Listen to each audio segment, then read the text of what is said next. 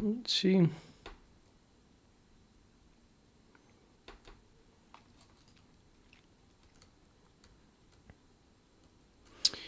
I guess I should start a new file, a new program. We're going to calculate n as function of m. I keep starting over, right? I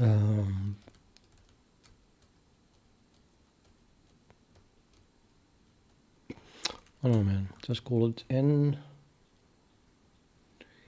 ns function of ms. .cxx. You gotta call it something. Okay. You have to include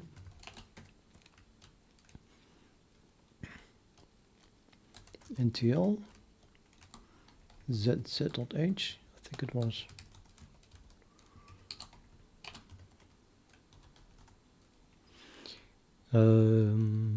Yeah, that seems to be used elsewhere as well.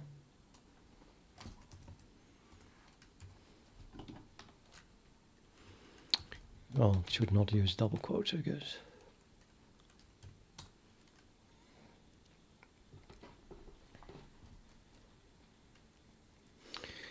I'm going to use, well, let's do using namespace. No, I'm not using namespace until this time.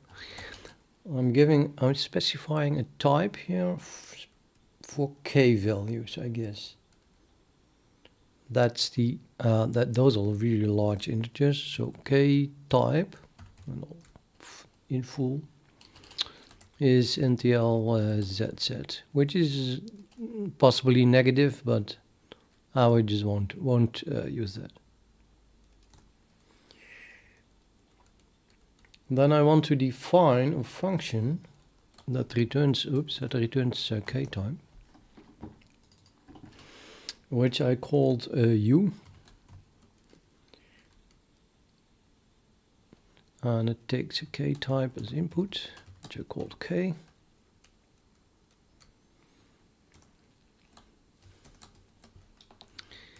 And what this function is doing is making sure that, okay, convert a k value to a value who is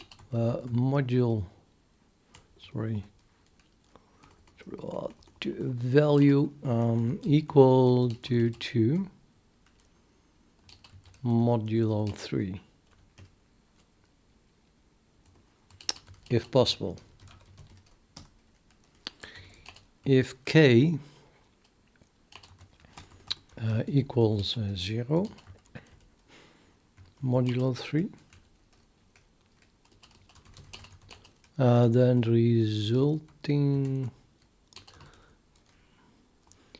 then the returned value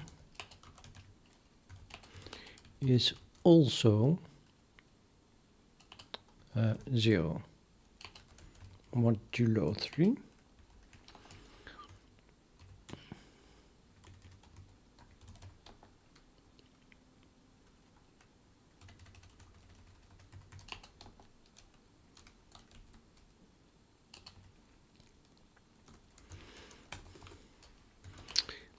But when used correctly,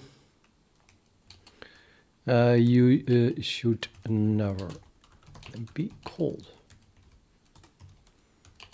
for such numbers. Okay, so then we can return the thing. So we just return k. If the if k equals 1 modulo 3, then we can just return k. If k equals 0 modulo 3, we can return k times something. And if k equals 2 modulo 3, then we have to multiply it by 2. So what I'm going to do here is we are returning 2 times k modulo 3.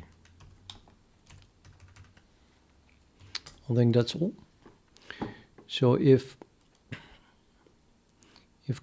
k equals, sorry, I said it wrong. If k equals 1, then of course you have to multiply it by 2, because you want to end with the value of 2. So I'm not going to say modulo 3 anymore, because it's just, we do a calculation modulo 3 here. Well, not really, because of that, but still. So if k equals 1, then we multiply by 2, and then we return 2. And if k equals 2, then we multiply the 2 by 2 times 2 is 4, modulo 1 is 1, so then you get 2 times 1 is also 2. So it always return 2, unless k equals 0, and then of course it returns 0. All of that, you know, modulo 3.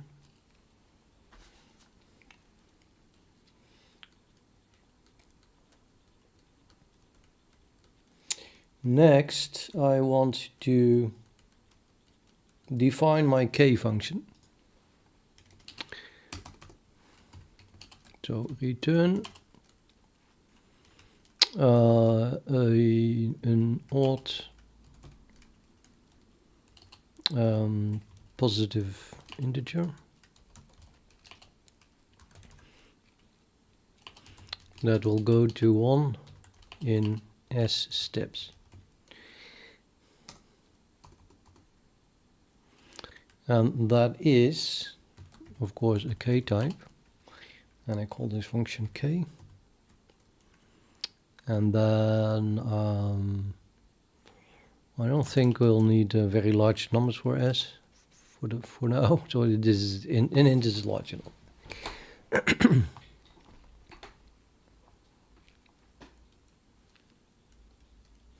Now each k depends on an enumerator,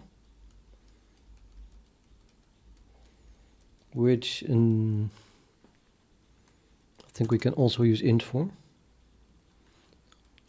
Although, yeah, they start at 1 or at 0. I just don't like unsigned. An integer is an integer, so. And then furthermore, we have a number of arguments called m, starting at m1.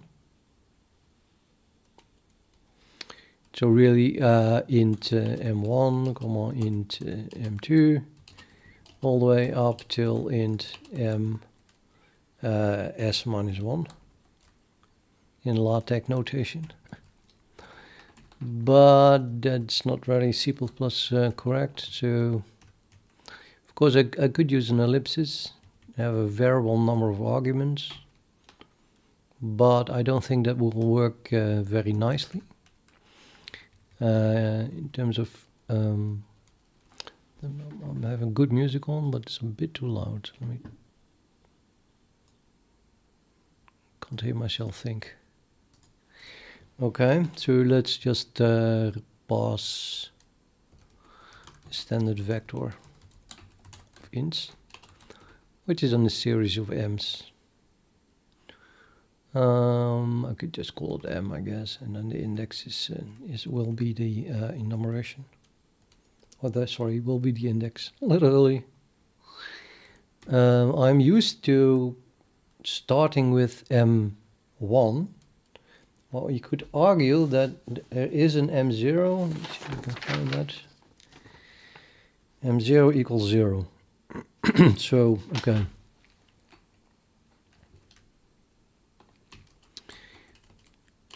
So we have m0 is 0. And then m1 is, well, larger or equal 0.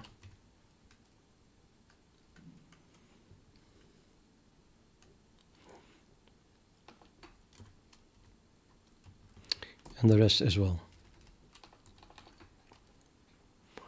But you only run 2 up till ms minus 1.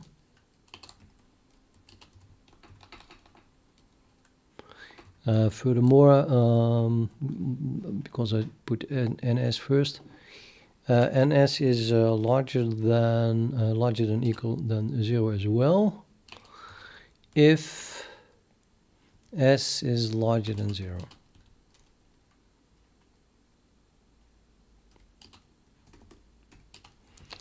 If s is 0, then ns is larger or equal. Well, larger than 0.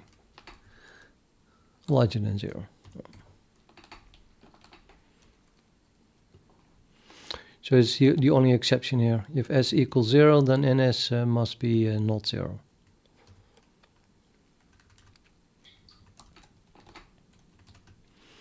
This function looks as follows.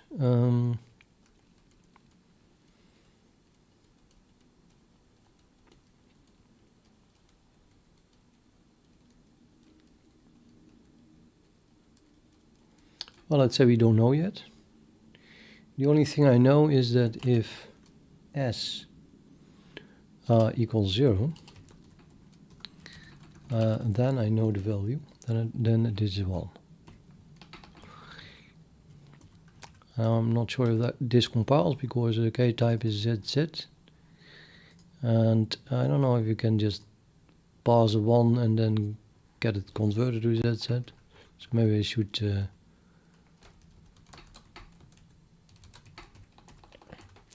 and this still has to be implemented. Implement.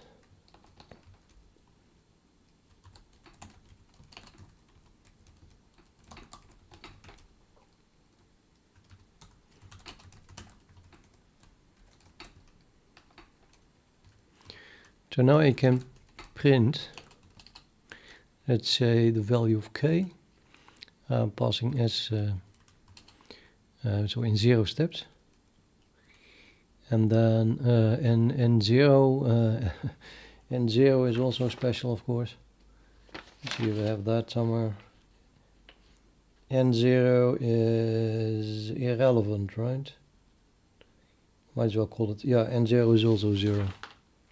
So I'm just going to pass 0.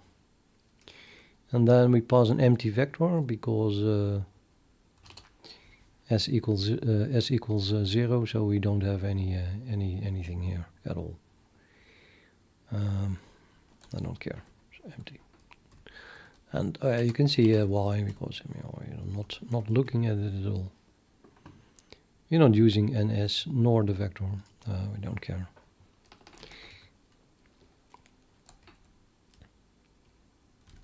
Let me try to compile this. I'm just going to put this at the top so I can type make.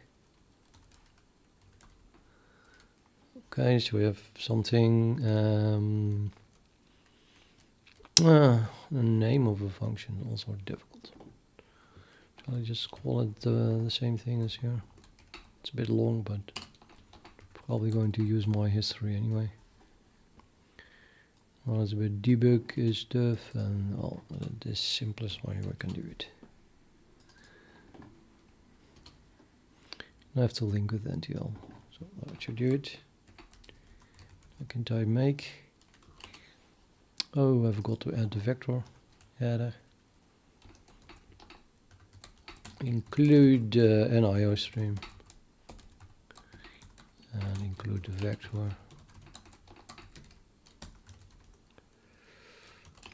Yeah, we cannot convert from int to ZZ, so I have to do it explicitly.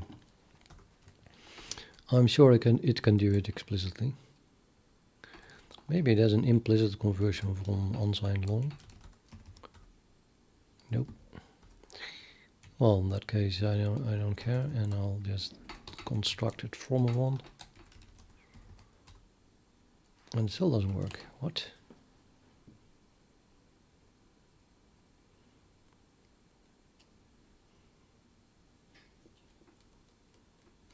Initialize a list would use explicit constructor. So now it wants a long, and I used an unsigned long. That was a mistake. This thing is signed. So we want to pass a long here. Now I'm curious if it works like this. It still doesn't. Okay, so then you see explicit constructor passing in. And it wasn't even more explicit. Okay, so we just return k type then. And I think that the implicit conversion to long happens anyway. I don't want the L there. Oops. That took a while, but hey, it works. Eventually. Print 1. Hallelujah. What exactly did we just print? K0, right?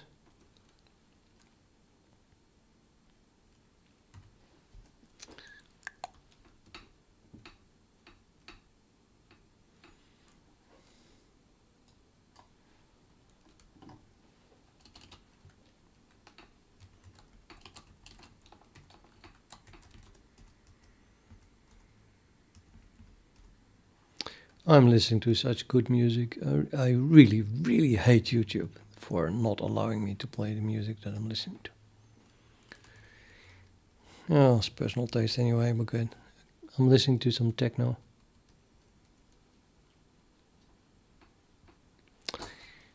Damn, I love techno.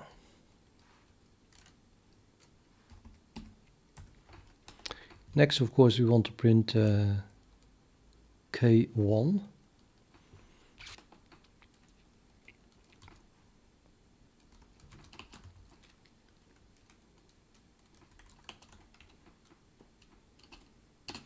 And N, I probably wrote it down somewhere. So this N is, so if S equals 0,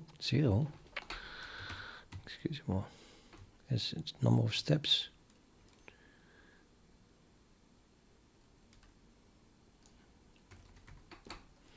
I don't know, 0 steps hardly makes any sense to talk about. Let's just say if S is, if it's just S is 1, so there's 1 step, then we still have to start with S.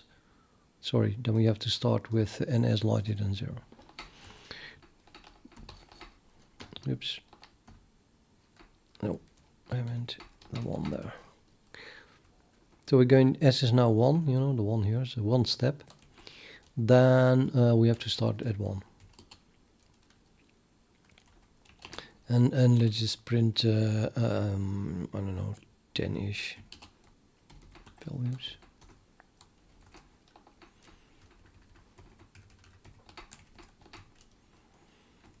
Going to print K1 as a function of N1.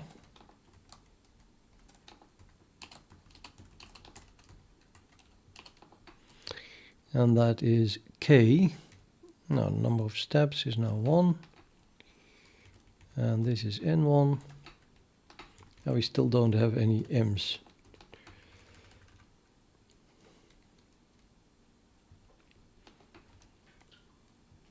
Okay, now that will crash at the moment because now S equals 1. So how are we going to continue here?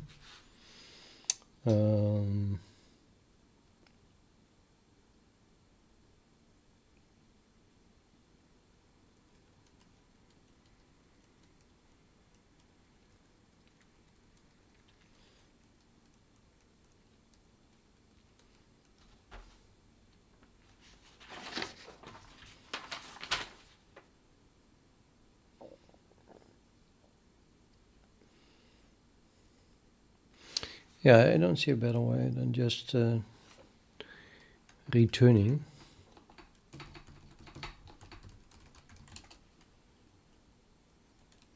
something divided by 3.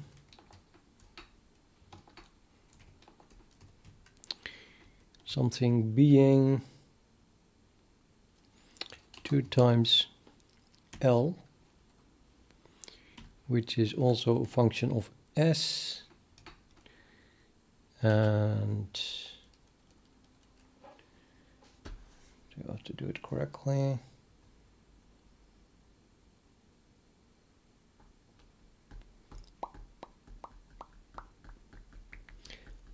Pass and then, okay, I'm going to do it's actually S minus 1. And then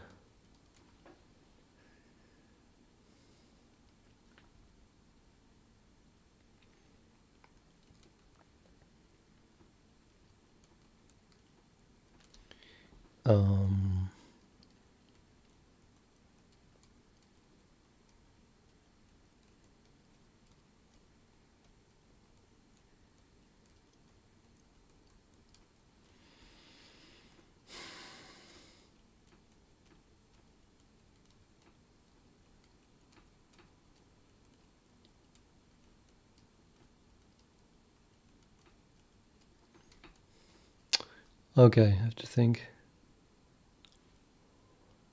what goes here.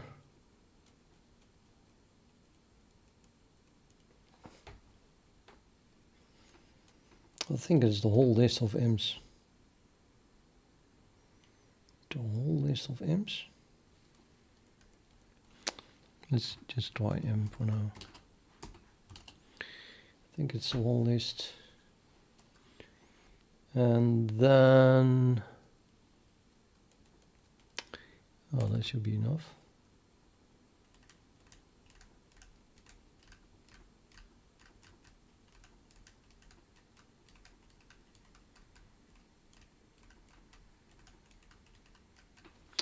However, this runs up till ms minus 1. So in this case, let's say we did already s equals 0. So let's say we are now going to do s equals 1. That means that our input m is just equal to m0. S is 1, so this is the last one and the first one. So we just have m0. And yes, k1 equals something that depends on m0. So we're passing just the full list here. It seems okay.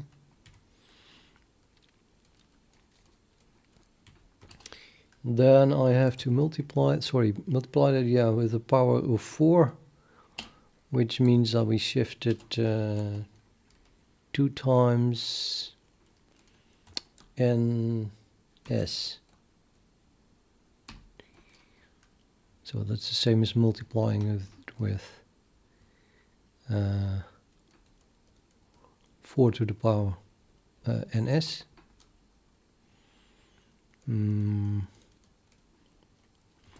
Let's make sure that the precedence is correct there. And I need even another parenthesis here.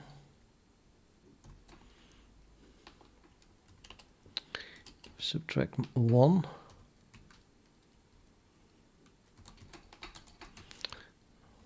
Scared of all those precedence things. I know I got maybe too many parentheses, but okay, well we still have to define L, but this is it. Now we have finished K.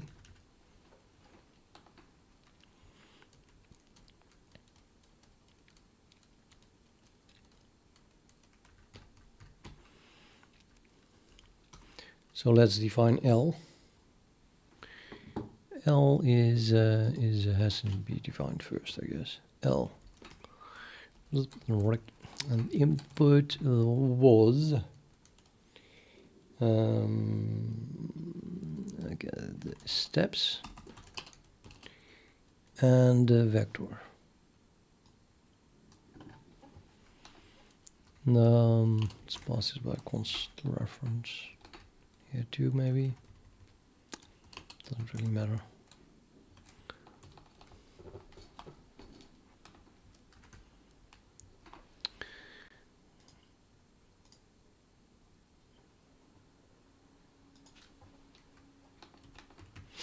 Okay, definition of L. Also pretty short, I think. That is namely. I'm going to define it below the other one, but since I'm using it here, so I have to do a forward declare, so I can use it here, and then I will define it below here.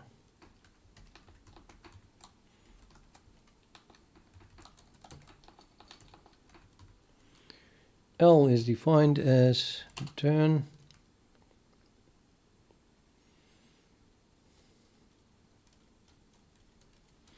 U of K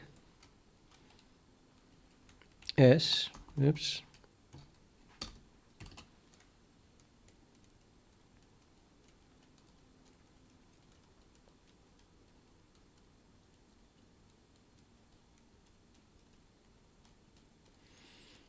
comma, oh boy,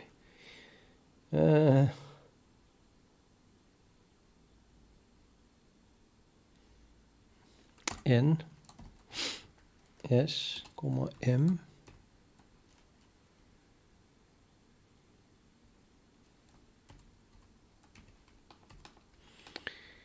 I mean something like this.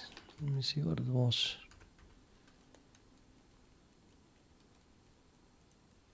I think it's important that I add comments everywhere so it's clear what the function is doing.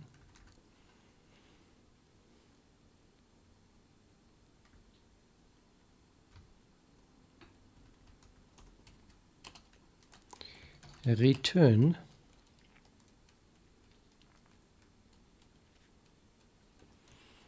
all values of KS, hence enumerated, the same as K, which means we need an NS and an M. I think this is not clear enough. Let's call this M by the indexes that it has. So this is M0 to M0 to S minus 1.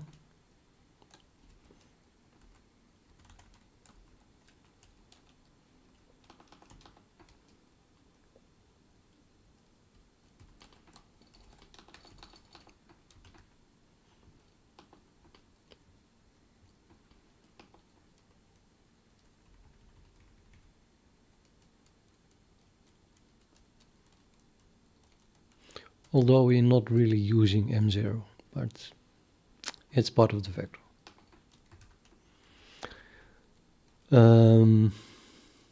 Yeah.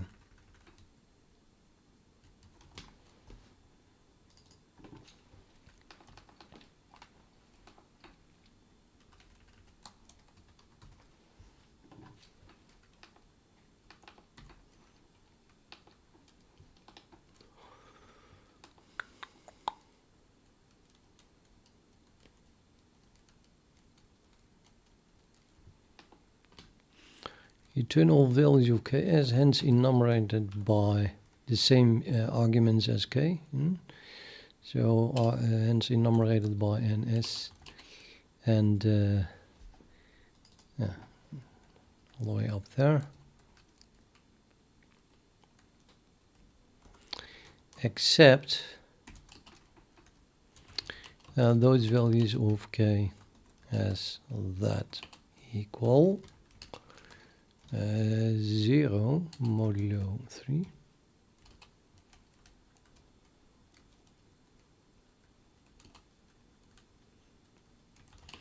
and multiplied by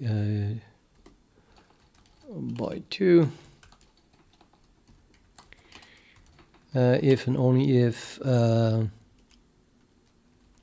Ks equals 1 modulo 3.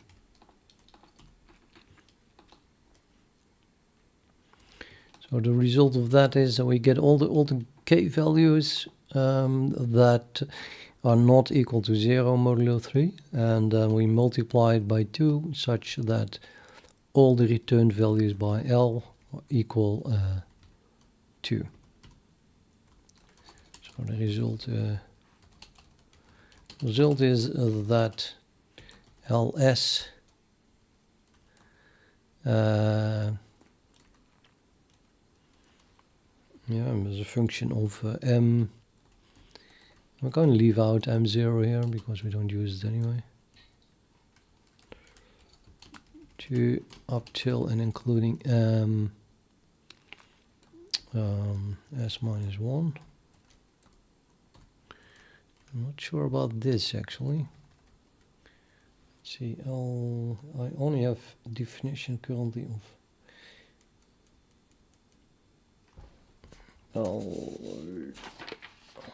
I have L1 as well here. Yeah, it's all the way up till S.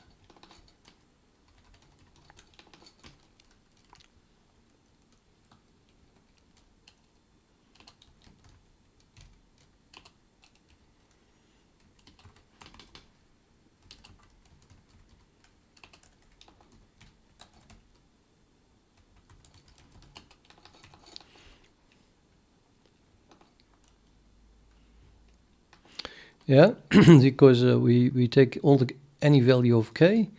If the modulo, if that is 0 modulo 3, then we don't return it.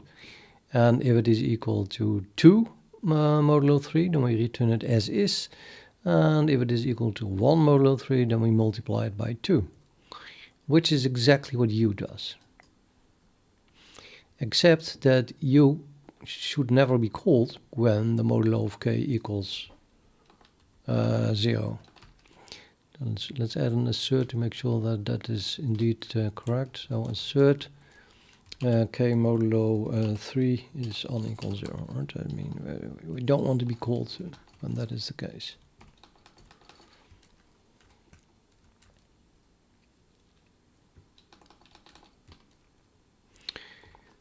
So if we know that the k value is not equal to 0 modulo 3, then we can just call u, and that takes care of the multiplication with the factor of 2, such that the resulting value is then always equal to 2 modulo 3, which is what I wrote down here.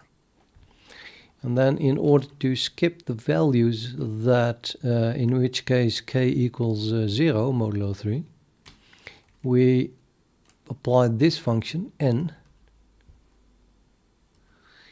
which is a function of s and some m,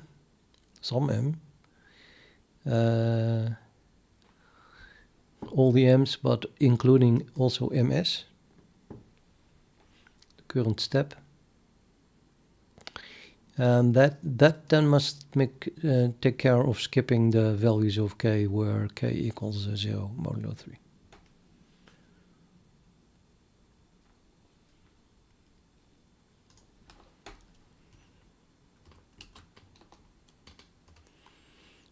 So let's see, k takes an s, an n, and s. But okay, we have to pass it as since it is just a C++ function, and a number of m's.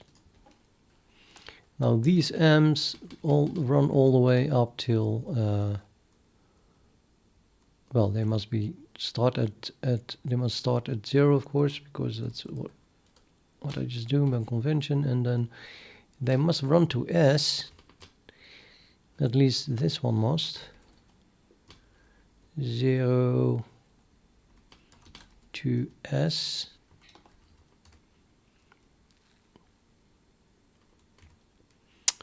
So we now have a problem. If we pass s, then m must run to s minus 1. So what am I passing here?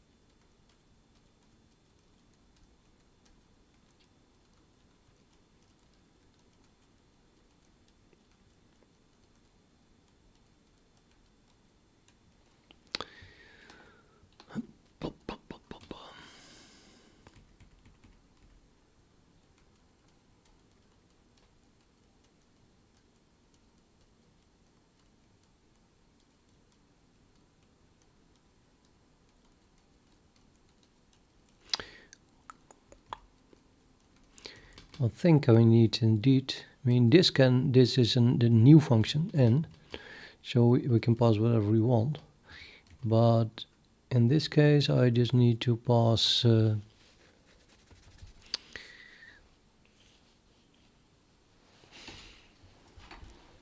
the s to s minus 1.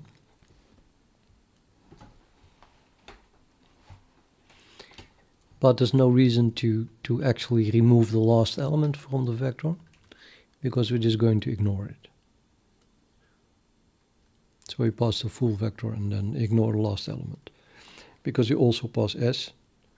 So yeah, it doesn't care that you pass an extra element there.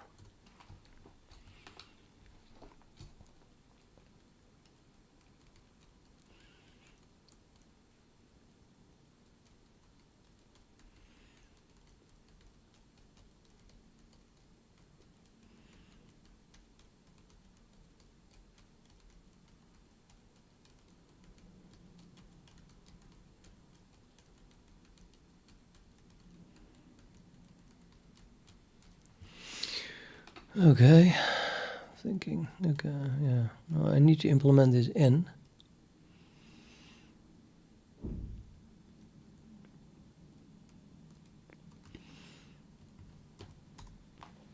It's the second element of k. It's an int. Some function n.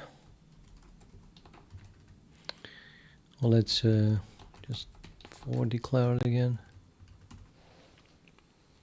And this n takes an int s again, a number of steps, and it takes a vector called m0 to s.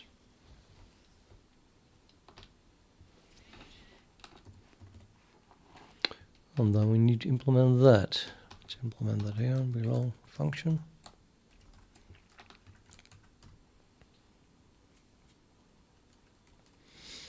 Now I happen to know what that is for a low value of s.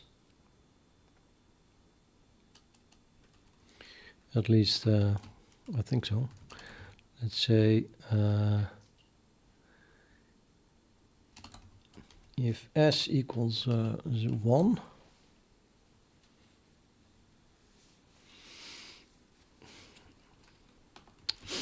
I think this should not be called for s equals 0. I mean, let's make it very specific. So s is larger than 0, otherwise I don't know what we're doing here. And then I can only implement it for s equals 1 at the moment. So this is again false, unknown what we should do. Implement. But if s equals 1, then I know the formula already. That is then namely 1 plus the floor of something divided by 2. I think that the floor is taken in, automatically, which is then 3 times n1 plus 1. And so that would be m1 simply like that.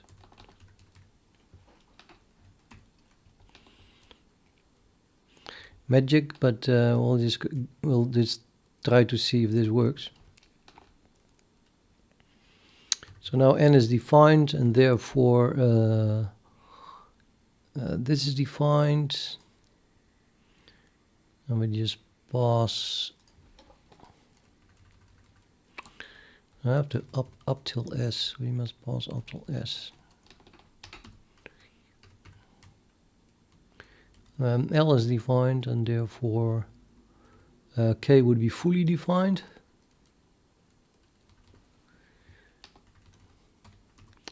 And then I guess we're done, right? So do this not compile and run and everything, and then print k1. I have no idea. I will just try it out. Well, for a start, oh, okay, I called it M here, but I have to use my long name.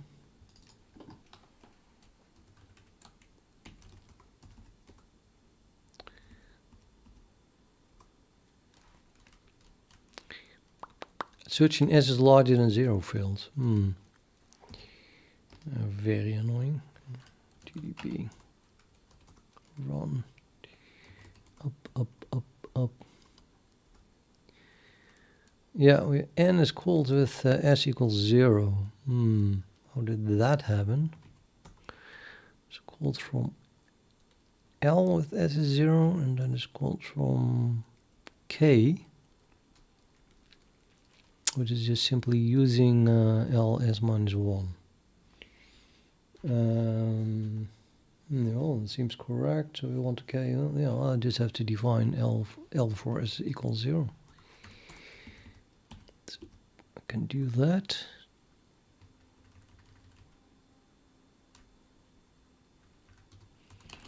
If s equals 0, then return.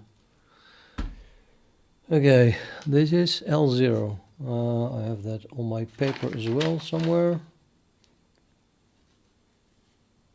That's 2, believe it or not, 2.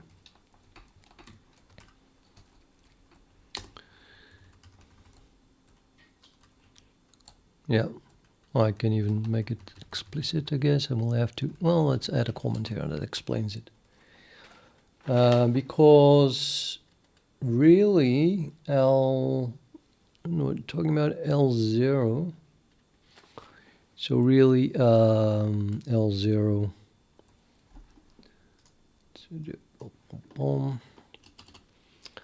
L0 is equal to U K0.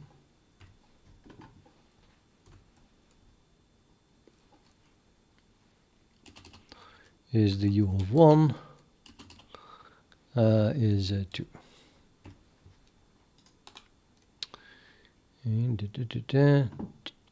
if this is 2 here, and sorry, if k, what was it? K is 1, and we pass it to U, then we get 2 times 1 is 2, modulo 3 is 2, times 1 is 2. This thing always returns something that is 2, modulo 3. And why is k0 equal to 1? Well, k0 is then all the non-negative, not non-negative, all positive odd values that go to 1 in s steps. So only 1 is the 1 is the only number that goes to 1 in 0 steps. So k0 is just 1. And L0 is simply defined by all the values of k0 that are not equal to 0 modulo 3 multiplied by 2 if and only if that is needed to make the result equal to 2 modulo 3. So that is needed because 1 equals 1 modulo 3, so we have to multiply it by 2. See, it's super consistent. So we have to return 2 here.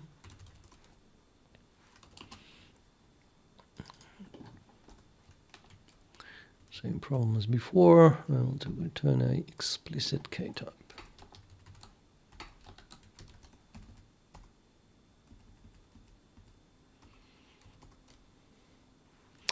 Bang, and it works. Unbelievable. Yeah, these are correct values. I recognize them. 521, 85, and so on. So now we have k1 values. But let's say we want to check them, you know, I mean, I want to add as many asserts as possible so that everything immediately fails when something is wrong. And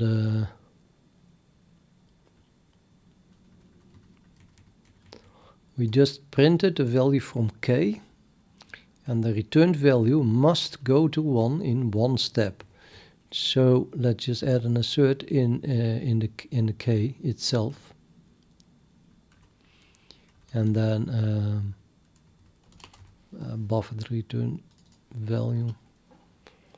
Let's call this result. Result. And then we can add an assert here. that number of steps of result equals S.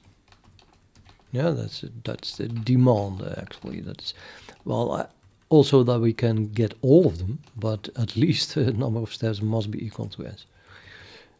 So then we have to implement the number of steps function. Let's put that here. So int number of steps from k, some k type k. Now, first of all, k must always be odd. We only work with odd numbers. So k modulo 2 must be equal to 1. Okay, so for any odd con type, odd positive integer, return the number of steps required to arrive at 1.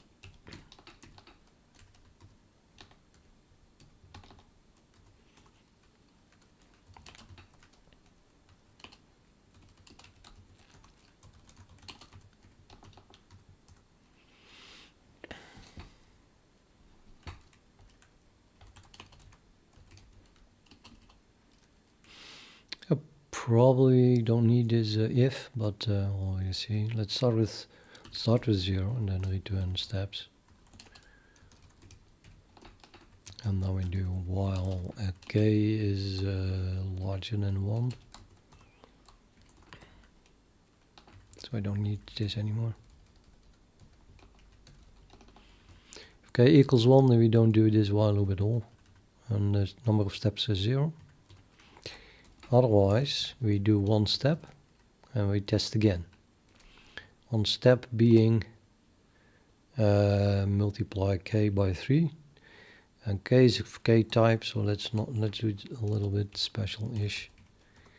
I just multiply by 3 and then I add 1. And then while k modulo 2 equals 0, we divide by 2. It's a bit brute force-ish, but it should work.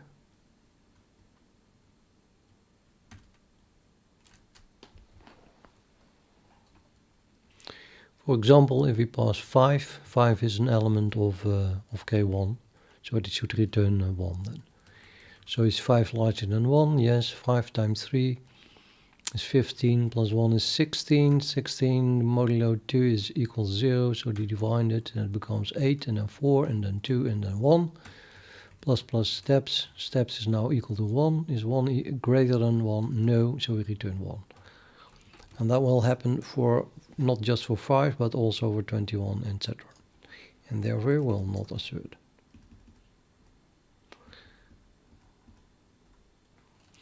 So these numbers are indeed correct, as I recognize them already. Anyway, now we are sure.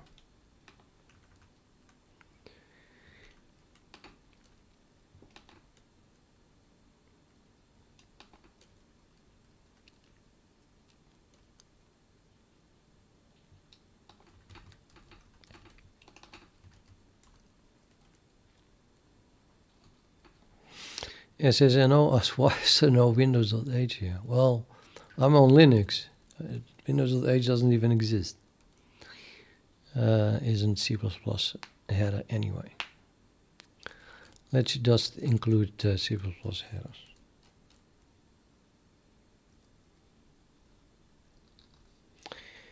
Okay, next step I guess is we're going to print K2. At least we try to. So I'm call this then N1. Call it N2.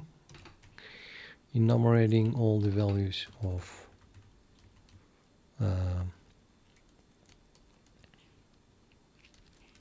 K2.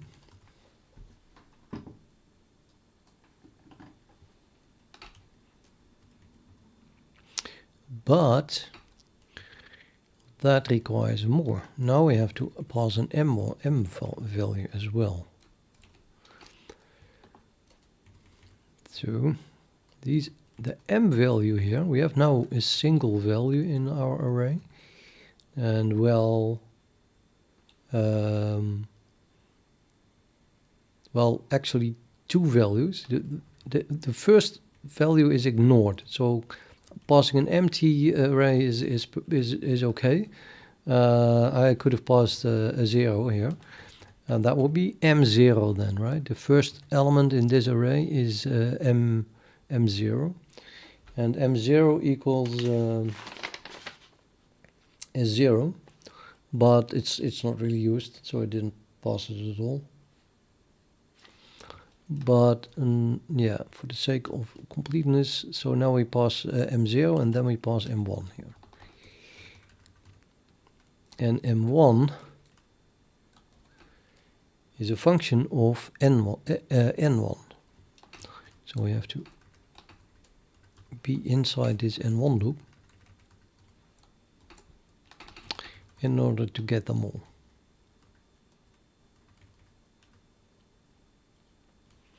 So it's not just a function of n2, but it is also a function of m1.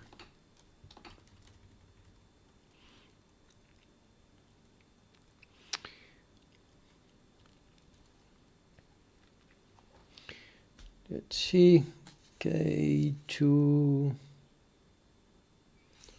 just have K1, but then, yep. Okay. Yeah, I think that's correct.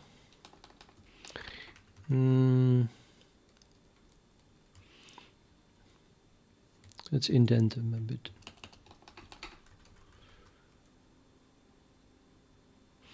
Okay, I still don't have m1 now, however. m1 is a function of n1. And well, let's use a function. I didn't define it, did I? It's the inverse of the n function. So we have this n function here. N takes an m, and now we convert it back from m to n. So just as described here, what n is skipping the values that give them 0 modulo 3. And well, the same business is if you go from n to m.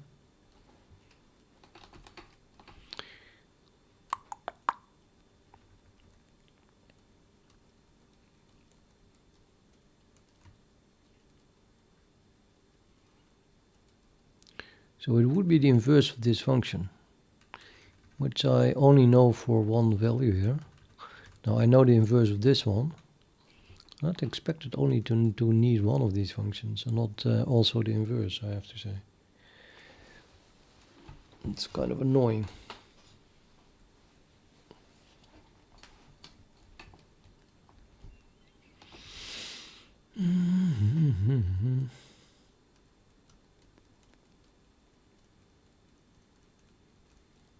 Ah, I know. Yeah, no, it's m1 is enumerating the relevant values. So I did it wrong. What I need to do is run over m1. 1 always starts at 0, isn't it? I hope so. Yeah, I think that even starts at 0, as like every time. That's easy. I mean, I thought that was easy, so that's why I did that.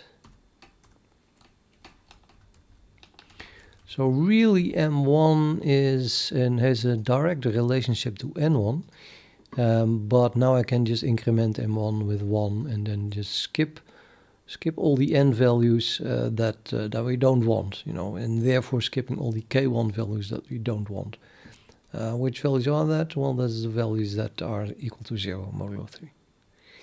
And that is taken care of by this function. But when we just want to print them, well, I just make a for loop for M1 running from 0 till infinity. And then we can just pass it. So we're already done now, except that it's going to assert here, because I didn't implement it for s equals 2. Let's check if this is indeed going to assert after printing k1. It didn't. That's very annoying.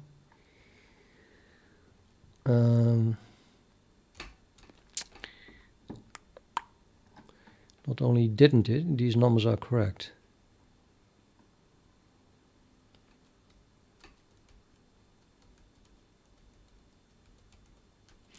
Oh, I think that's a thing. Yeah. Okay. So what I just filled in, sorry, this thing is now being used while printing K2. So K2 we can still print because I knew this. If I try to print K3, then we'll all run into an assert. Let's try to understand how that worked. We call K with s equals 2. That then calls L with s equals 1.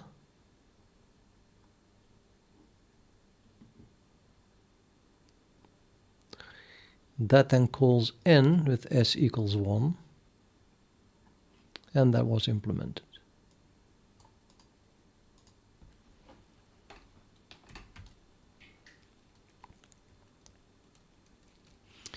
And that these numbers are correct, I know because we checked it, right? We have an assert here that the number of steps, whatever it prints, is indeed equal to 2.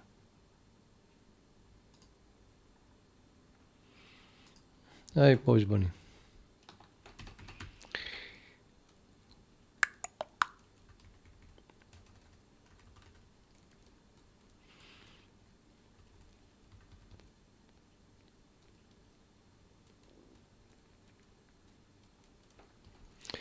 Right, I think you're on the right track here, so let's go for the next one.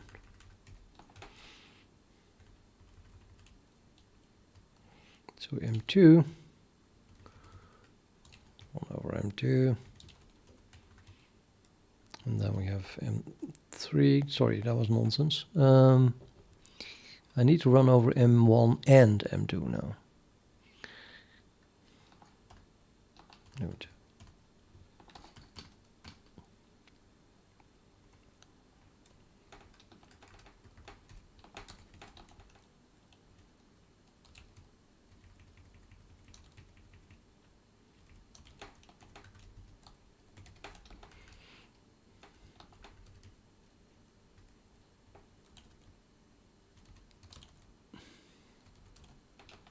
No, 3.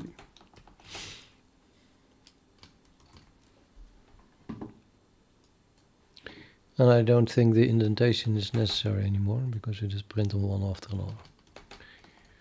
But let's add a new line here.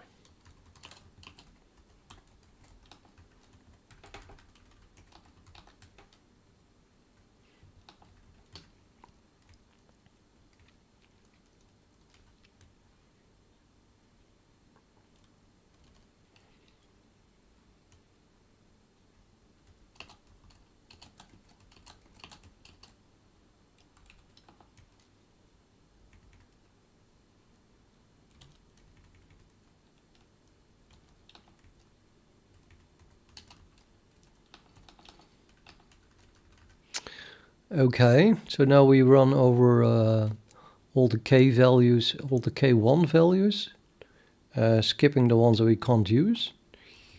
Therefore, we run over m values and we use our internal trick to skip those values that we can't use. Likewise, we run over all the m2 values for each of those, skipping all the values of k2 that we can't use. And then finally we run over all the n3 values, and now we can just start at 0, by the way. In fact, I think even this one can already start at 0.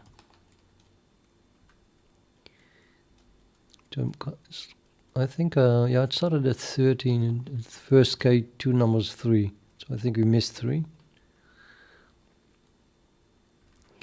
Yeah, everything just started 0 here. Okay, so now I have K3.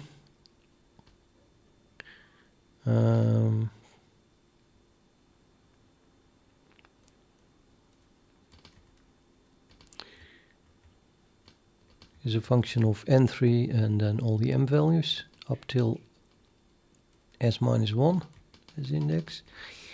And of course you have to pass the 3 here and then the n3 and all the m values.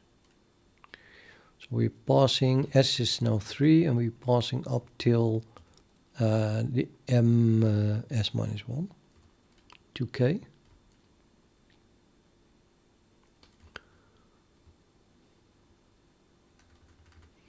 Yep, it looks correct.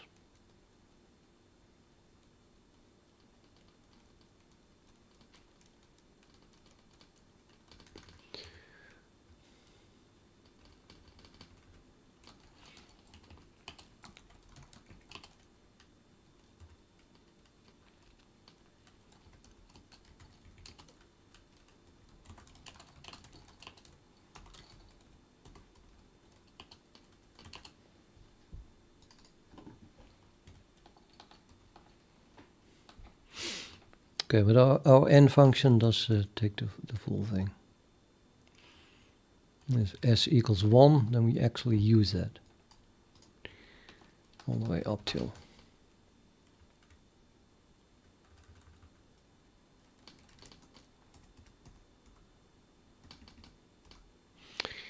Okay, now it asserted, because now we need a new implementation for s equals 2. So let's try to write one. If s equals 2,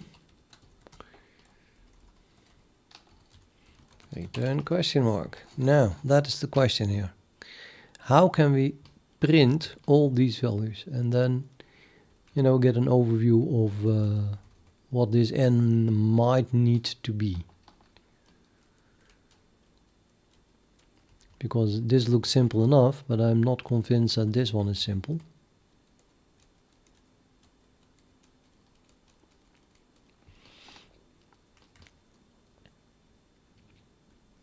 And the rest is finished, I think.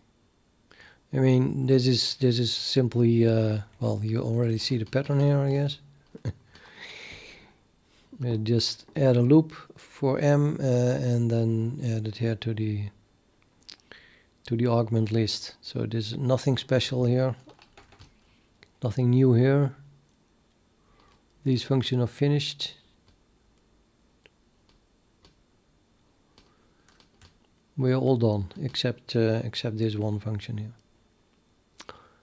So if I can find the next one, and then for s is 3 and for s is 4, etc., and then I hope to see a pattern in that as well, so I can finish this function for any s. And then we got somewhere.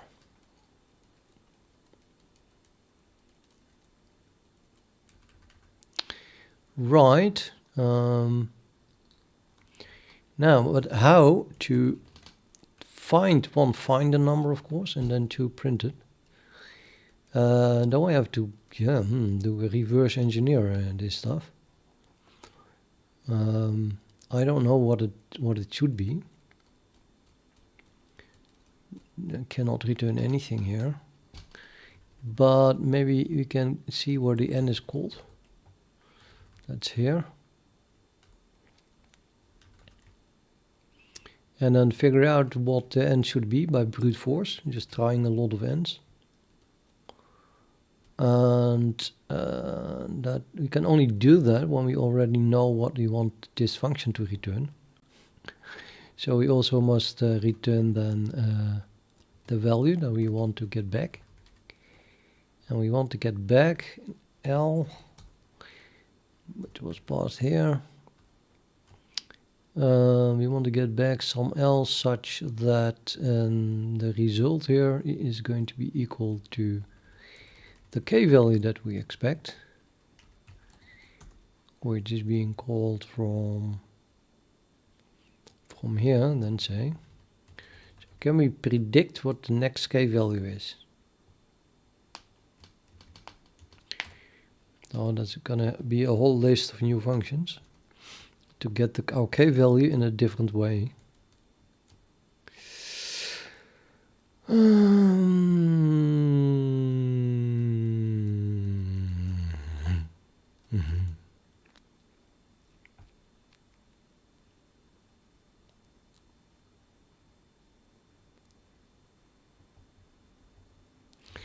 Yeah, so let's have a look at these values here. See, now it started at 3, that's correct. So the first 10 values are with m equals m1 equals 0. That means that all of these numbers after one step go to 5. Let's check that. 3 times 3 is 9, plus 1 is 10, divided by 2 is 5. 13 times 3 is 39, plus 1 is 40, divided by 8 is 5. 53 times 3 is 159, plus 160, divided by 32 is 5, and so on. So all of these go to 5 in one step.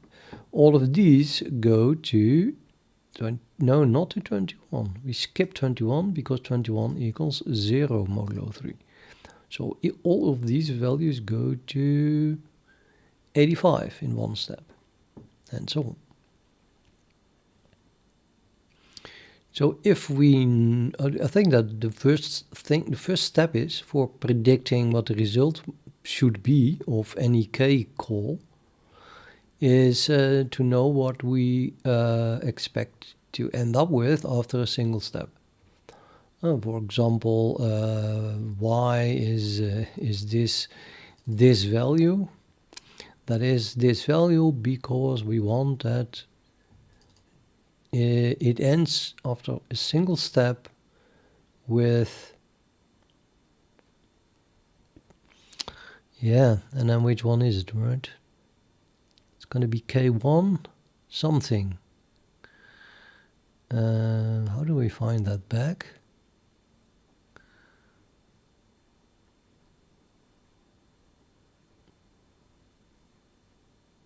I think the 0 referred to the 5 and the 1 refers to the 85 because this one is 0 modulo 3. So from the m value I can find what we want to end up with if and only if I can convert my m value to an n value. Or I could just, run over all the values and then skip all the zeros in modulo 3 to find which one it is. That would be for brute force, so why not maybe?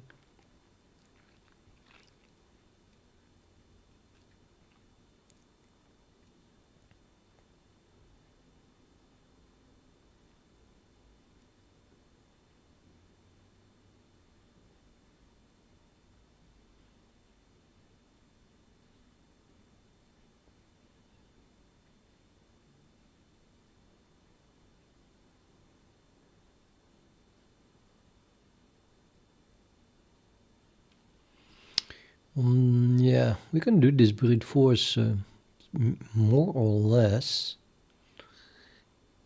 by just, running over all the up till 100 million. That was doable.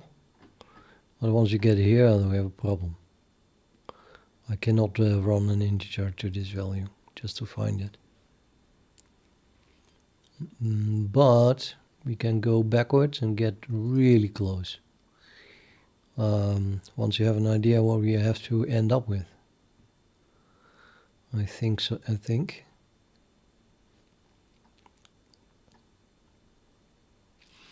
We now get into territory that I did not prepare, by the way. The rest was prepared. So that went pretty fluent, but yeah, now I have to stumble and think again. So if that's not your thing, you might want to use your time more efficiently, because now I'll have to think how to do this. But that was actually what the whole purpose of the stream, what I'm going to do today. So I'm going to end today with having figured this out.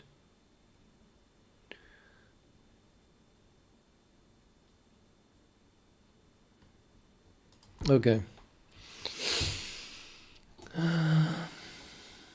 I want to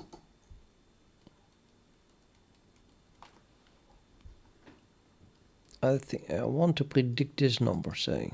Let's do one further. I want to predict this number.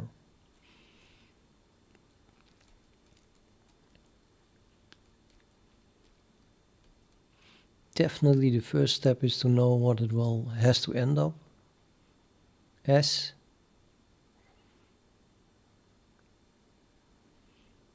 It just depends on the m value, or rather on all the m values. So I'm going to have multiple m values. Ooh.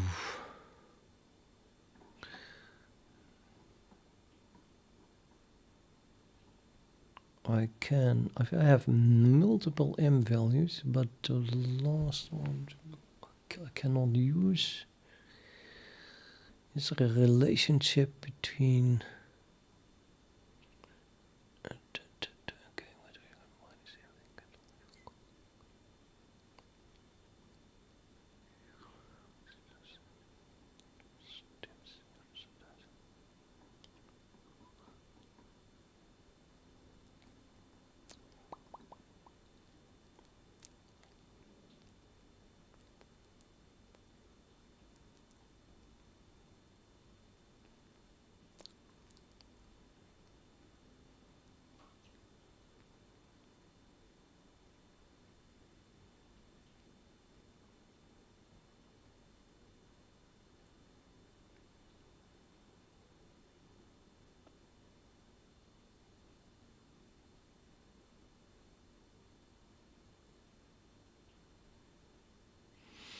Yeah, I think I can just say we try to predict K2 or KS.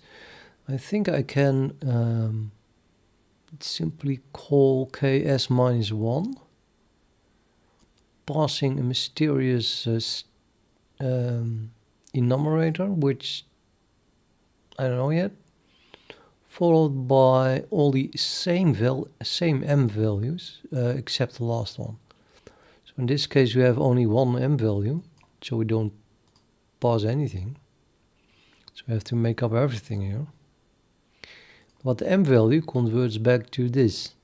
So I could just run over all these values and then simply skip the ones that are 0 modulo 3, and then we'll have a direct link between at least the m values that we have here and the thing that we want to end up with. And then this is related to a power of 4 somewhere. Plus the smallest number is always related to the smallest number here. And then we can go from there. I think it's pretty doable. I just don't see it yet. It's probably just a few lines of code to get it right.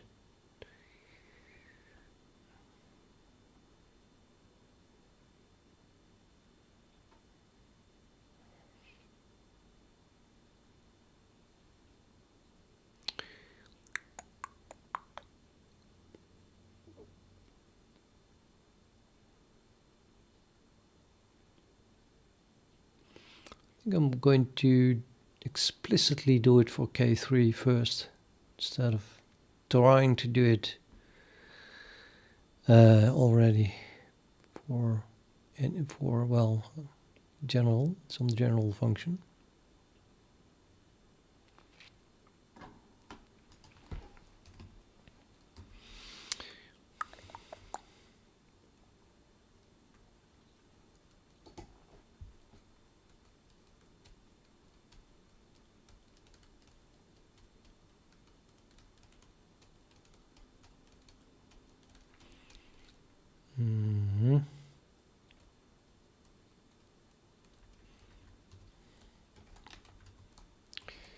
The point is I want to predict the output of this K3, N3, etc.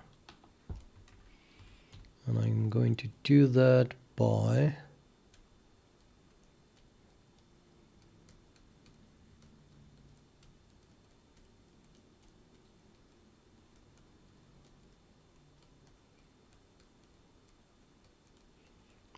calling K2.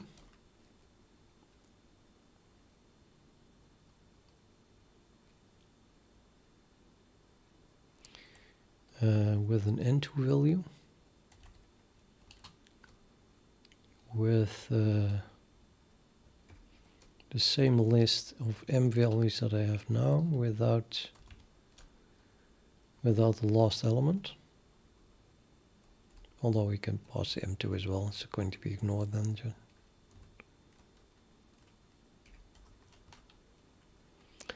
And then I'm looking for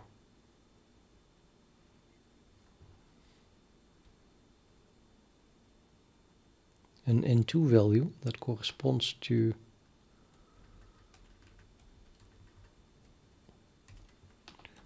I guess that instead of running over all the M2 values, I have to run over all the N2 values.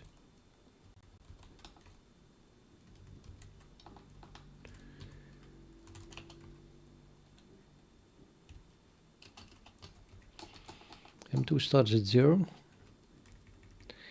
And the N values don't start at 0, I think. Or, well, they do actually. N2 starts also at 0.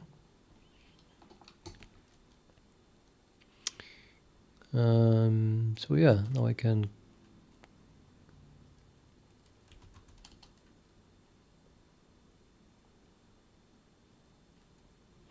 so that's the previous K. It calls K2. Is simply what we have here. Recalculated. So now I have the same loop, right? We have M, and then I have the N loop here. Exactly the same, and then we can just call this the same way. Except that now I don't print it. I'm just calculating the modulo 3. If K2 modulo 3 equals 0, and then continue. I want to skip that.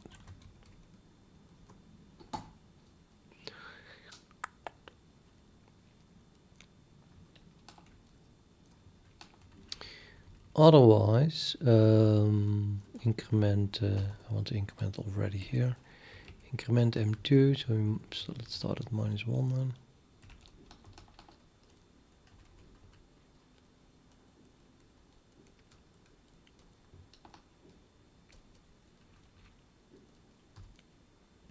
So the first M2 value is always 0. And now M2 enumerates all the K2 values that are unequal 0 modulo 3.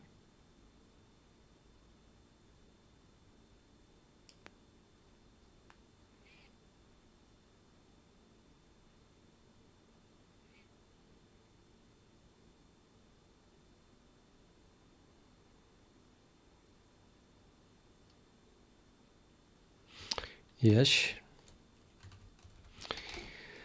And then K2 is what we will end up with after one step. So now K2 equals the K3 value that we look for after one step. So 3 times that plus 1. And then divide all the 2's away to the power, well, I don't know, the ruler value of this thing, ruler function of this thing. So all the powers of 2 are gone.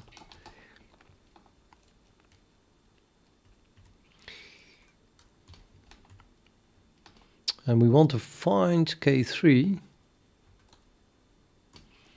or actually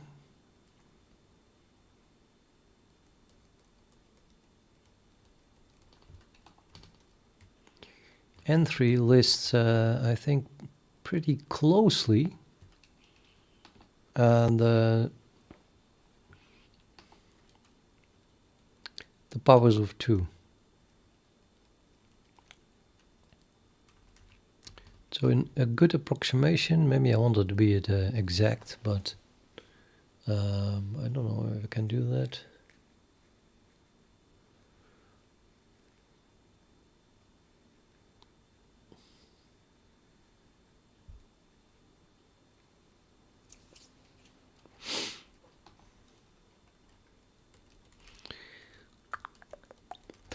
I need an approximation for this. Wait.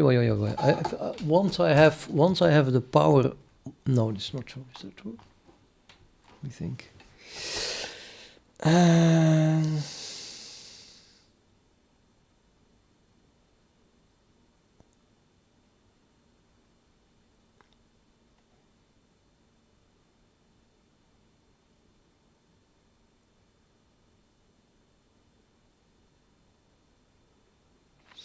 Yeah.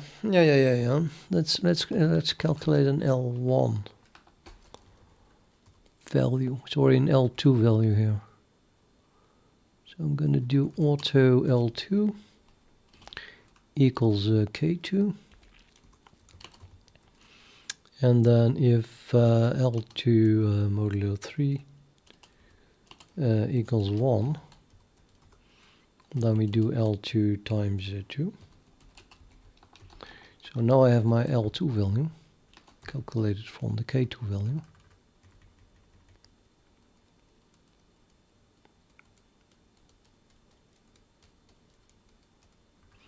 I can simply apply the known formula that is really applicable here.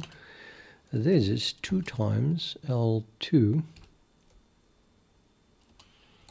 times 4 to the power n3 minus 1 divided by 3. Pseudo code. So this is exclusive OR, of course, in C++, but you see. So then this also holds because 3 times K3 then would be this, and then we add 1, so you get this, and then we divide all the powers of 2 away. So that gets rid of this 2 and of this power of 4, and L2 might be multiplied by 2, but it's also divided out here. So we would end up with simply with K2. And that's exactly what we want. So this is a done deal. K3 is simply equal to this. So we can calculate it. Auto K3 is... I type auto, I might as well type K-type. Let's try K-type. I don't like auto and not needed.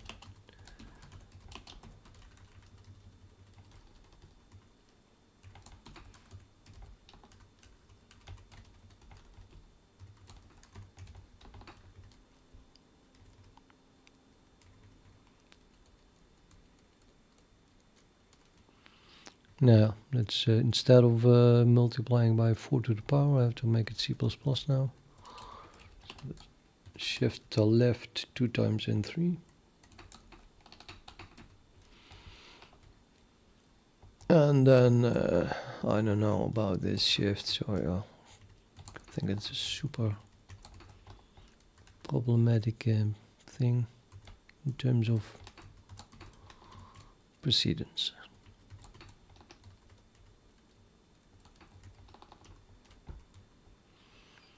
So 2 times L2, shift left 2 times N3, and then all minus 1 divided by 3.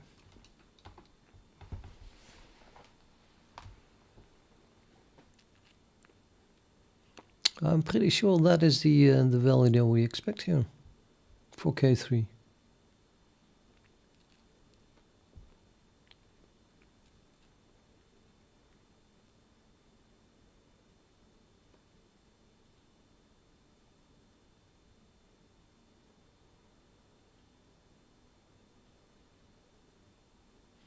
and we have the value of m2 anyway.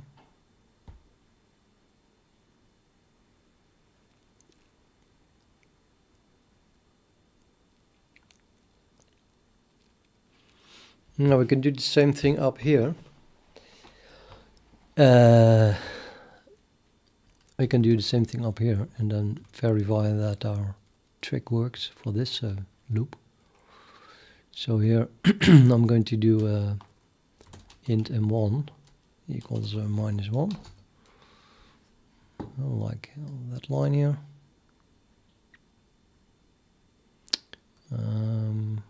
No, m1 must be set, of course, before the m1 loop, and then we replace the m1 here with the n1.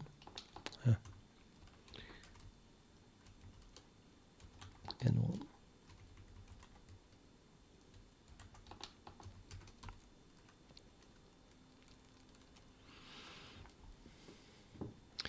And then I can do k-type k1 equals k1 comma n1 comma plus 0.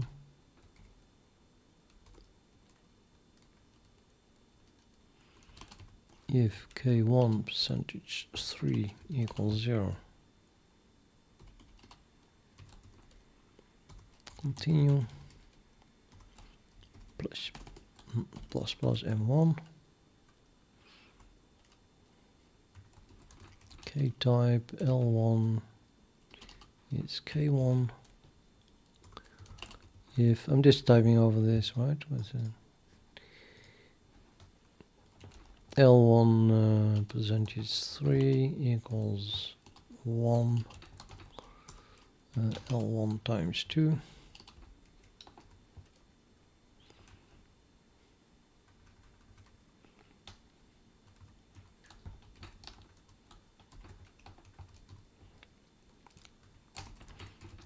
K-type K2 is 1, 2, 3, 2 times L1 shift 2 times N2 minus 1 divided by 3.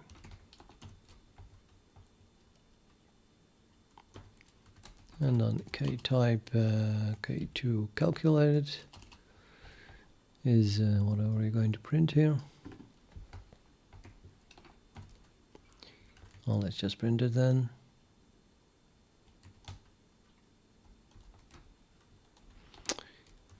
And this works if the predicted K2 equals to the calculated K2.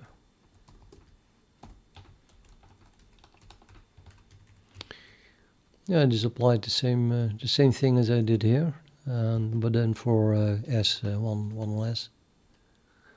So check it again.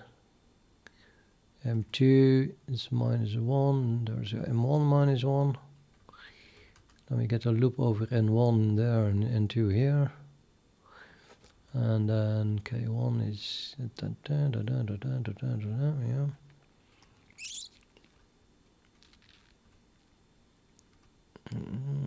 L2, 3, K3.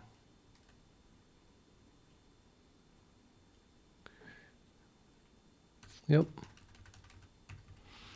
Now let's do that as well here. K3 calculated equals this thing.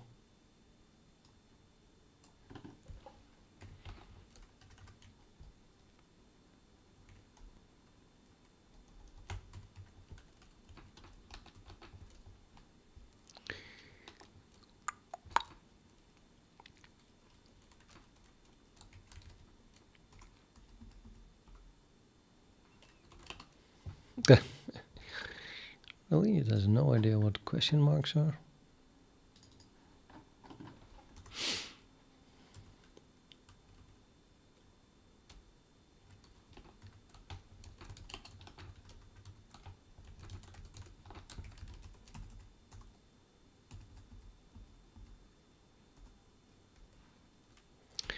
what is going on here?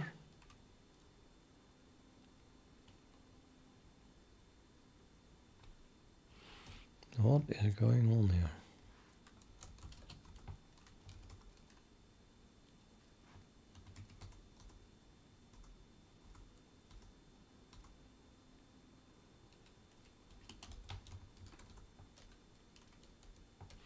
Cannot print it.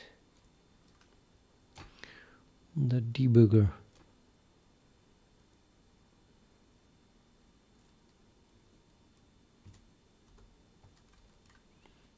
I think the problem is that we are using n s equals 0, because that has to be skipped in the case of s equals 1.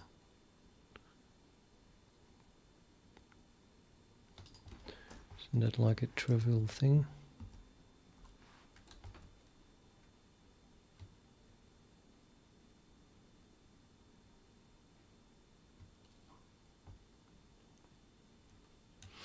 Yeah, n1 must be 1. Start at 1. Now I'm not sure anymore about the starting value of m1. I think it does start at 0 m1, so yeah. I have m1 starts at 1, so I get 1 times 3 is 3 plus 1, so 2 plus 1. What? m1 also starts at m1 starts at 0. Yeah. So that should work, I hope. Hallelujah for a search.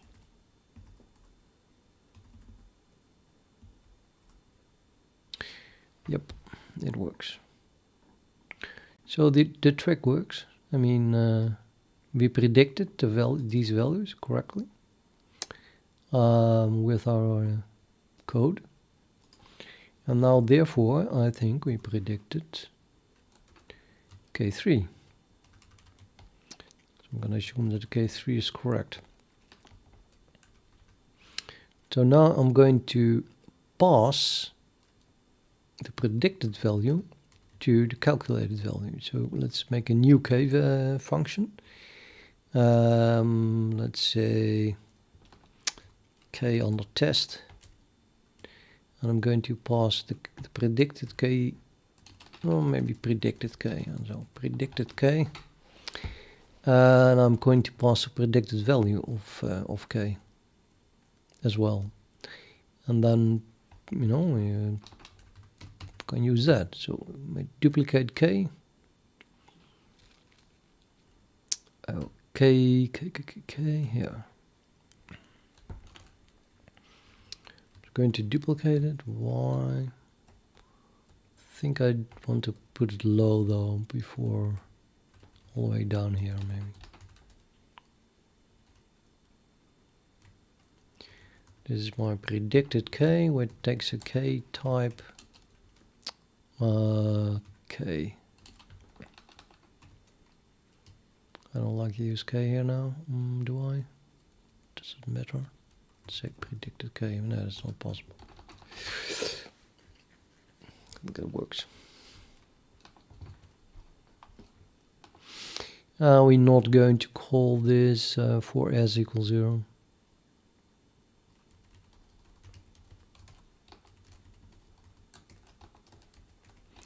I think even we are going to call it only for s equals 3 or larger. Are we not?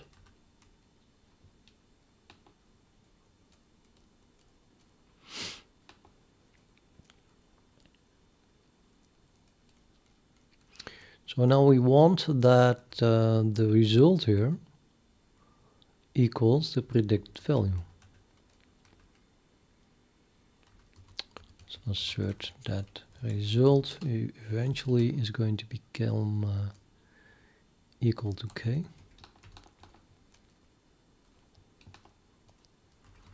But we need to make sure of that. Okay, so Happy New Year, Dennis. L.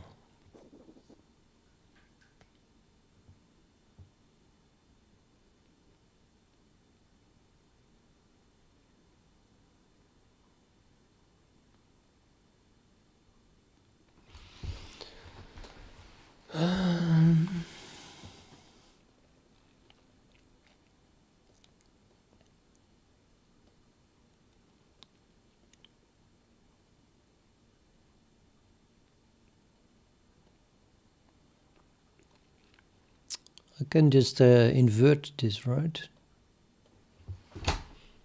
Or well, take the inverse, I mean, yeah. AKA, I'm going to predict L as from the predicted K.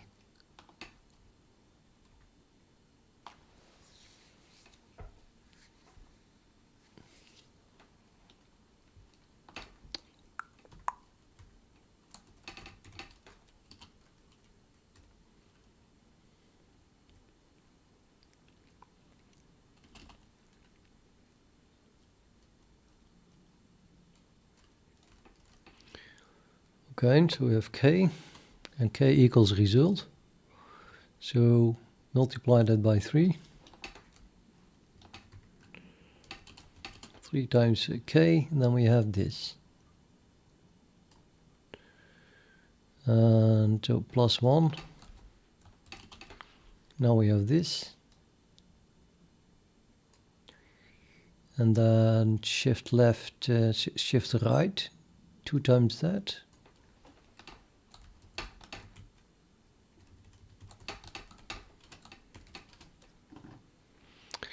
Then we have this. Oops. So divided by 2, and that gives us our L value.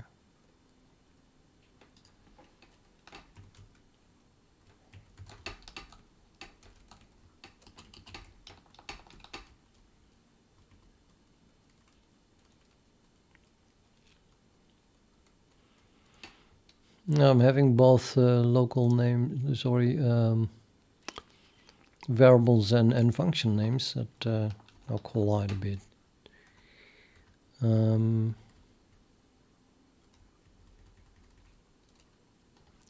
just calling this predicted. No, it's K with a predicted. I don't know, man. K predicted.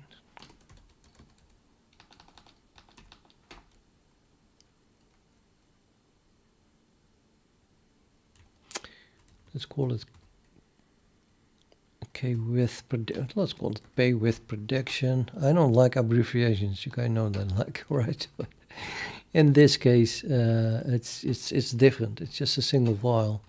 It's just PLI. It's just I'm just making fun here, and I don't care about long names anymore. Call this PK and K with the function K with a prediction, whatever node. Now I have the KWP.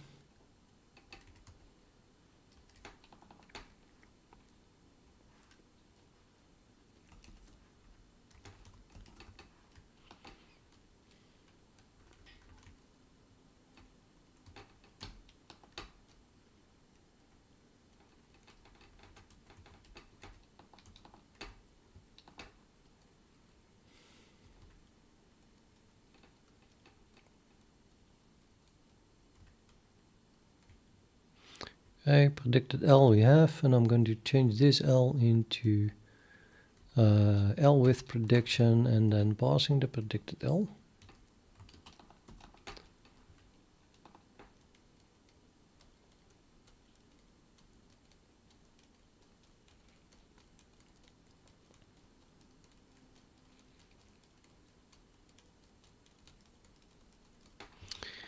Right. There's my L function.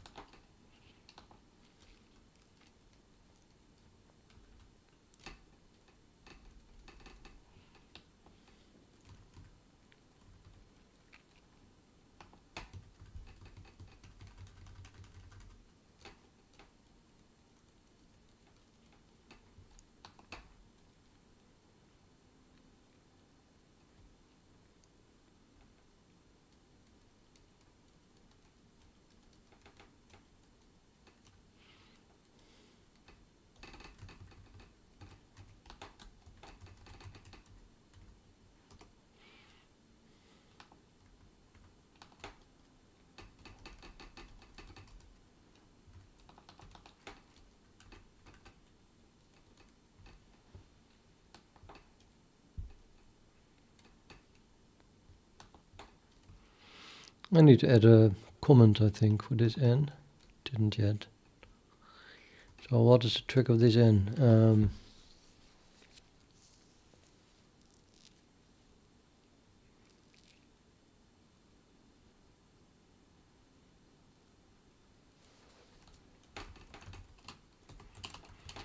Returns the n as enumerator, I'll call it.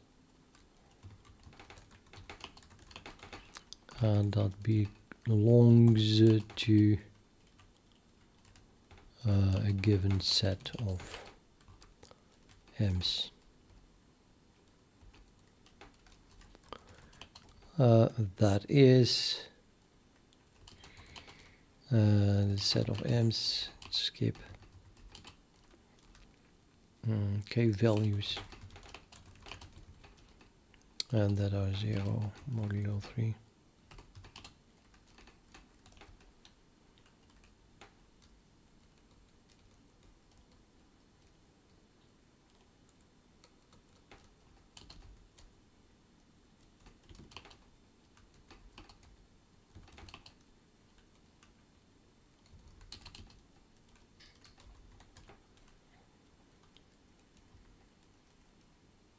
Continuous. How do I write that?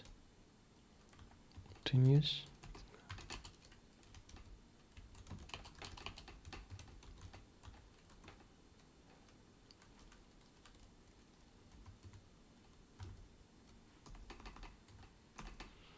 Continuous.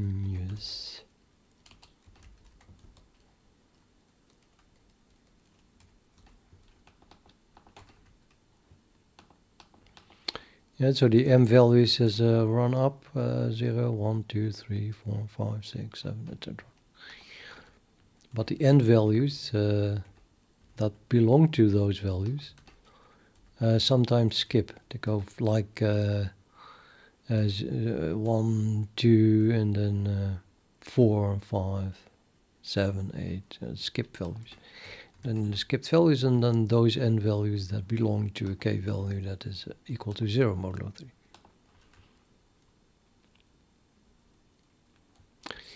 Anyway, we were here. This is now called with the predicted L value. So now the question is, what n value do we want here or need here such that we get the predicted u value? We get the predicted L value, I mean, from this function.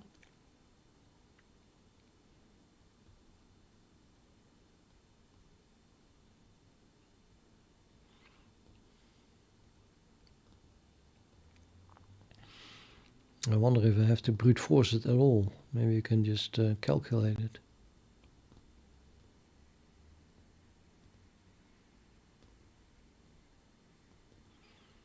Yeah, I just need the n value now. So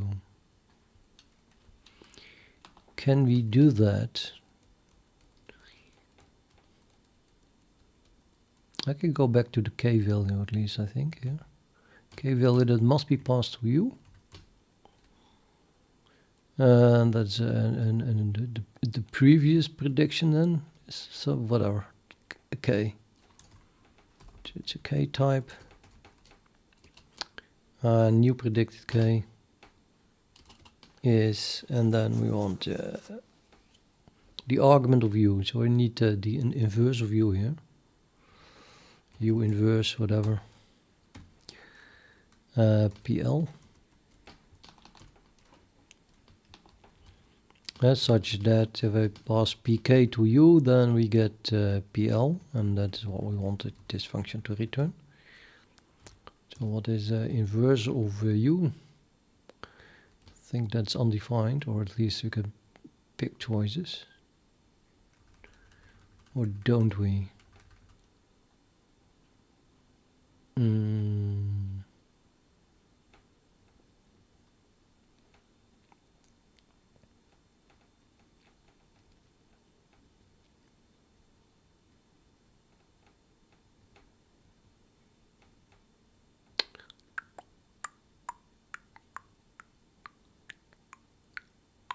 I think that's rather simple. You just divide by 2 if it is divisible by 2, and that's all. mean k must be odd. So if what is returned is odd, then apparently this is a 1, and the other value that it can be is 2. So either way, if it is even, we multiply it by this, and we have to divide by 2, and it is odd, then we did not multiply by this, so we do not divide by 2. So yeah, it's rather trivial.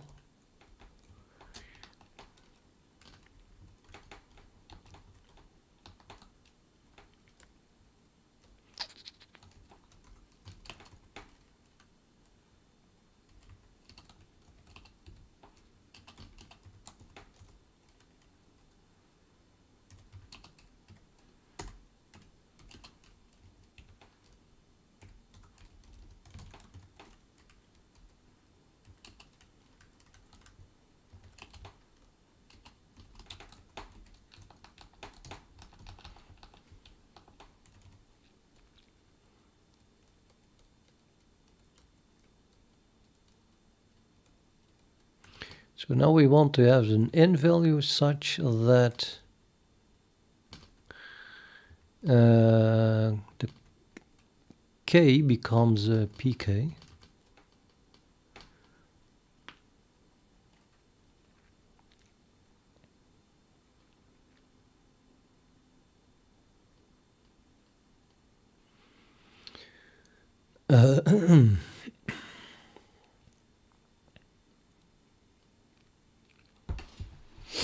I think I'm just going to do this one brute force.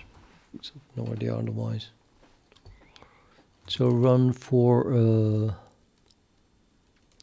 well, the brute force n values, starting at 0. Pn is less than I don't know, 1000 should be enough. Plus bn.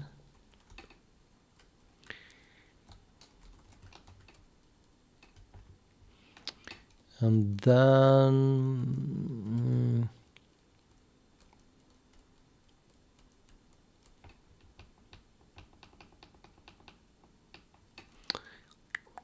well, in the end we're just going to return the predicted value, I think. Or is that stupid?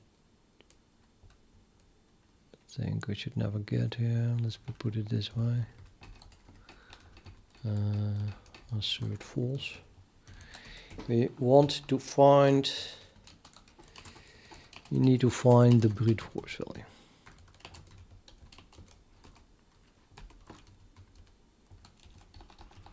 So we're going to find that in this loop and then return, I guess.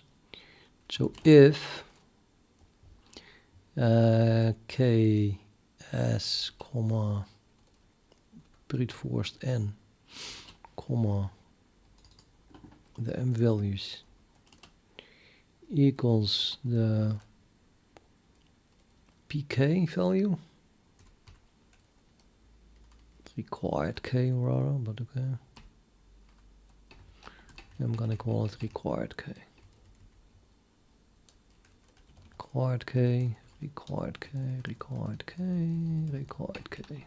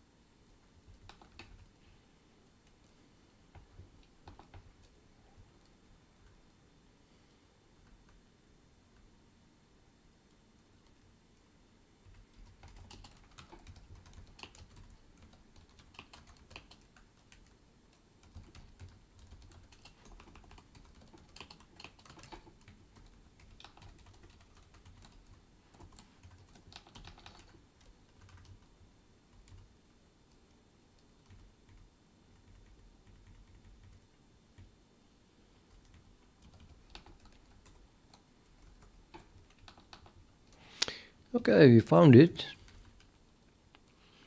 And, well, yeah, well, am I still going to return it? I mean,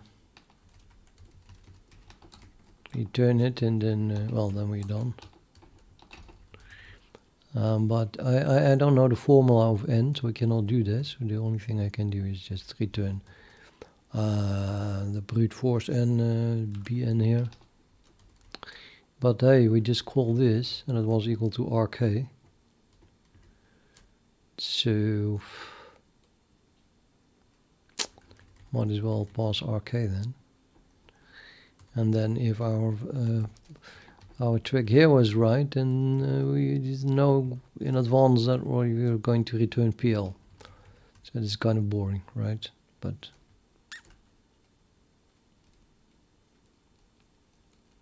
going to assert here or not? I can add an assert, I guess. The u of rk equals PL. And I'm just going to return the predicted between quotes value.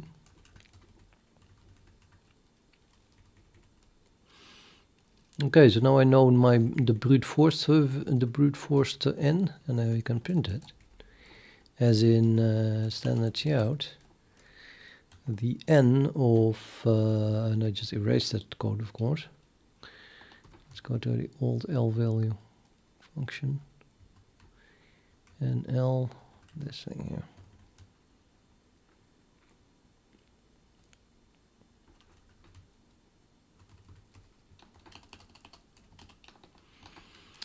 Cout n s comma,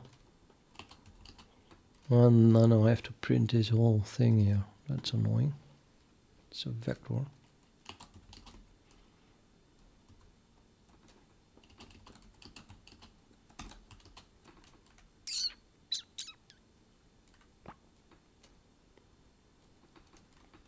Pn.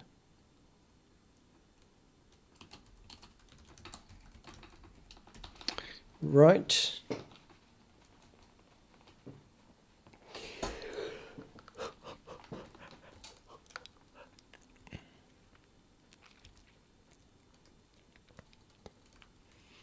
Hello. Hello, MD.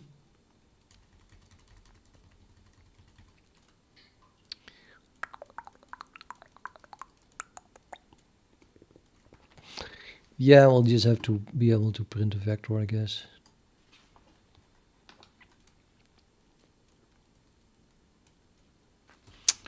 I'll put it between braces already here and just print vectors as a comma separated series.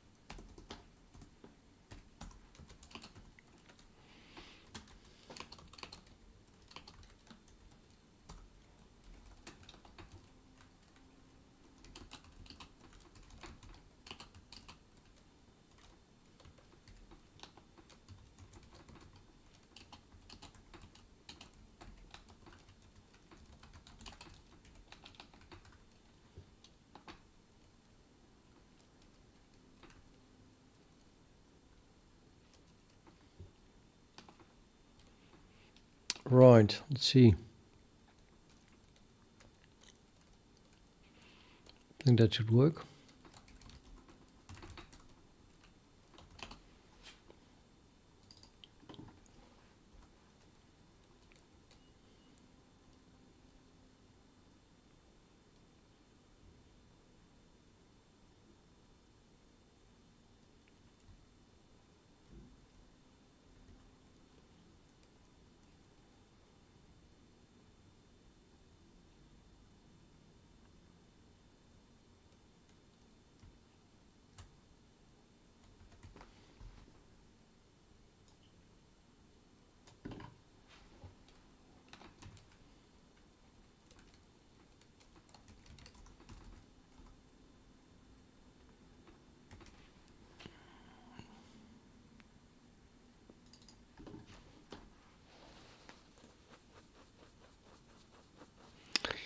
Well, exciting. 88888888888. Really?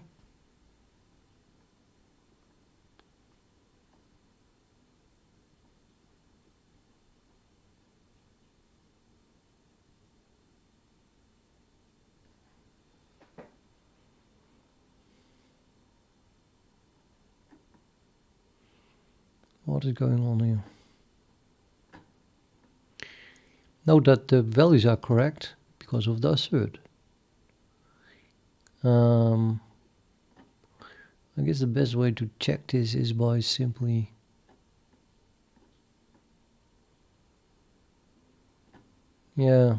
someone fell asleep when they thought about that. I had fallen asleep. I was thinking about it and thinking about it and thinking about what does 8 mean? And then he was like 0 and he slumped off to the left or the right. And then it came to him.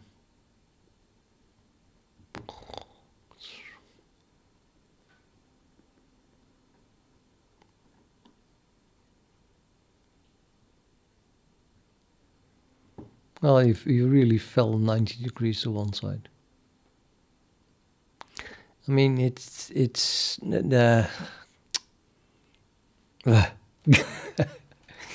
I hate that kind of stupidity. 8 is infinity in numerology. Yeah, right.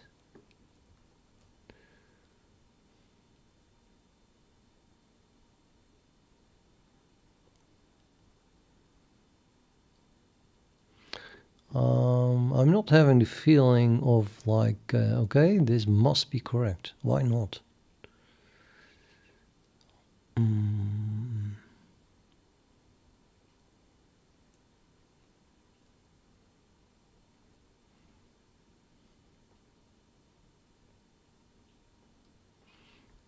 Do I somehow check it?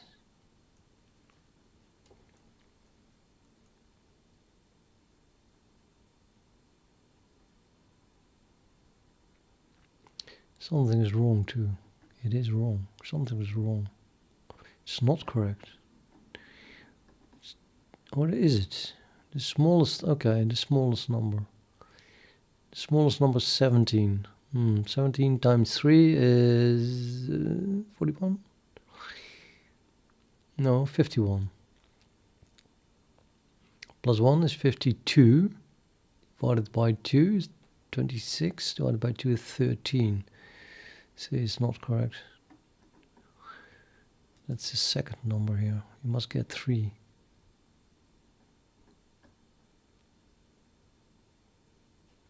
It's skipping the 3. Why is it skipping the 3? So what should it have been? It should have been something that ends on 3. Nobody knows. Nope.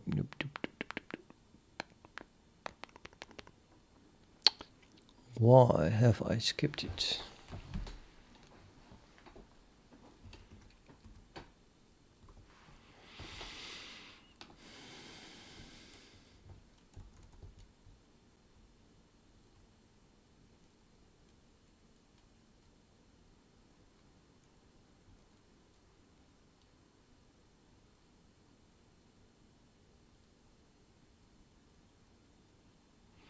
Okay, the first number should be N3 is 0, and then M1 starts at 0, and M2 starts at 0. So 0, 0, 0. Pretty sure about that.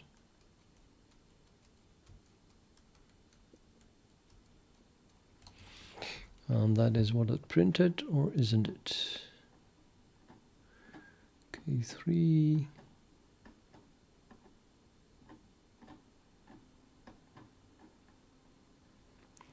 Yep, 0, 0, 0. And then it returns, let's run this in the debugger.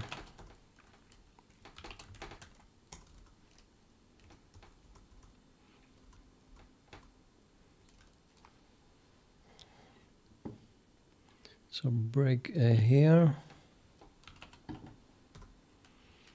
Continue.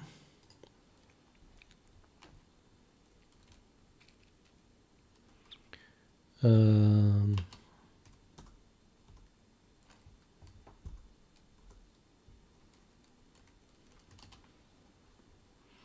where's my breakpoint now? Line 183 here. And I want to know my M values. Well, I just know that, of course, but I want to print them anyway. I need security in life. Well, I think N2 starts at 0, yeah, not at 1. And that it would have skipped it because the first one already had a value modulo 3. It would have skipped this one. I mean, if M2 is 0, yeah. Apparently the first K value, the first K value, K2, 0. I'll guess 0. We don't even print it. Or do we? K2 depends on M1. So we're talking about K2, 0, 0. Would have would be equal to 0 modulo 3. I cannot believe that.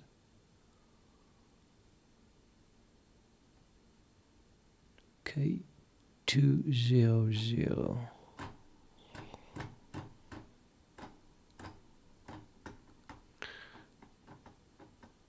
Yeah, of course. That is that 3. That's pretty 0, yeah, modulo 3. Yeah, we skipped that. Okay. So then the first end value there, who is modulo is not equal to 0, modulo 3, is 1. Okay. So N2 is 1.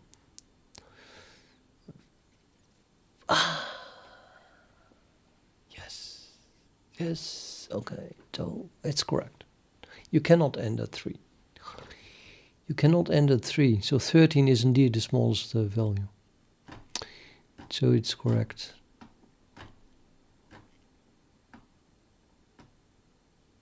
"17 must end at 13. You cannot end at 3.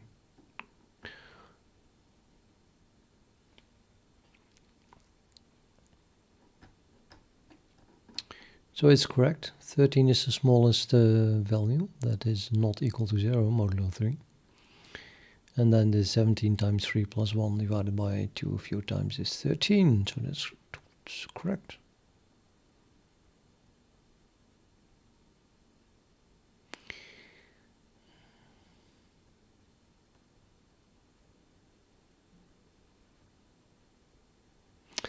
Right.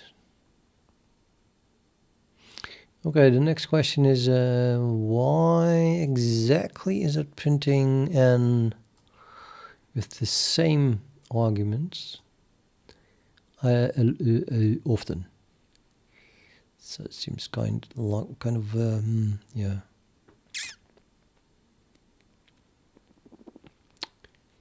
redundant. The same values. N3 is changed. So N2 does have nothing to do with that. It's maybe a good thing that it is the same value every time. If you know what I mean.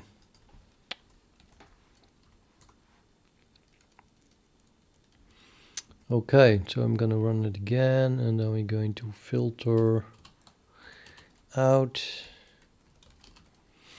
everything that starts with N2. And then we're going to sort that. It's already sorted. Just make it unique.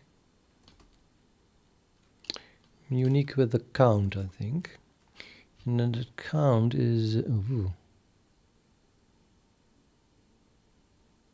so messed up. No, I don't know. Anyway, the count is always 10, and that should be the case.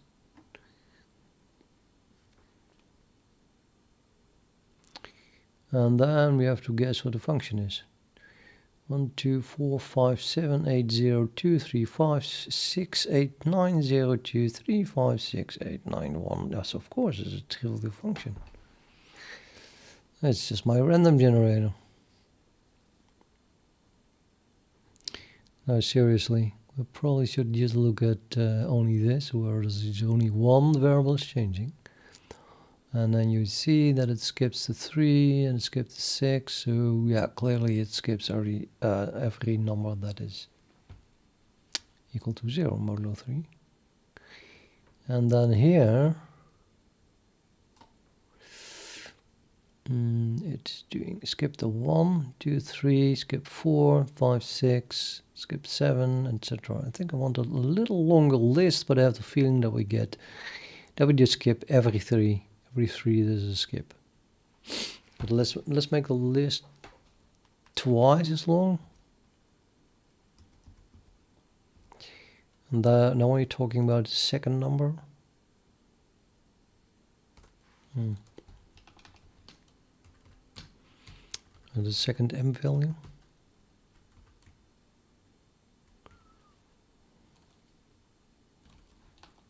Just make everything big. Just make it everything big. Big. There's another one that can be big.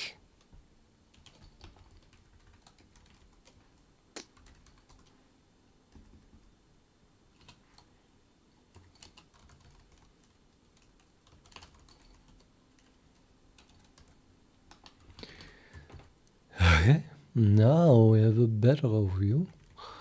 1, 2, 3, 4, 5, 6, 7, 8, 9, 10, 11, 12, 13, 14, 15, 16, 17, 18, 19, 20, etc.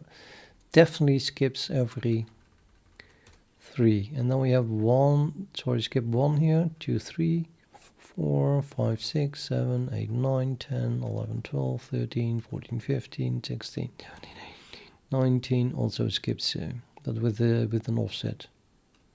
And the offset happens to be 1, right?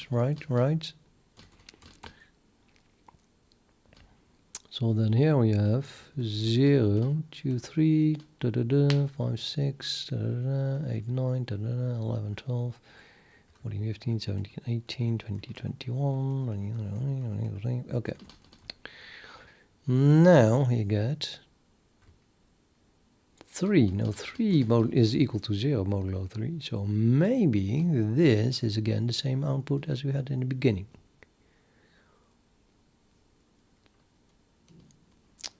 One, 2, 4, 5, 7, 8, 10, and so on. I mean, what else can it be? We start with 1, then we start with 0. And then we start again with 0. These two are the same.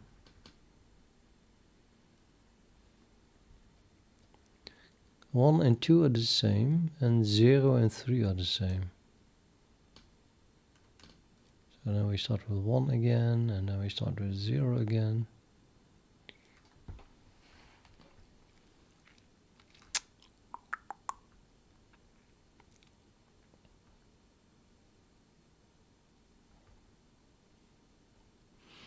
Yeah, absolutely and totally.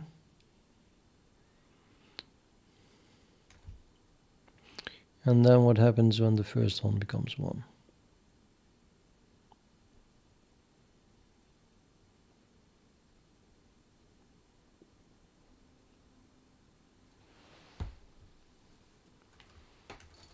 It never becomes 1 because that's the ignored M0 value. Aha.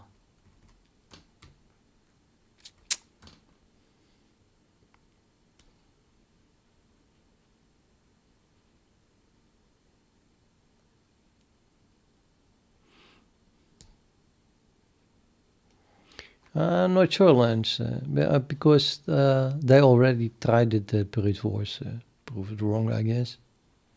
All the way up till 2 to the power 68. But I agree with the second one. But it could still be it could still be wrong, but then it's maybe, you know, a number that doesn't fit in the universe. So how are you going to do that with brute force? You'll still have to you might still have to use a proof, I think, by logic in order to find it. I don't know. Anyway, yeah, it's thank God still a trivial function.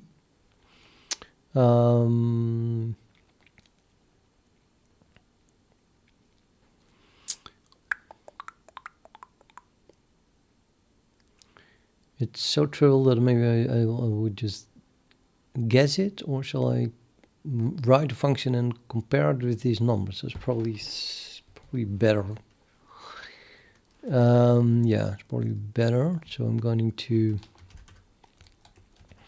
guess it, but then use an assert to make sure that it is correct.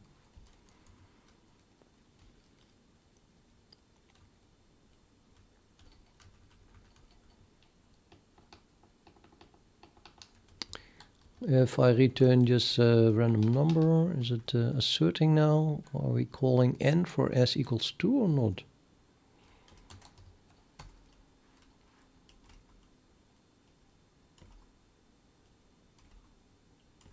Guess I'm not. I don't know. Let's just try it out.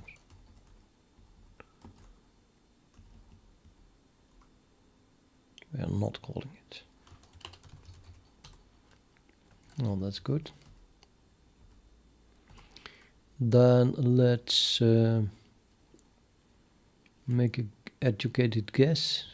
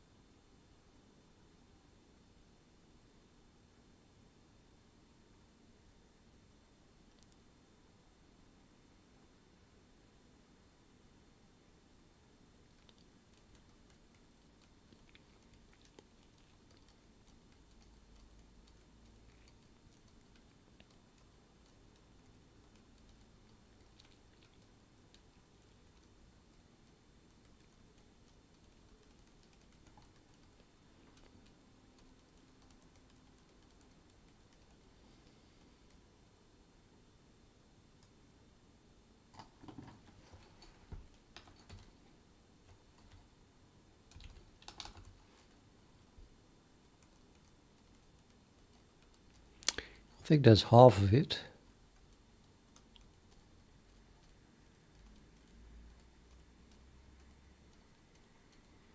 Should copy some of my output so I can look at it while I think about this formula. Okay, let's say this would be a first guess, and I want to assert by calling it and comparing it with my brute force value. And so I have brute force n somewhere.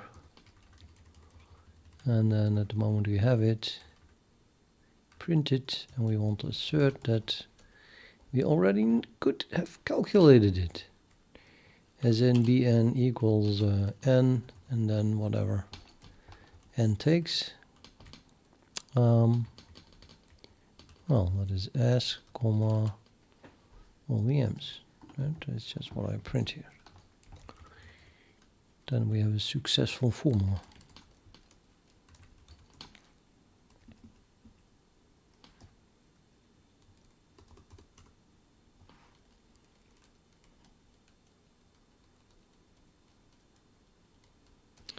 Well, even the first one is wrong. Let's do it slightly different then. Static count equals 0.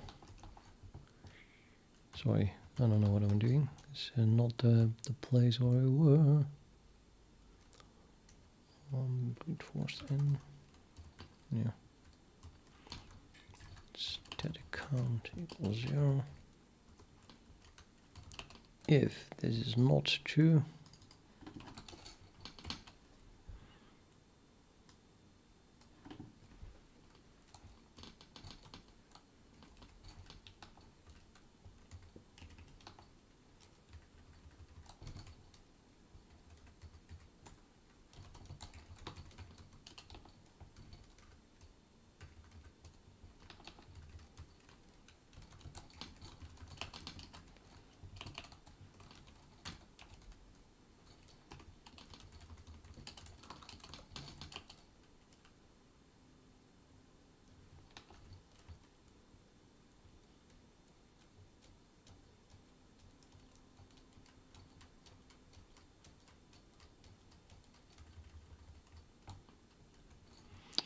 let's print a calculated value here instead.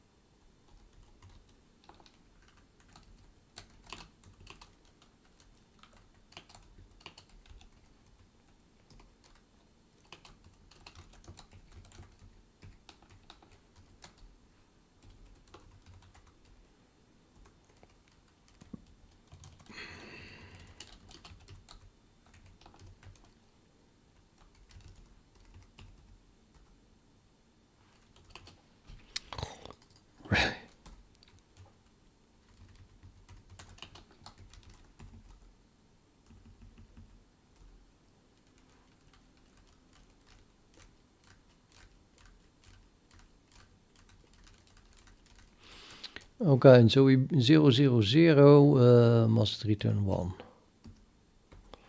We started 1.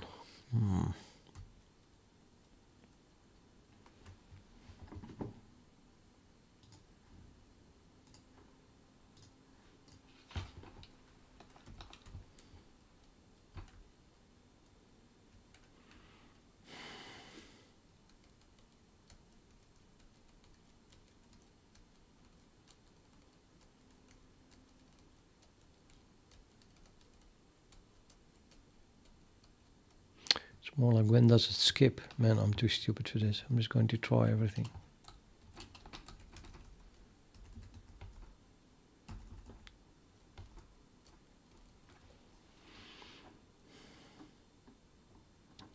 Oh, that wasn't the best, not a super bad guess, I guess. Wait, we start here.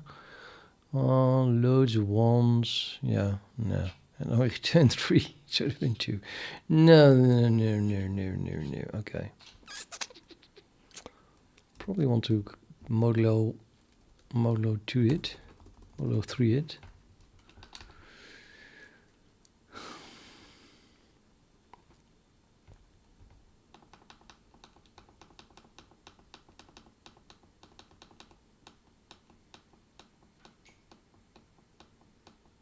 No, this is just silly. I need a table, and then I can think about it.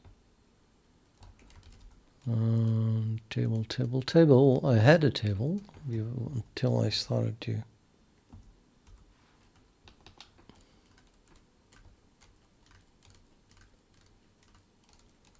do this.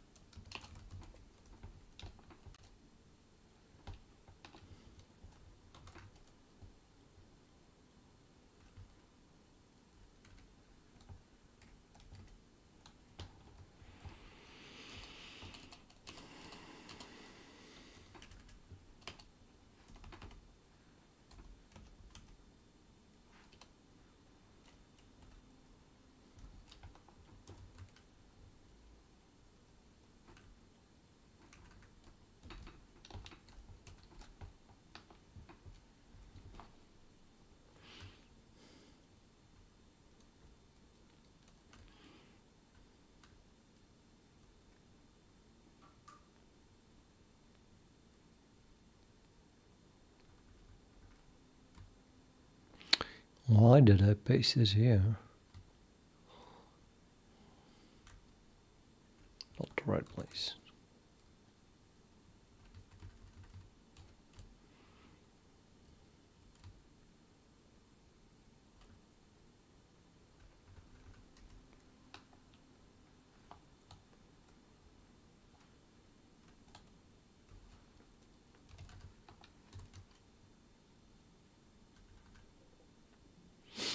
Right.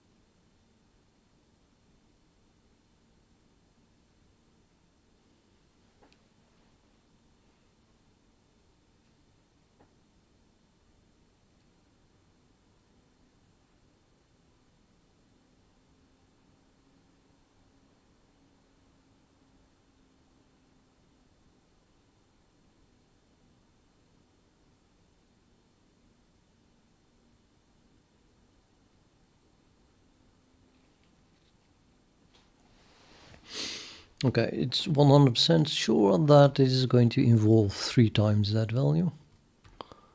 So let's start adding that behind it here. 0, 3, 6, 9, 12, 15, 18, and then here, well, again, I guess, just the same values. Place 6, well, and so on. I can just copy this, paste it here.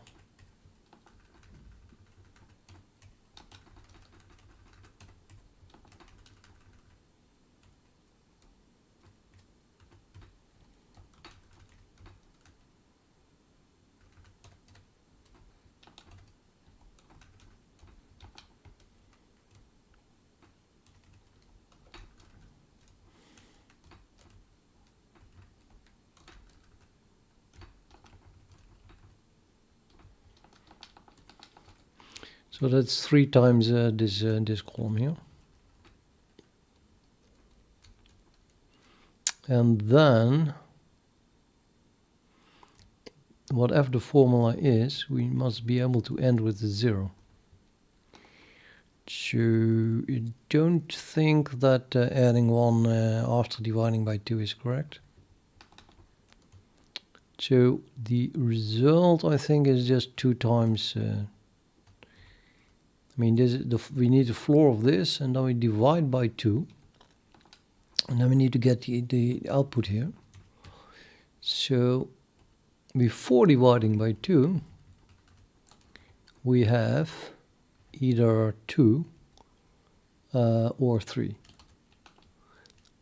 2 divided by 2 is 1, and 3 divided by 2 is, well, also 1. So then we get this one here. Same thing here, we must have 4 or 5. And this must become 4, so we must have 8 or 9. And this must become 5, so we must have 10 or 11. And then this is 14 or 15. And this is 16 or 17. And this is 20 or 21. And here we get 0 or 1 divided by 2. And 4 or 5. And 6 or 7. And 10 or 11. And 12 or 13.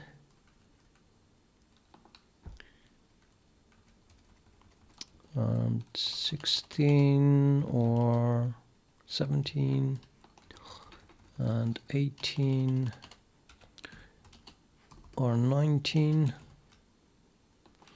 And I bet now we have everything. This is just repeating. 0, 2. So that's the same thing as here.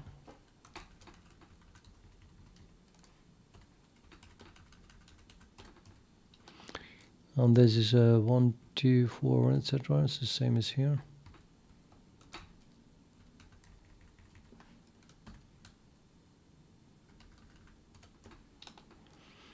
And this is again 0, so that's the same as up there. 0 or 1. 4 or 5, and 2 times 0 equals 6 or 7. Yes.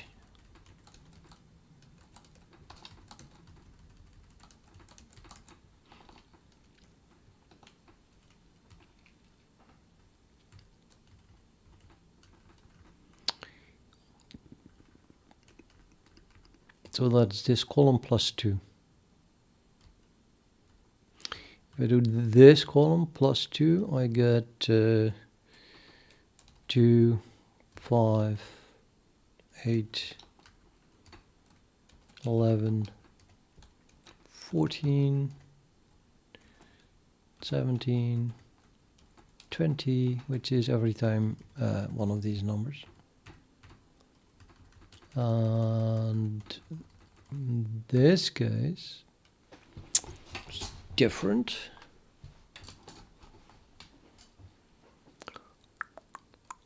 We have to add something, probably just 1.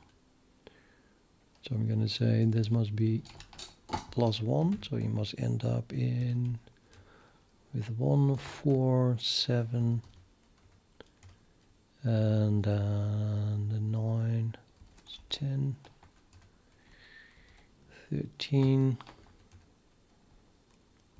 16, and 19.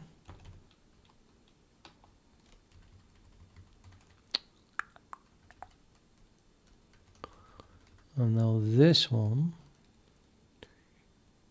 is it's only adding 1 here. Also adding 1, right? Yep. So it is really the same all the way through.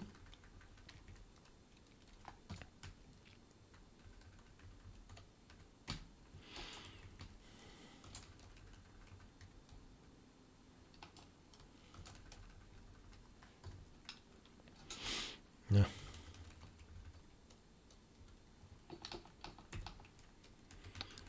And this is again the same, of course. I mean, if this column is the same and that one's the same, it's just the same as here.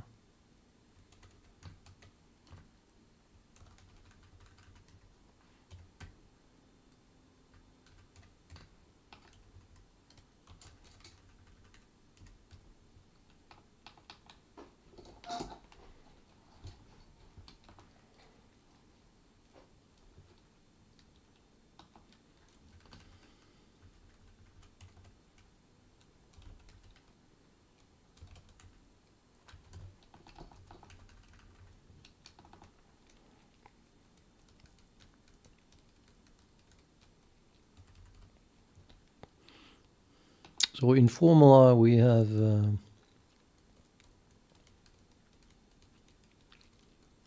that thing times 3, and then plus 1 or plus 2, and then divided by 2.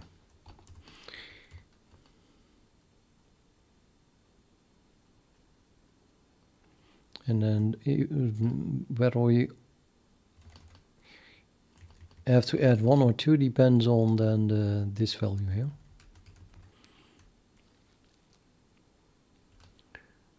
So this was at 2, and this is at 1, and this is at 1, and this is at 2, and so on.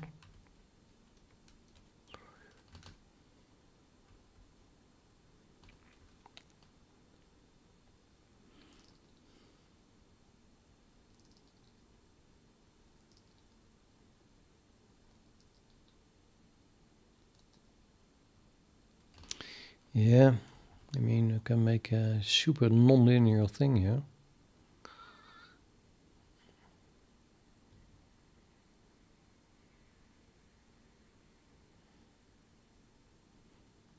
I guess we might as well. I don't know.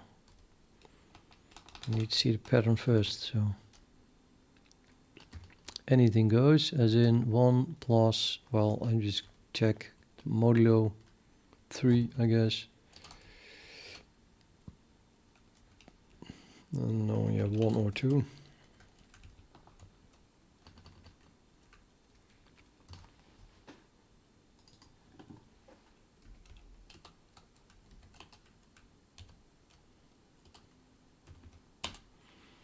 So it's 1 when the modulo is not equal to 0. Well, it's either 0 or not, so it's more like 2 or 1.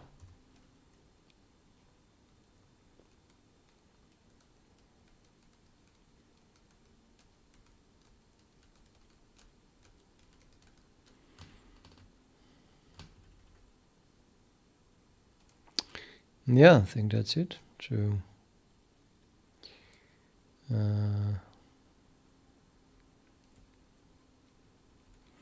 so now calling it again, and then we're just comparing it, and I guess it's not going to print wrong anymore. It is, unfortunately. Damn it.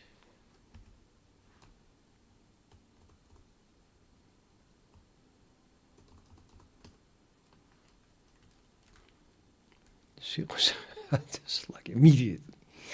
001 is already wrong. That was quick. 001 gives 1, and it should have been 2.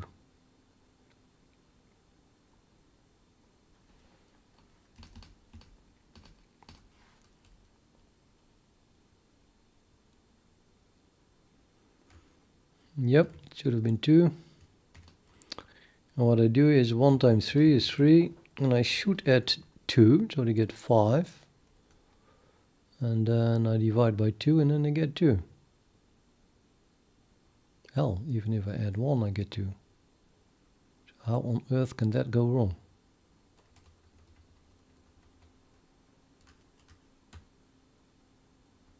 But okay, we should have added. I should add 2, and then I get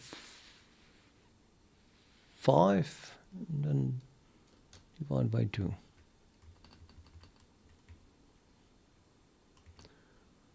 So this is 3 times 1 is 3 plus.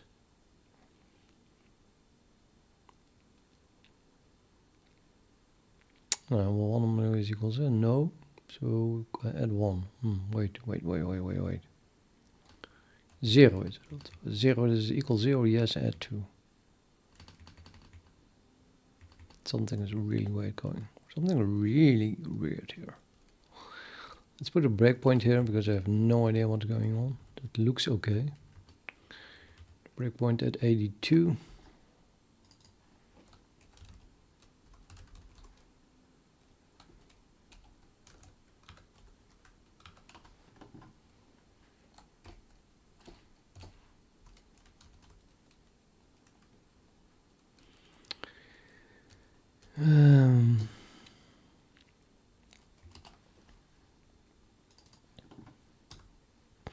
Now 000 went okay, so I'm just skipping that. And then we have again 0, and we're going to continue a while.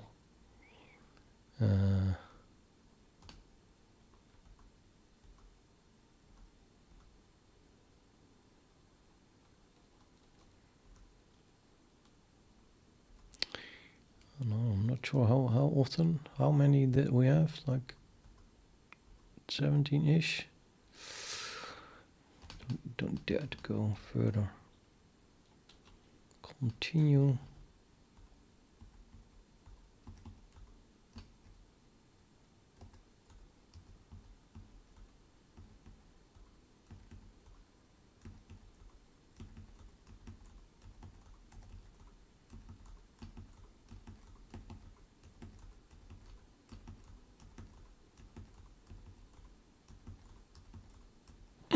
There we are. 001. Okay, yeah, 29. Okay, try to remember it.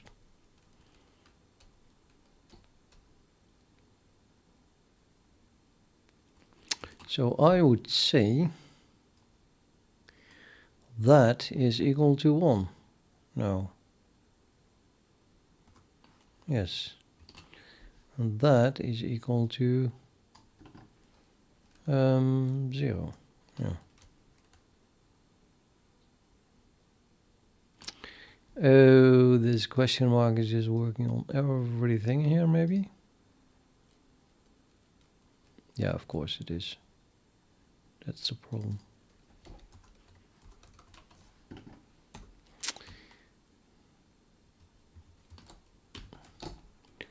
Or rather, probably it's like that. This is probably better.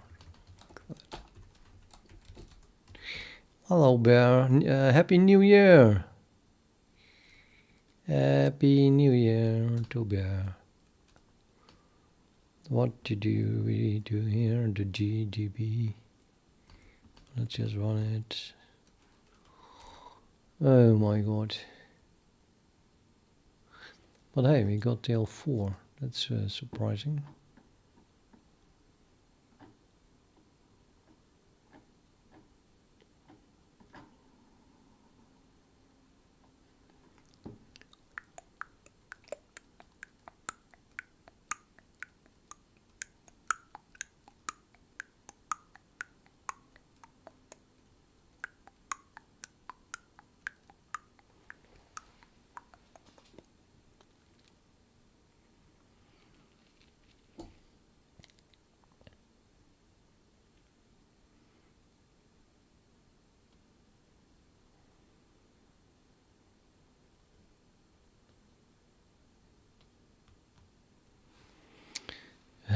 Why?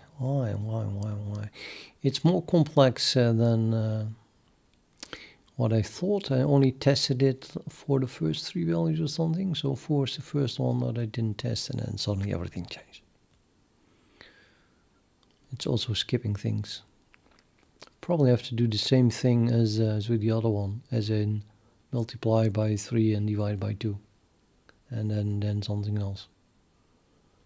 And then switch between 1 and 2, right?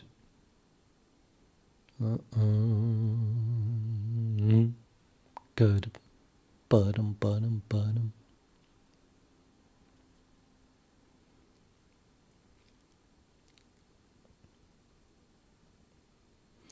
041.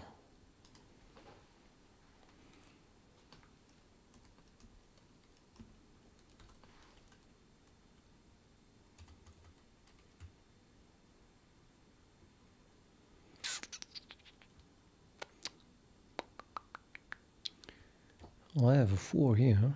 Did I not take that into account? I did go all the way to 4.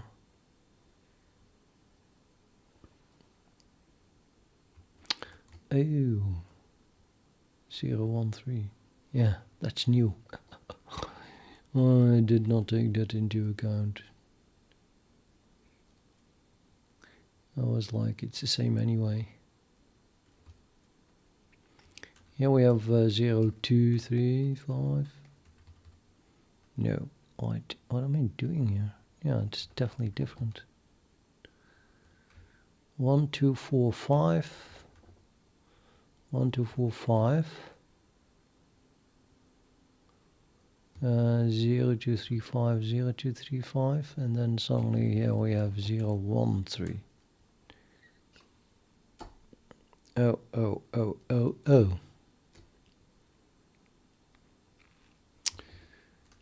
Okay, I need more output again, apparently.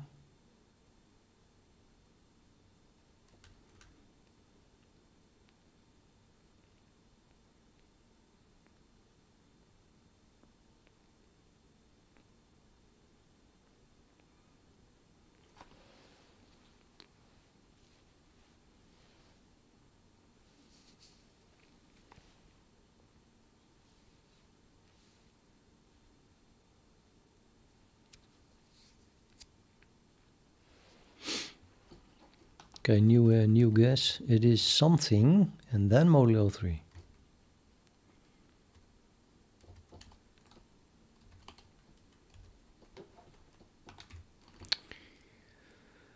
What is something is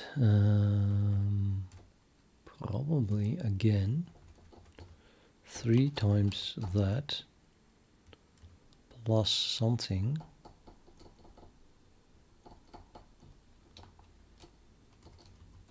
divided by 2, as in the same thing as what I already had. But wait, the modulo was applied to that.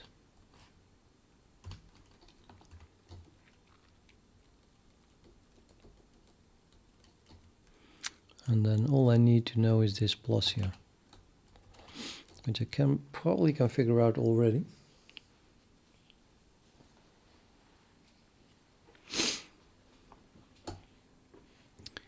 Because,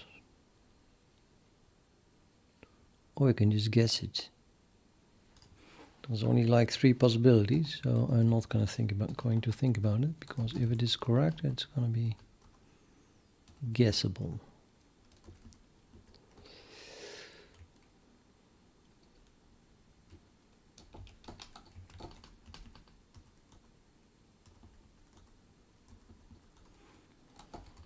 Yeah, maybe not. Unfortunately. This one is totally wrong. As in, even the first one is already wrong.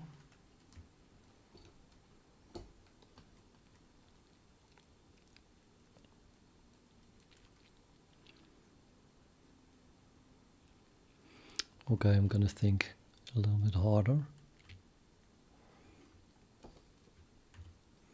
So I need the 0 to give me a plus 2. And the 1 gives me a plus 1. And the 2 gives me a plus 1. And then the 3 gives me a plus 2. And the 4 gives me a plus 1.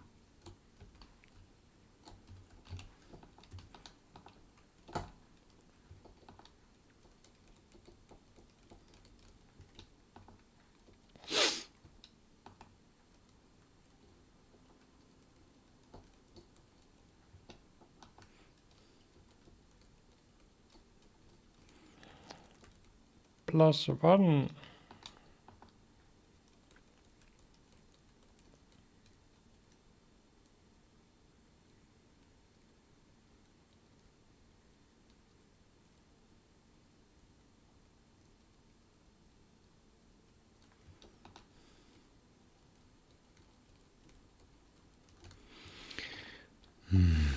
Plus 1, plus 1, plus 1.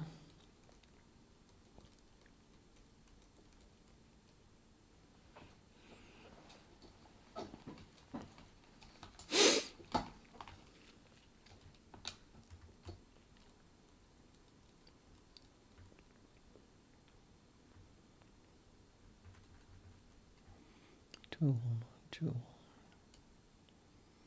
How can this go wrong then? It is plus 1.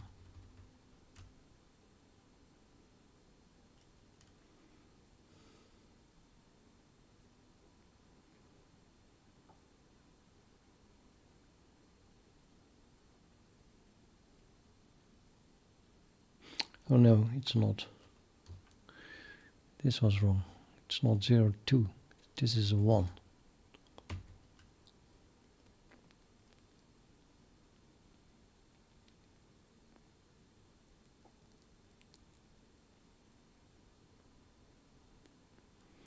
So this must be 2 or 3.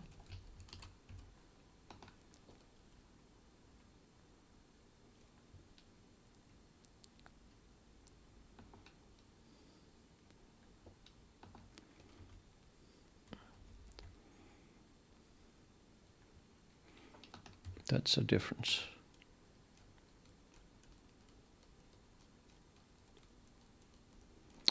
Which makes it plus 0.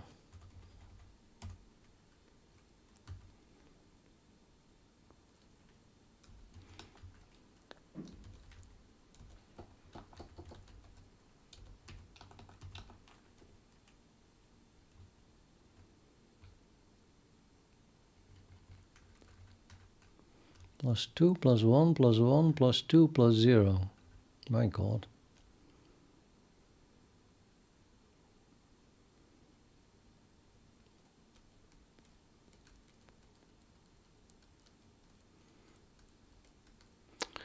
We got to discover that pattern, so I need a way more output.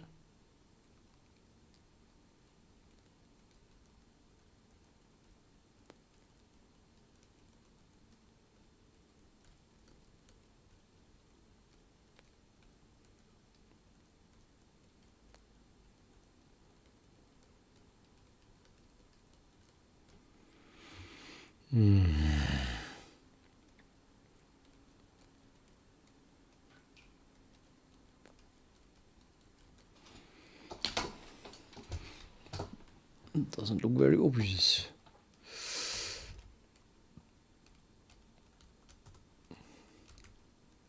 More output. How do I get more output?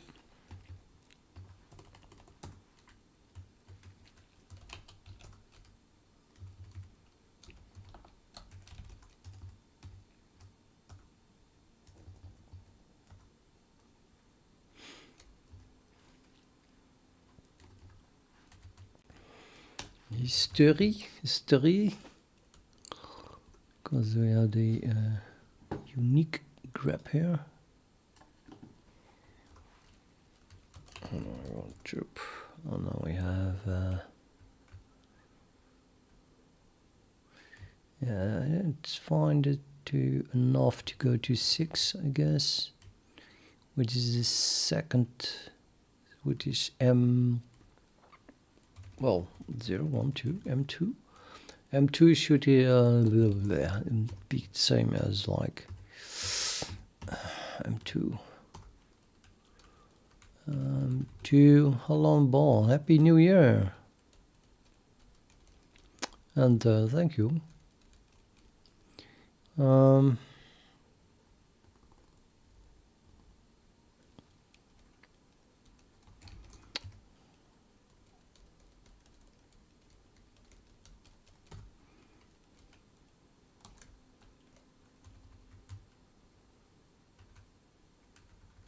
Should be this one.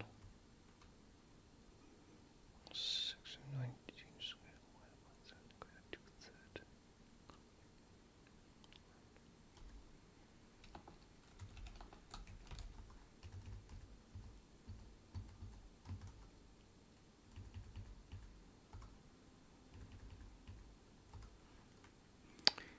Now I go to 5. I want one more.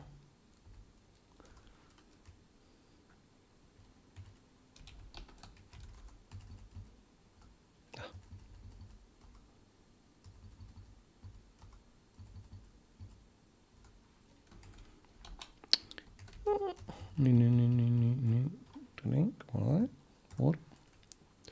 Now go to 7. Could have known.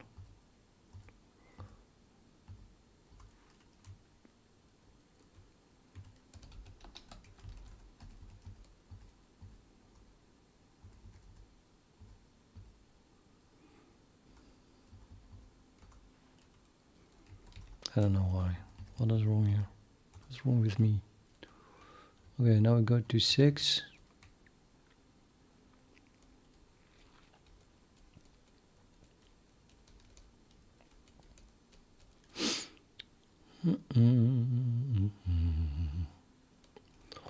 Every time on the second one is incremented. The second one is incremented. That would be M1. So that is like here then. Let's print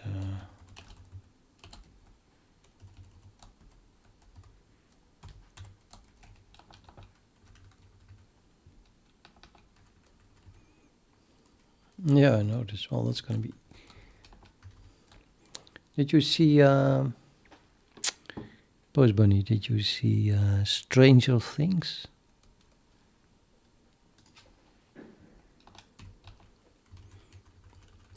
If not, then you need a beating and go watch it. But surely you did, right? You saw Stranger Things.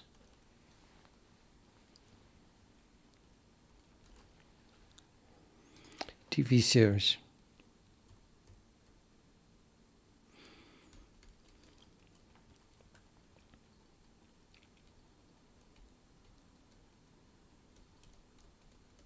Oh my god. Oh my god, you didn't see that? Oh, really? Well, download it, watch it. The one of the main characters in Stranger Things is called Seven.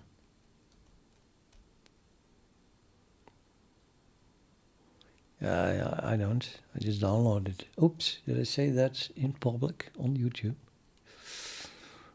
No, I should not have said that, I guess, because before you know it, the police is all over you and these days. No, yeah, and you have to watch it. I mean, the main character is called Seven. I was about to call you Seven, but if you didn't watch the TV series, then you wouldn't really have the correct associations with it. I cannot call you Seven when... oh, your name was 11, you're right. Yes, you're right, it was 11, yeah. Damn. And you told me you didn't see it. I don't know why. I thought it was 7.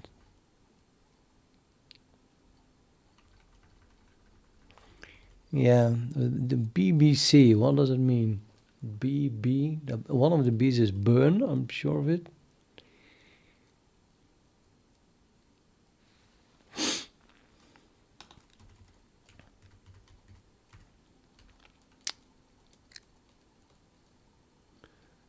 They don't have an L in it. L of lying. I don't know what the other B's and C's stand for. Zwix, I could be a voice actor, seriously? Seriously? Oh, well, they never asked me. I don't understand why people think my voice is special. Really. Came as a big surprise to become aware of that when I started streaming. Lots of people think that.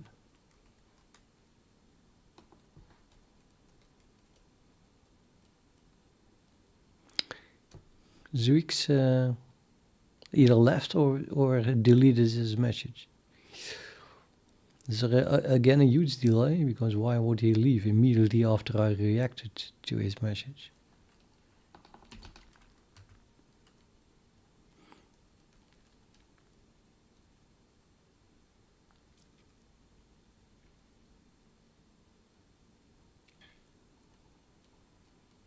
Well, I don't have a TV. I don't have a TV. I think I still have to pay for it. I don't know. It's one big criminal thing there on the top. I don't believe in the government at all anymore. They're just out for the money. If you see what they steal from you, it's unbelievable. Government should work for you, not use every possible means to make your life misery and steal your money with all kinds of taxes. It's really ridiculous. super unfair often. I hate them.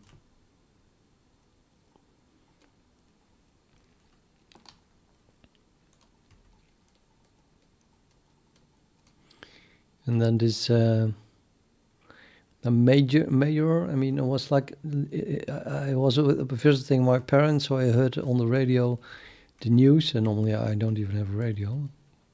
Maybe it's not even connected. I don't know, never listened to radio either. So, oh, you're back, so you retracted the message while I was replying.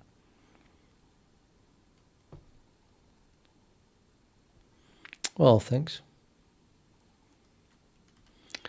I am innocent, by the way. I didn't do it. No, I'm very innocent. I'm like a kid. No life experience at all. Just computer experience.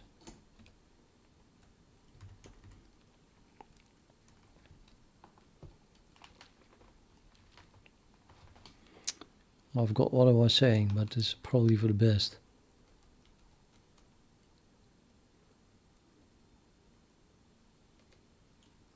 Yeah, it was politics. I was going to say something about politics. I cannot remember what. Let's forget it.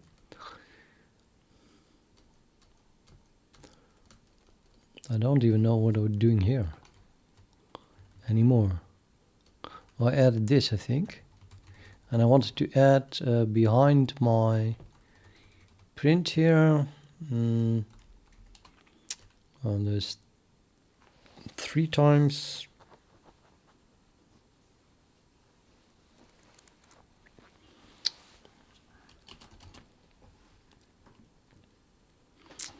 Come on, should be easy, this stuff.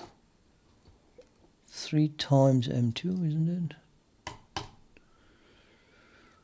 I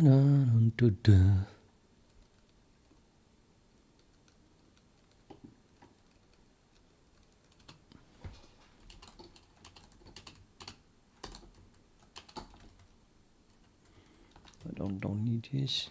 Just print 3 times M2.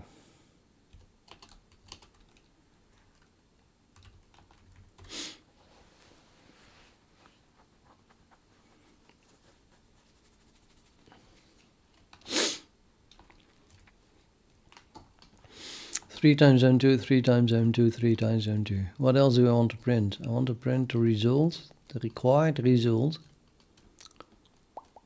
divided by 2.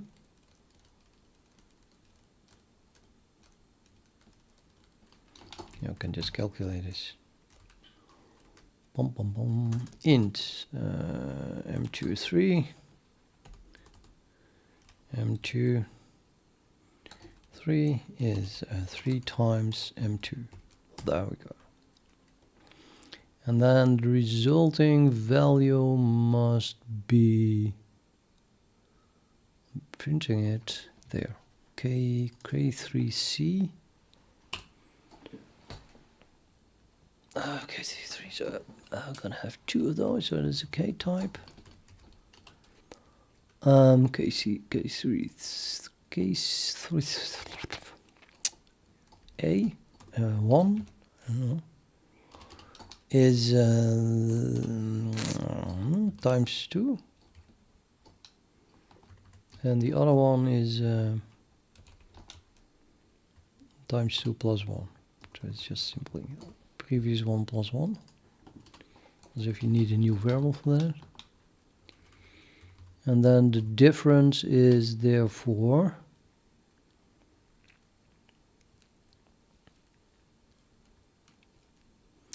rather I want to know this what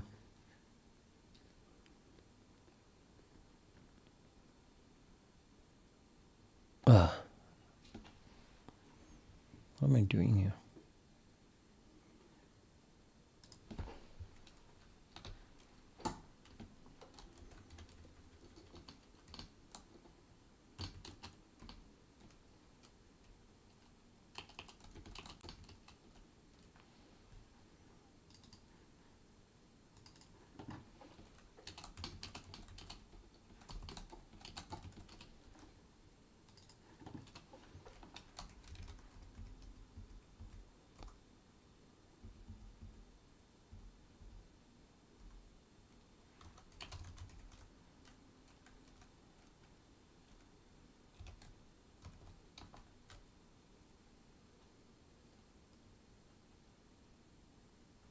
Nobody understands this.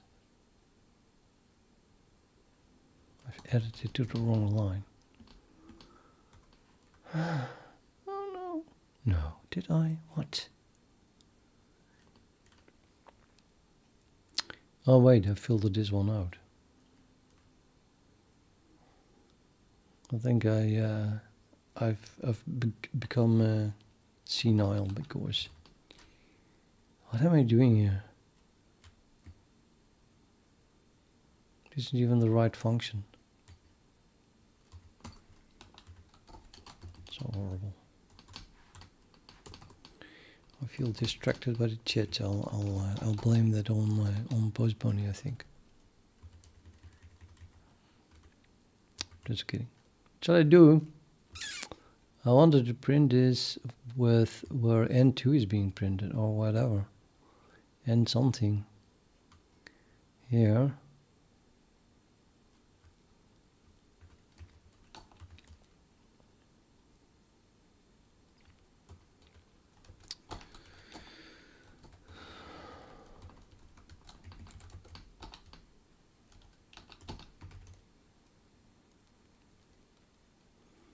I wanted to print 3 times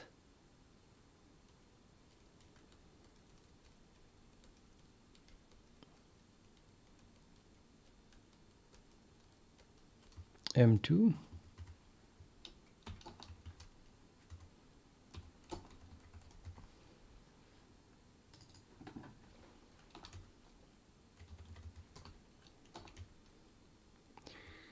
Followed by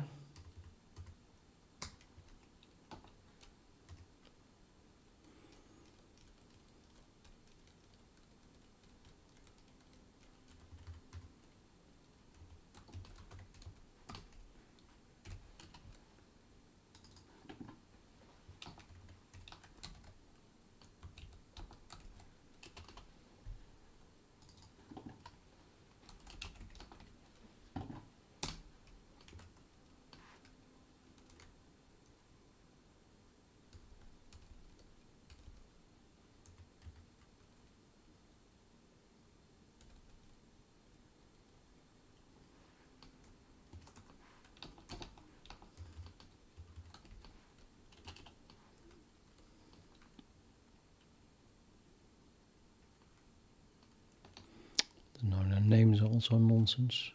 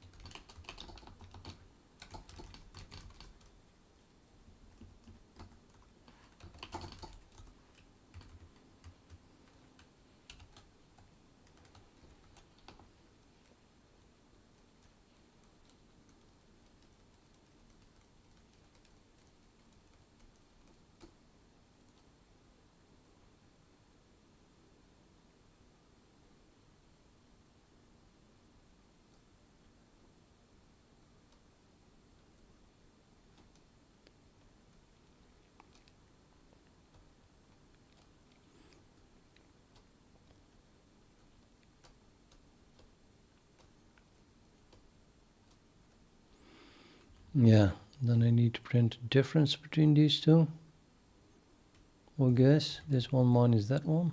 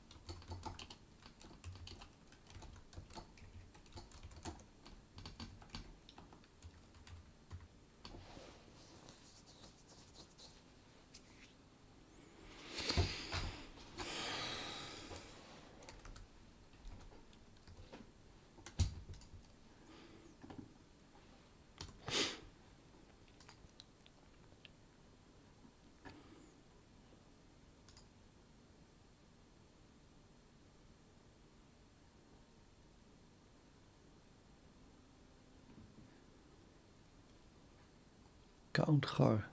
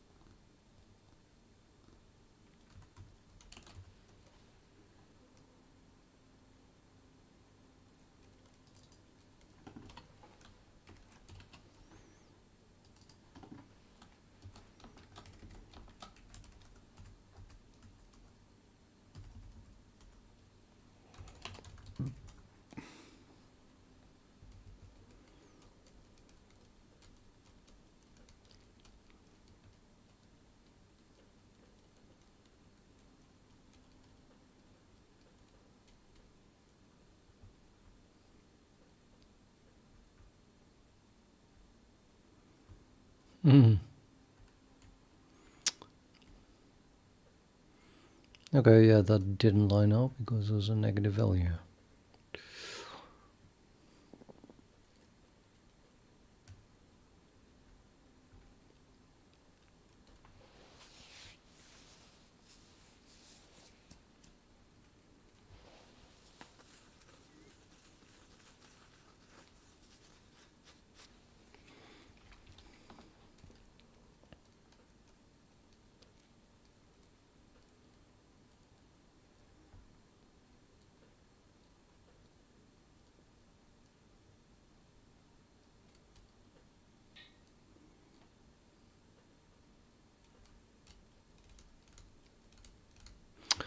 Okay, how to extract that number?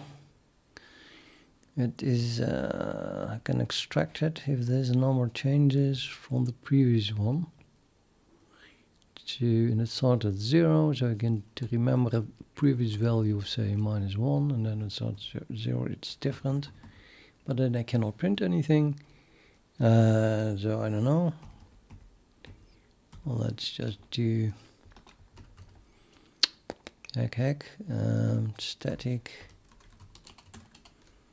Previous value is -1. No, previous value is 0 because I don't want to print anything. And then if we're talking about M0, so we M1 is unequal PV. Then I do something and then also set PV equal to that value.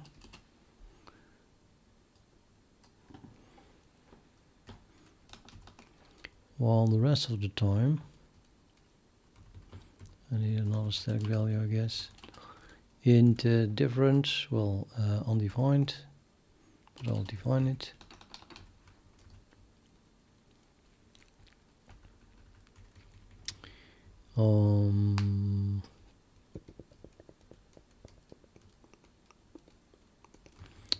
I'm having loads of those things. 0 and 1.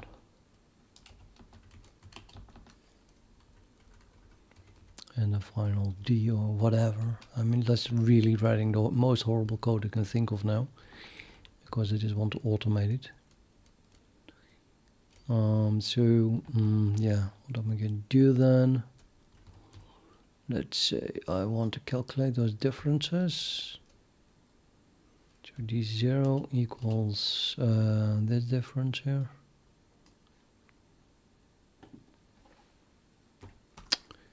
And D1 is the other one.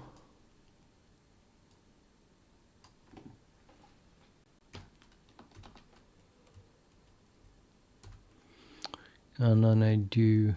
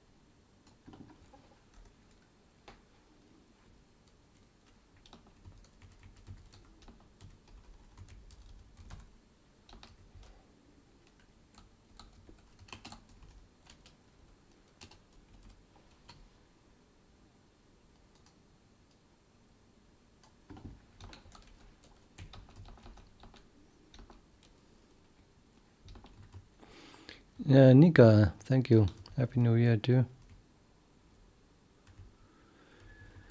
Okay, we get here first time d equals -1.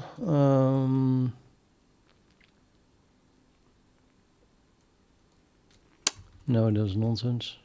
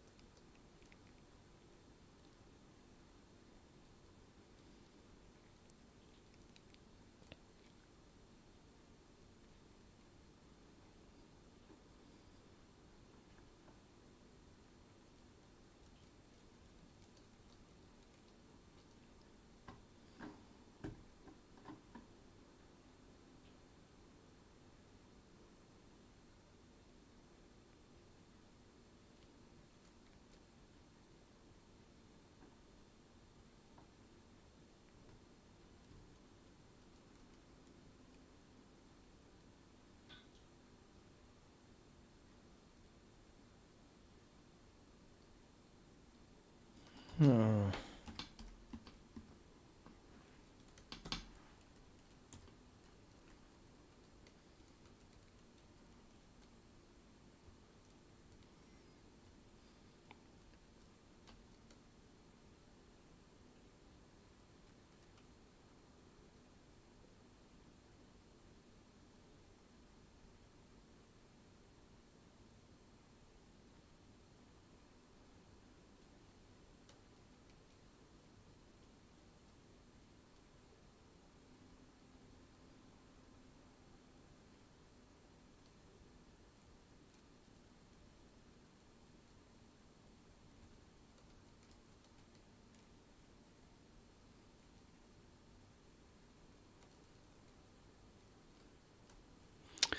What am I doing wrong?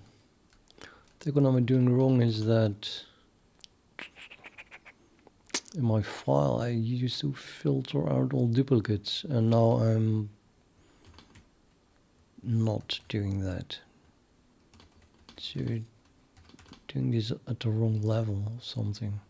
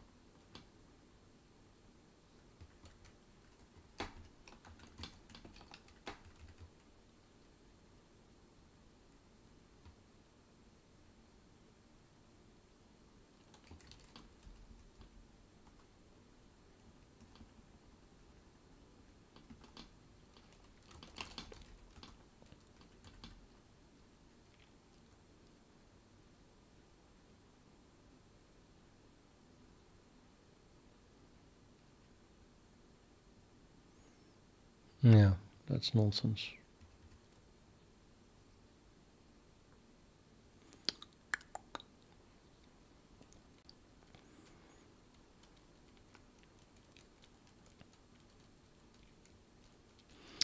I have to skip whatever I'm doing whenever the result value is equal to the previous one.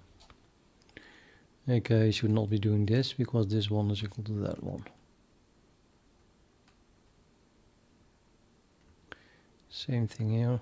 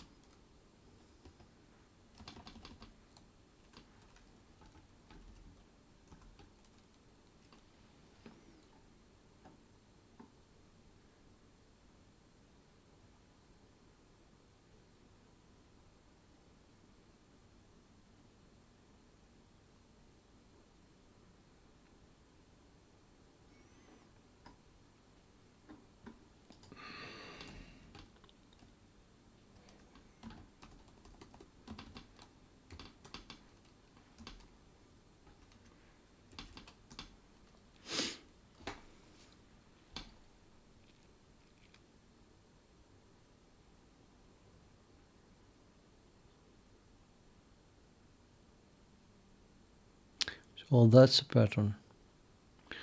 I repeated 211200.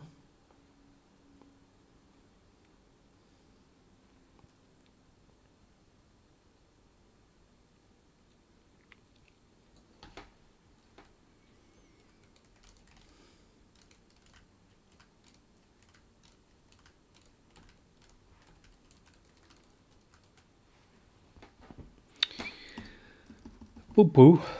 Okay.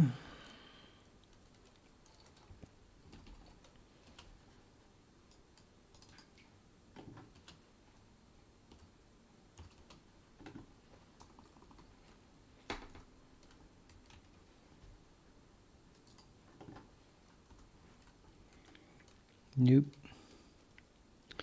I meant this one.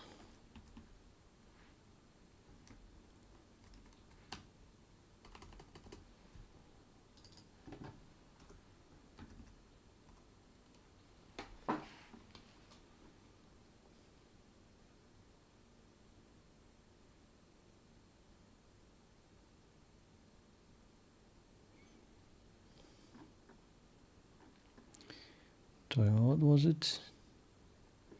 211200 and then repeat it.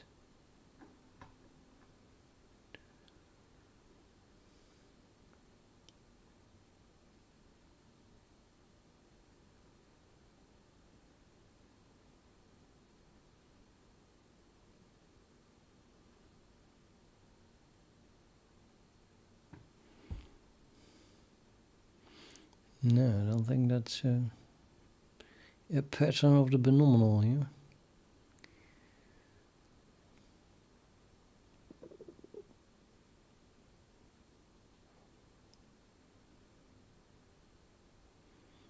Oh, I don't cheat.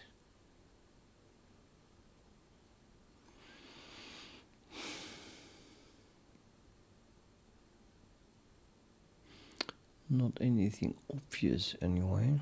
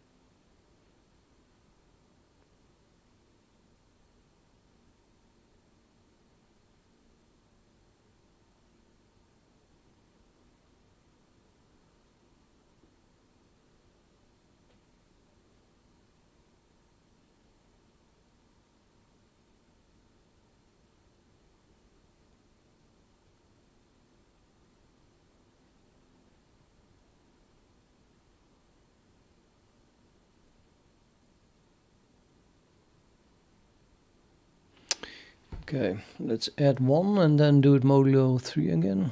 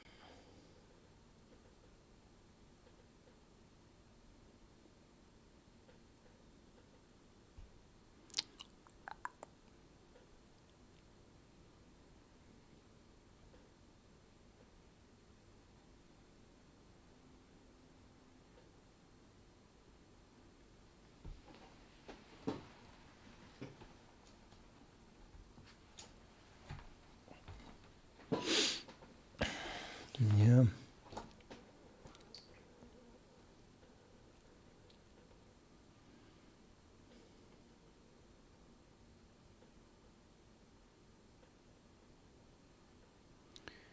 I guess that in the end you want to multiply by modulo 3 value of something. And so that would be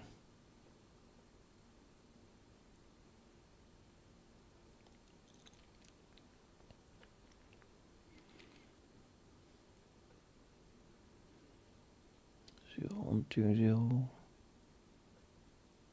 2, 1. Seems like it. Not sure. I mean, it could be anything, right? Could be anything.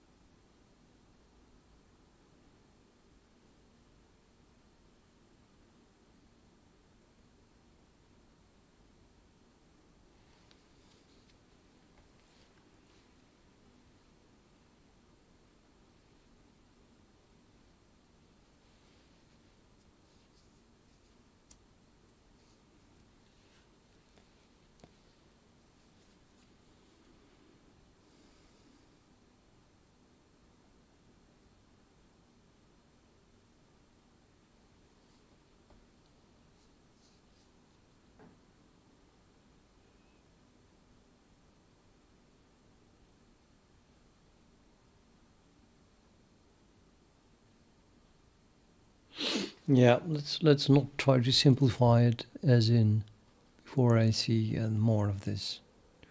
So I'm just going to tablize it, which means I need a table that starts with, let's say, we'll just start at index 0. Sorry, start at index 0 here. Yeah. It repeats every 6 to this block here. This is the whole table, 0, 2, 2, 0, 1, 1, and then we start over.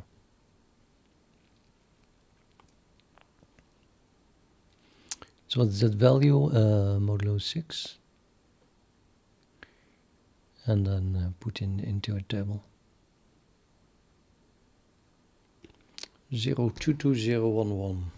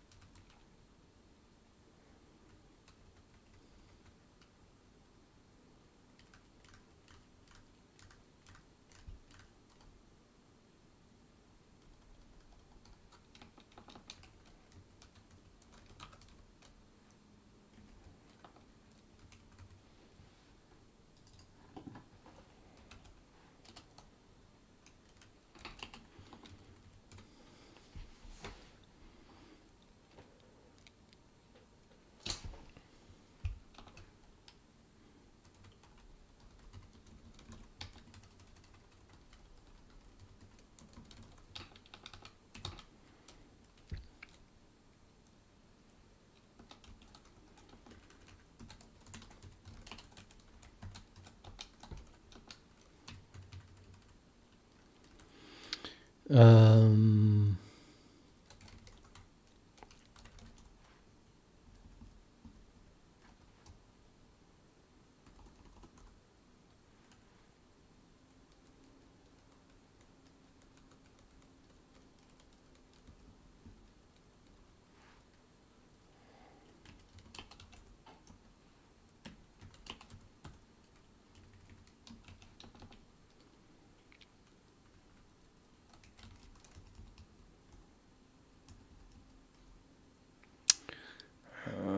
seriously?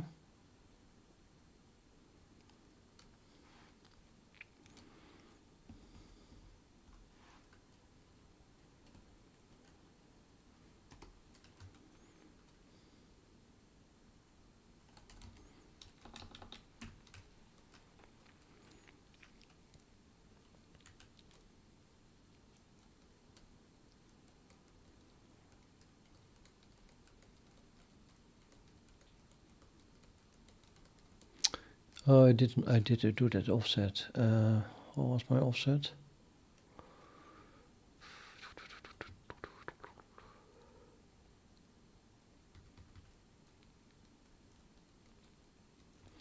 +1.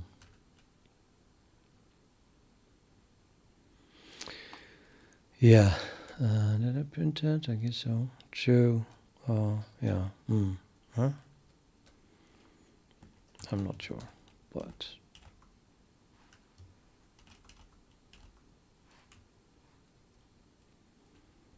Maybe, certainly. So I subtract 1.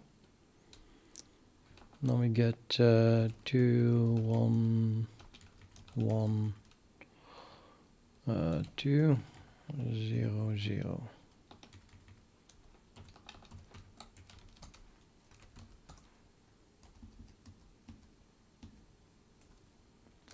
Thank God, that worked.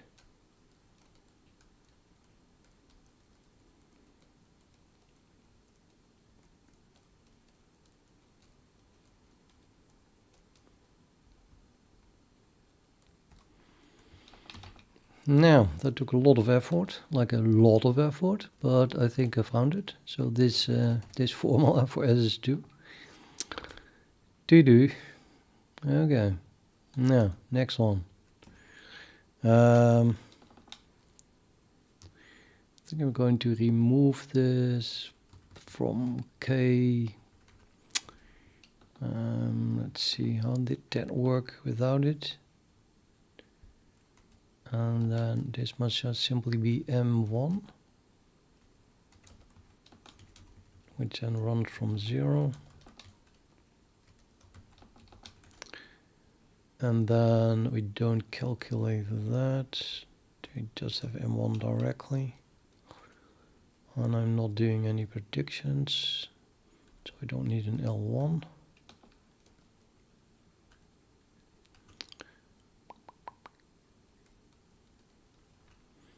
And this is my prediction, right? So I just have a calculated value of K2.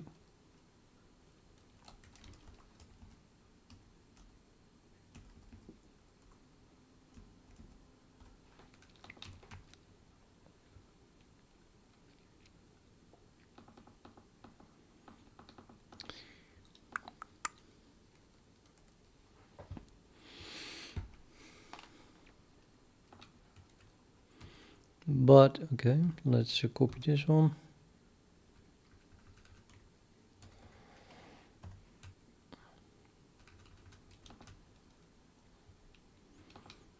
And now we go for it gets a bit too big here. I don't know, just cannot be too big, right? So now we are going to run from, so do it differently actually. Maybe I should already simplify this so I can more easily go to one higher S value. But let's do it one more time manually. Meaning I'm going to have an M1 that simply runs over a lot of values. Let's use 30 because it's going to be really big now.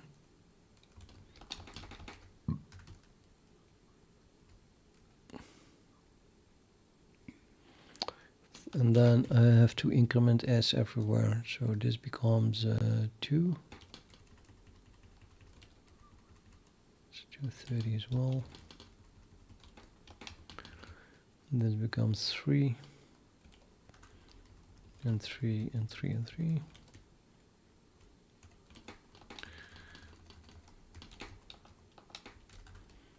And this is 3, 3, 3, M2, 3, 3, 3, 3, 3, 3, 4, 4, and 4. And this is then 4, 3, 4,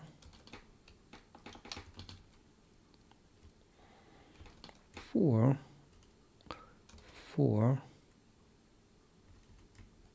4, 4, comma M3, I guess.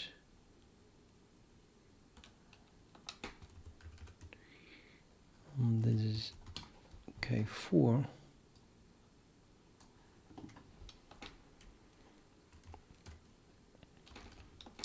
4, and 3, and 4,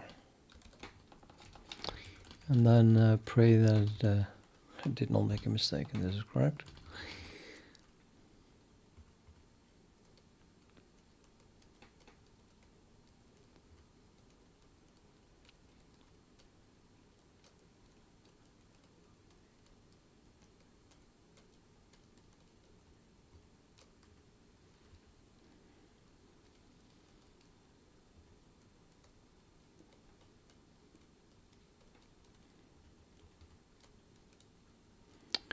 think it's correct. Okay, and then I get in my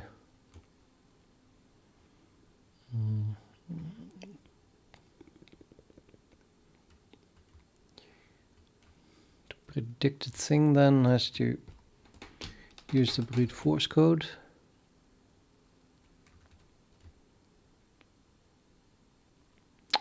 Oh wait, what is this?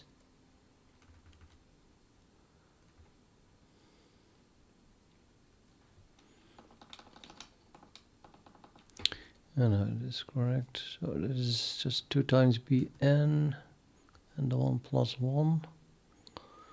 This m2 I'm not happy with at all.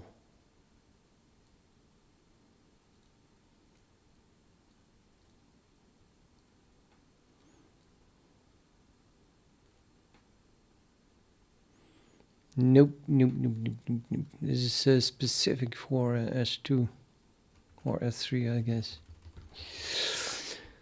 Yeah, cannot reuse this code easily. Let's begin with just simply this at the moment, and then I'll crash in N, I guess.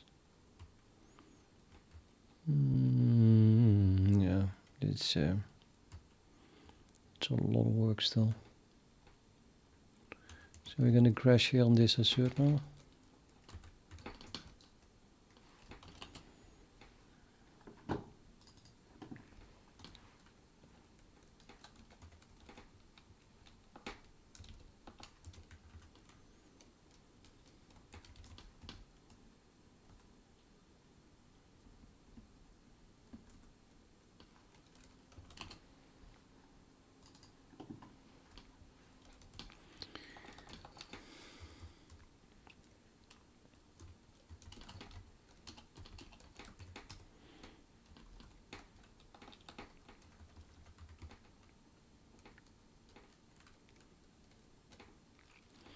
Yeah, well, now the next one, right? Until we see a pattern.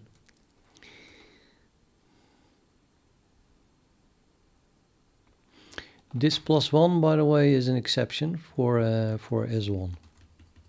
It's simply to skip the initial value somewhere. So the pattern that exists already is that we have 3 times M0 to S2 and then plus some offset, which currently we have tableized. And well, I would say we can repeat that. And this becomes 3. Isn't it? Yes, definitely. The only problem is that now we have 2 values, not just 1, but also 2. Definitely have to combine those. But initially the value of M1 is 0, so for the first few values, I could just look only at the value of M0 to S2, and that might or might not repeat with the modulo 6 as well. That might or might not be equal to this array.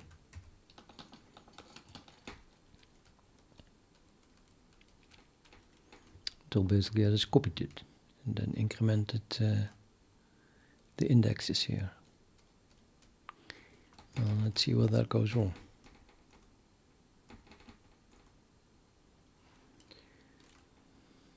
Looks like immediately. This is K3 still, and then immediately at K4 it goes wrong. We returned for 0, 0, 0, 0. We return 1 now, and that should have been 0, it says. What can you do?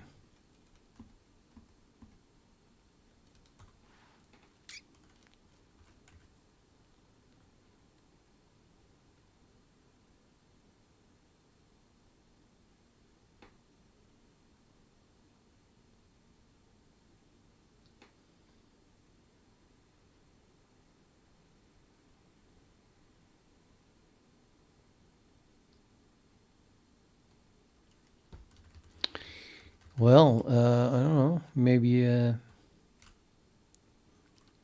maybe this 2 needs to change into something else. What was it? Return, it should have been, I forgot. Return 1, it should have been 0. So we want to return 1 less, so we should subtract 2 from this value, because I divide by 2.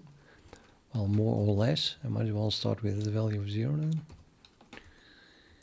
And so let's change the other 2 in 0 as well, and then change the zeros into 2 to pretend we know what we're doing.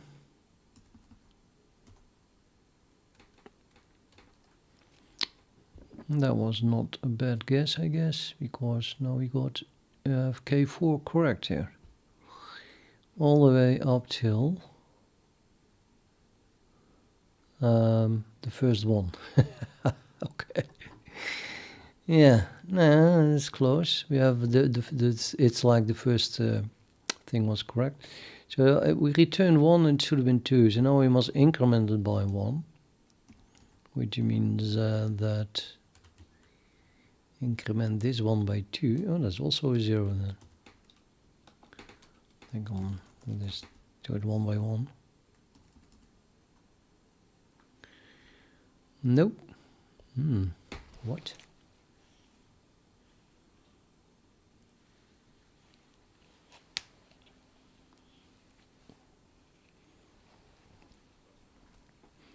Well, let's add 1 more then. I don't know. I thought I had 1. Already had 1. That didn't work. Oh, I must increment it. Let's make it 2 then. I don't know. Nope.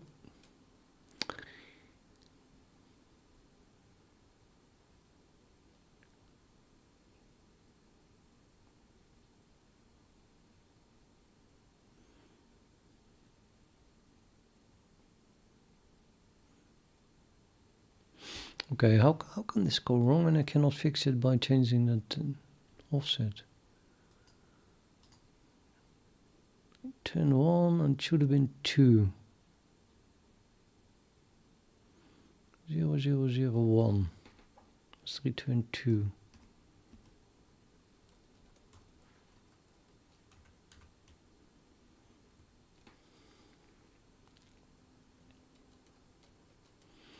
Well, we must return 2, and we divide by 2, then this must be 4 or 5.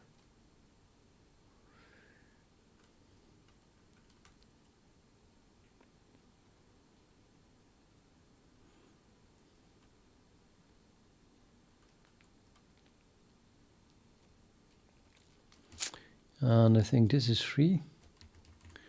So that is then 4 minus 3 is 1 or 2. This must be 1 or 2. And both should be correct.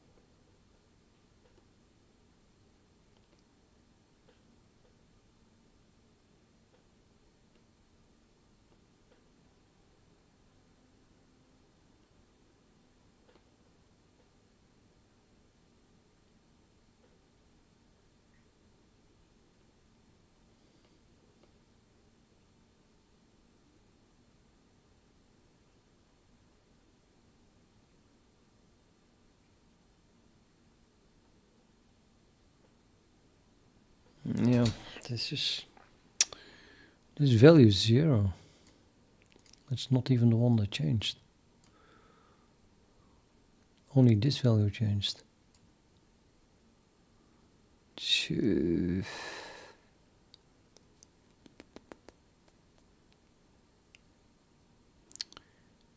What about I make it 1 then?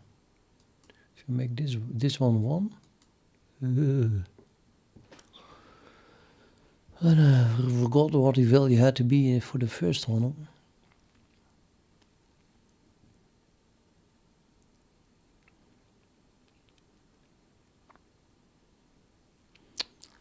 must be 0. It could be, well, it is 0, so it probably should be 0. That could be 1.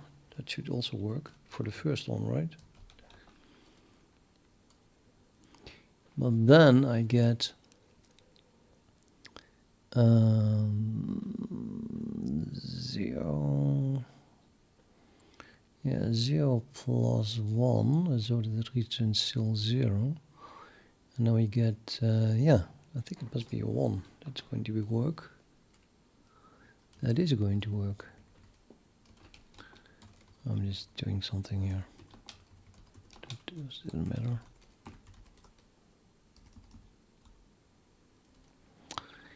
That worked a whole lot.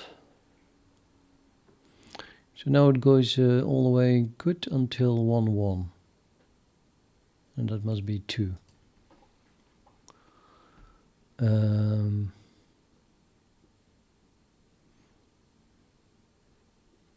So this is 0. Excusez-moi. I meant... all those are okay already now. That's quite a few. So all zeros must be give 0, and then at some point you get here a 1. That must be 2, so we fix that now. And then this becomes a 2, and then we return 3, which apparently is okay. And then 2, now we get 3. Everything is okay. Yeah, that's absolutely perfect. And then we go to 1, which is returns 0 with the second one 0, which is okay, but then 1, 1 is wrong. It should have been 2. So we have to increment now, I would think, this value here. And 1 seems to be a bit weird, so maybe it should be 2 here and then 0 there. Just guessing.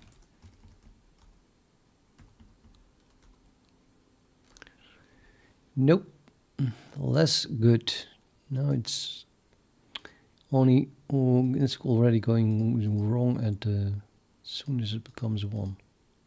The 1, 0 is already wrong now. So maybe then it should be 1.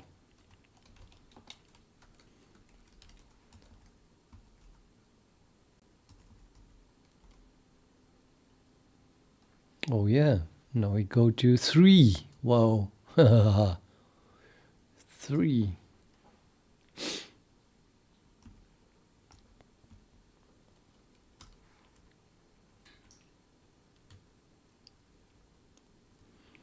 I think that it is 0, 1, 2, 3. So most logical thing would be that then this one must be 2.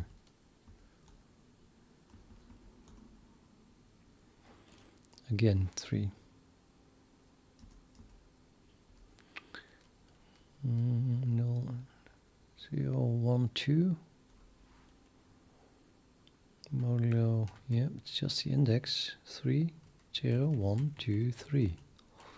This one is wrong. I don't know what we tried already. It's just beginning at 0. Another one is not wrong, it must be 1.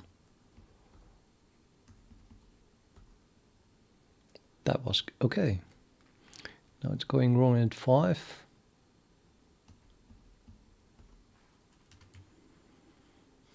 Zero, 1, 2, 3, 4, 5. Just this one is wrong. Let's make it a 2.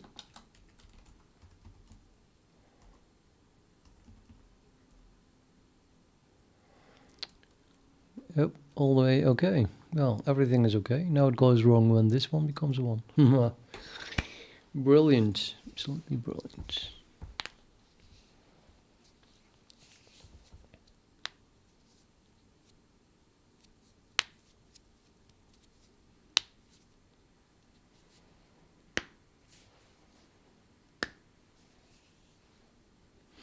Yeah, well,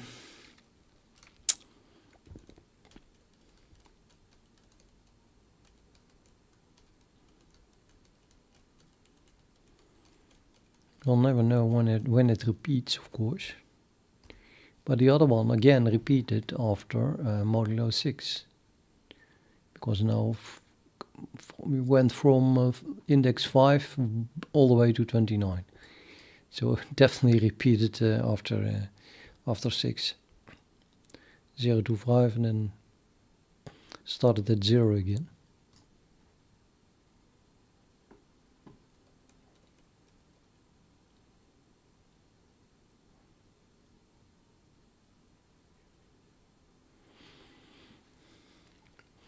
Yeah, I was looking at chat for a bit. What's a few minutes ago? I slept really bad indeed. Way too short, irregular, and so on and so on. Not good. But slowly I'm getting there.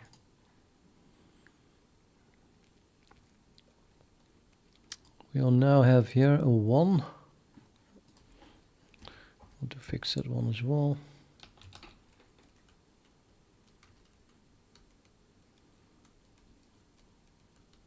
So that is then the M02 as number 1. And that changes stuff, apparently. I don't know how quick, but let's make it an array of an array here. Standard array of an array. And it's going to repeat a few times, but we don't know. Let's guess after 6.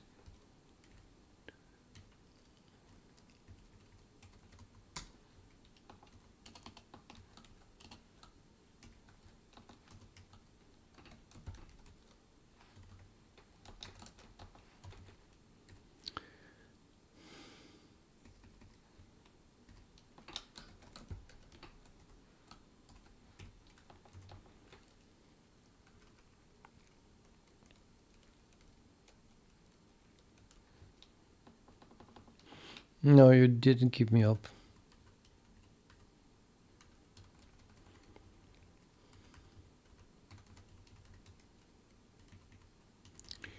But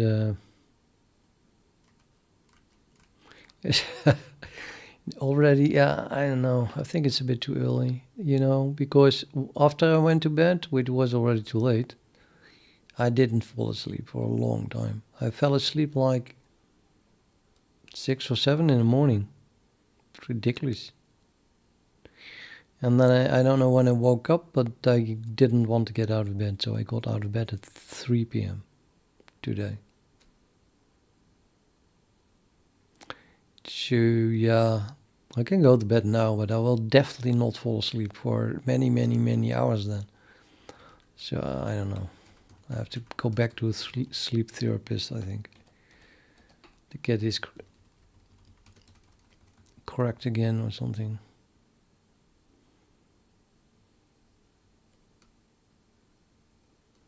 Maybe I should go to bed. Maybe I should go to bed now. I just don't know. Feeling slightly sleepy, but it's... Fuck, my day-night rhythm is a mess. Has been for decades, and then now after I moved, I tried to fix it, but it's just no go. It's once it's broken, it's very hard to get it good okay again.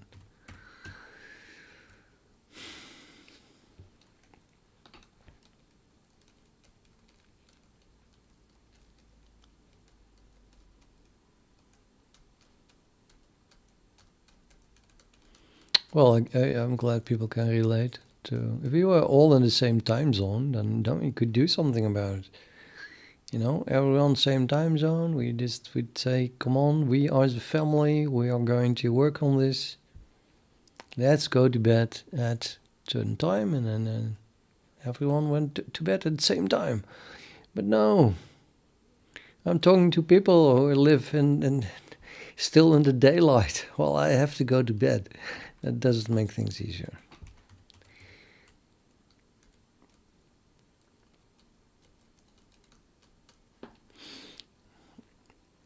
Okay, let's find out this figure. This I don't know what that is. this pattern here.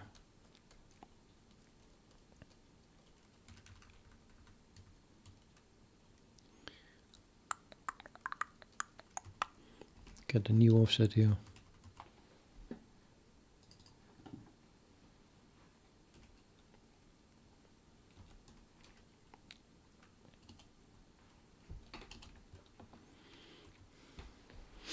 Yeah, so the offset and then our missing variable, and then that variable starts at 0, so in 0 it uses this, and that worked. And then if it becomes 1, it stops working, and now we're using this array. So I think we're just going to find the values of this array, one by one.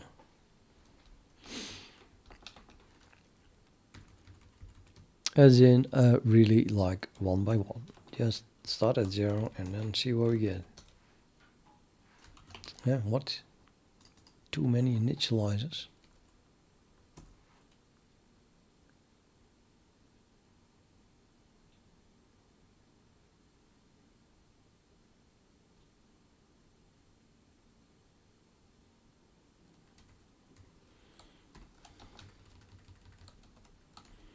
Array is weird.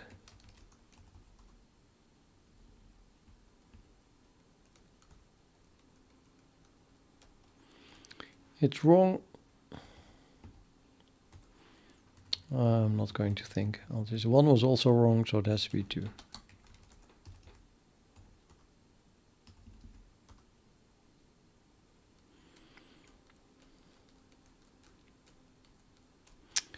Okay, so now we say we are working on this array and index 2 is wrong. Okay, that's how it is. This array, index 2 is wrong. This one, I'm making it a 1 because, just because.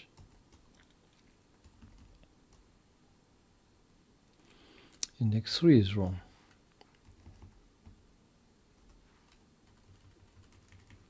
So 1, 2, 3 is wrong. So let's pick it at a 2. Seems logical.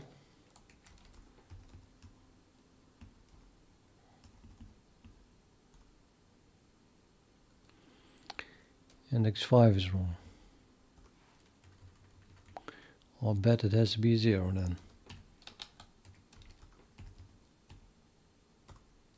Don't you love this, guys? I really love this. This is really fun. Just brute forcing. See now. Oh, this is painful. No. It's going wrong here. At the one of the no, come on. We're just on the right track.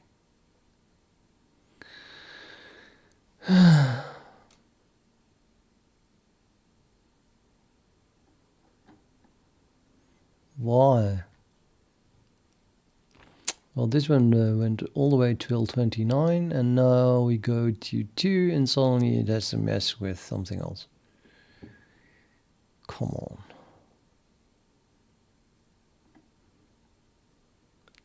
This one has influence on how that one works. It's not possible. Why?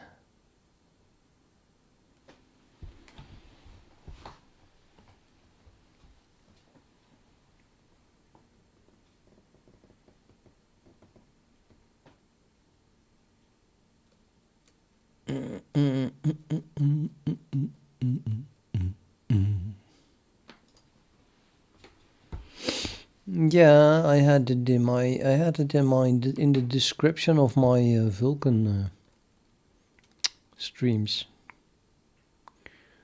The font and everything. It's still in the description somewhere, I guess. Projects AI CXX/Linux viewer.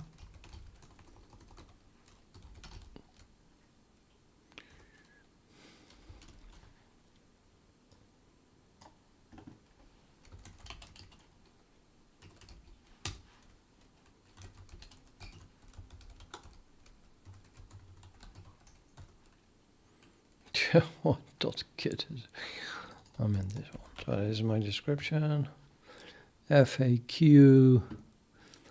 What error are you using? Answer. Bleep. Blop.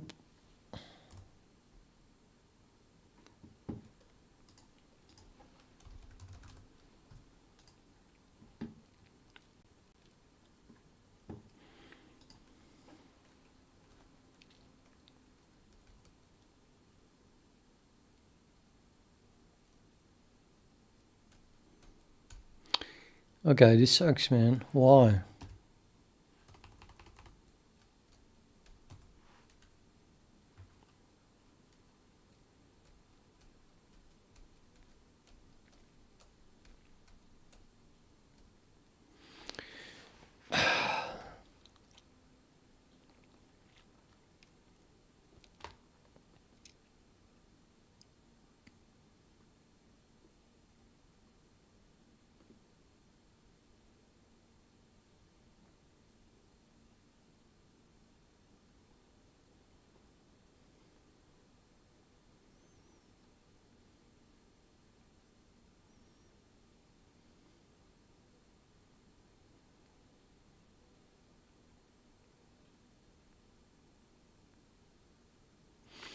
Well, there could be something. Maybe it's because. So a value of 0 gave the right value, but then a value 1 didn't. That means that we add an odd number, and then we divide by 2. So there's some slight play possible here. So maybe that's a problem. So I'm just going to change this into 0 and see what happens. And pray. Either that or 2.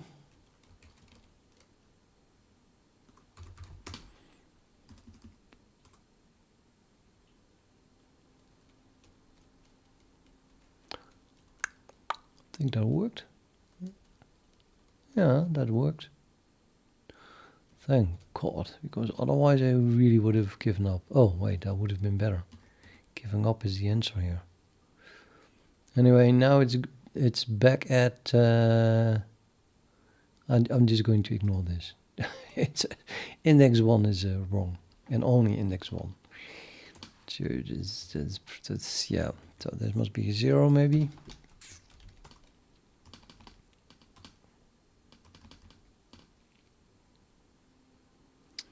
Now index 3 is wrong, so it had to be a 0.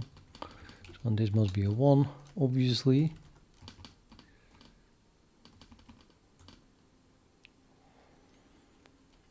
And then we have index 2 is wrong. 0, 1, 2, it's still wrong. No, then it has to be a 2. Do I have something wrong here? Yep, that worked. Now 3 is wrong. Oh, well, let's guess a 1. Gonna guess a 1 and a 1.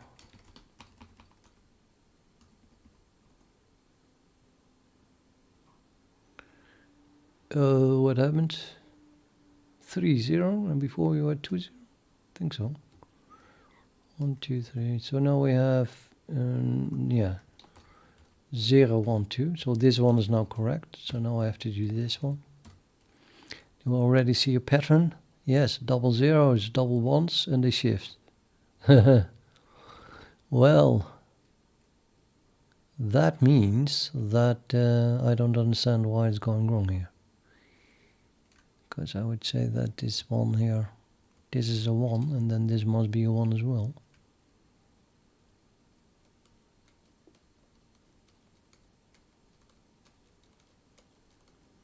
Plus, let's say if they shift up, 2 comes there, the 0 comes from what?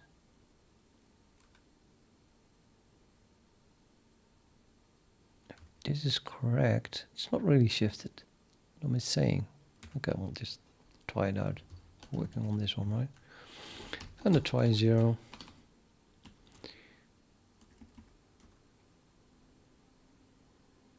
Index 1. But there was a 0. Let's try 0 again.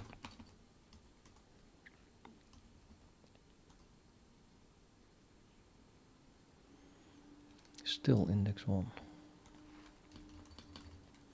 Now I forgot what I already had. I think a 1? No, I don't know. Let's try 2.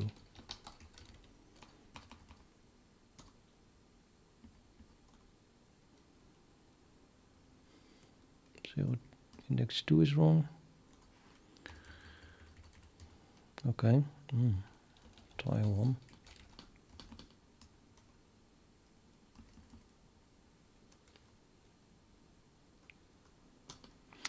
I have music on, but YouTube doesn't allow me to let you hear it.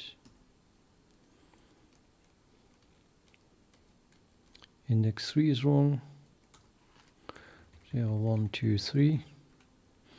Okay, now I'm gonna repeat it. 1, 1, 2, 0. That is what it was before as well.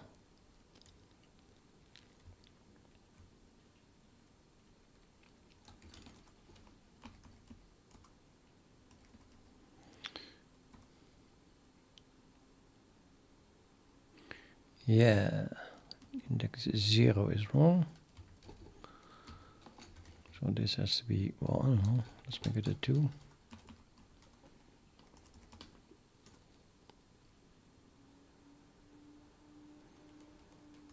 Nope. Why keep I forgetting what it was? So I made the 2, that's not it, and now I don't know anymore what the previous value was. What was it? A 0?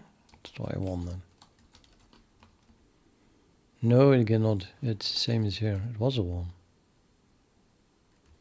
Try 0. I tried a 0, right? Try 2. Wasting time here.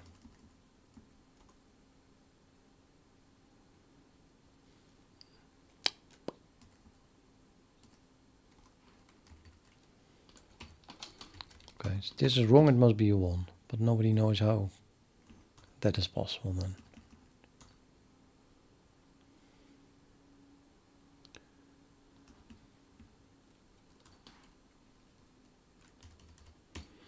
Okay, yeah. Then this is not a 1, so it must be a 0 or a 2. I could have known that in advance.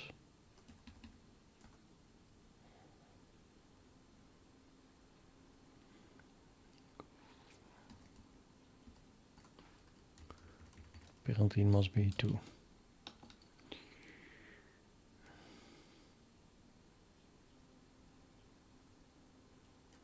Then this must be a 1, I bet, and this must be a 1, and this must be a 2, and this must be a 0. And now we're going to hang on index number 5.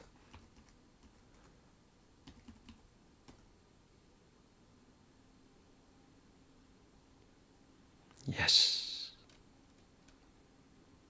Actually, we are hanging on 6.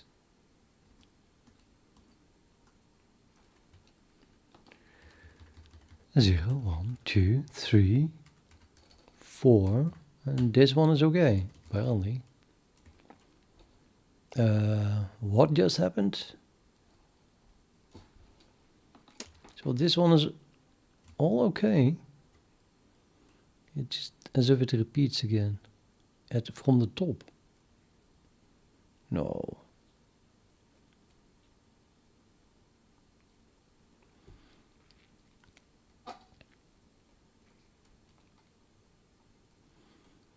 I'm gonna have to try this. So just let me make this 0 a 1, and then see that indeed we stop there.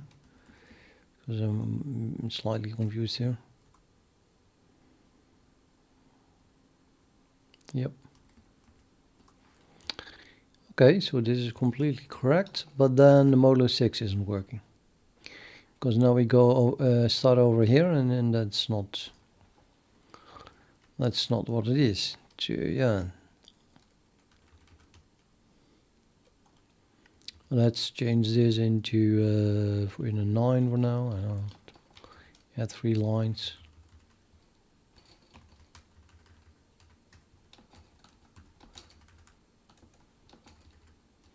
So those 6 are okay, and we have to fix this, and it's not the 1. Does already someone already see some kind of pattern here? Why it changes? I mean, it's definitely just a shift. So we have 6 possibilities, basically. I could brute force that, but yeah.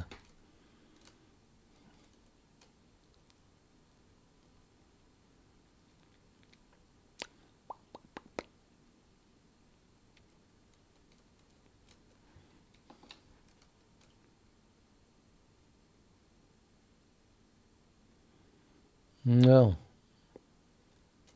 Maybe one of the things that we didn't have yet. So we have the 0, 0, or let's start with the 1, 1, starting here, and starting here, and starting here, and starting here. But we don't have 1, 1 here yet.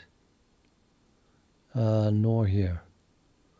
So it could be that the 1, 1 starts at the end, say.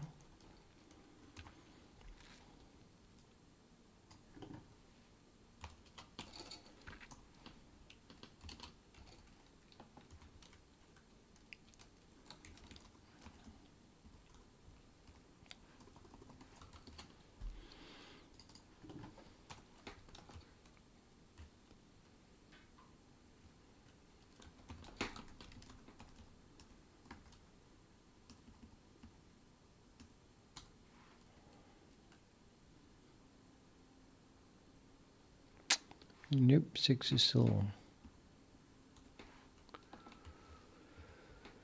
Okay, 6 is wrong, so it's not this one.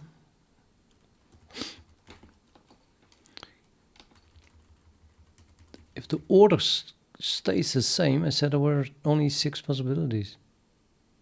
So we have already repeats, right? This one and that one. And then we have 2 other repeats here, yeah. To the only value that I didn't try yet. Of all the ones that we have, it could of course repeat again, but let's just try first the one that we never tried yet. And that then would be this whole thing shifted right 1. So that is 0, no, 1. And then the rest. Of course, I didn't use that one yet. I don't have a 1, 2, yeah? No.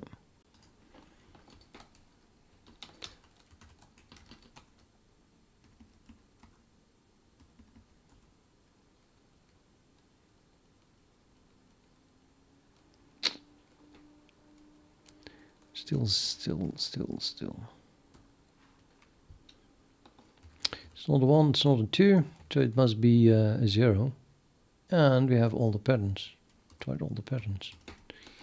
So it must be, if the patterns really don't change, it must be one of these 3 here.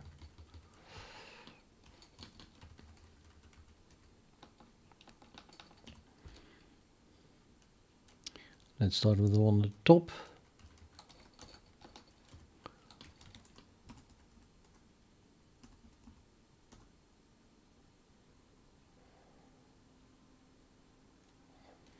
Yeah, that was almost okay. Now the first element is okay, indeed, but not the second. So, these two are actually the same. So then I guess it must be that one, or my whole pattern is scrambled suddenly.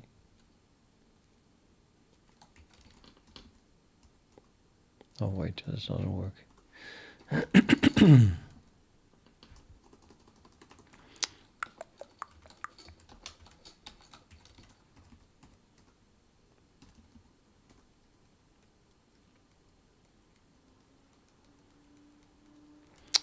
Yep, that worked.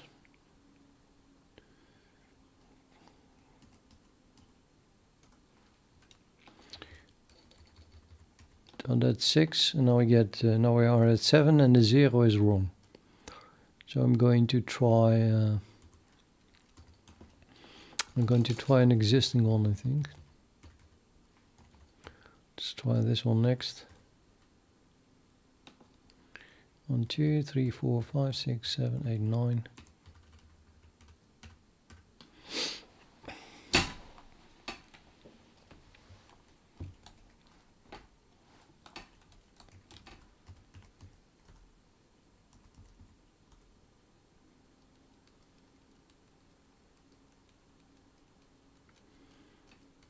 7, 1. So the 1 is correct, but this one isn't. Then that gives us only a single option if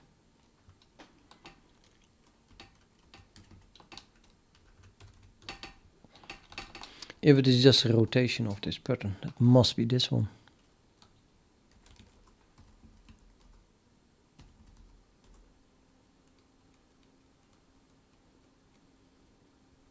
Yes! Now we go to 8. Brilliant. So I'm pretty much convinced now that it is really just always a rotation of that pattern.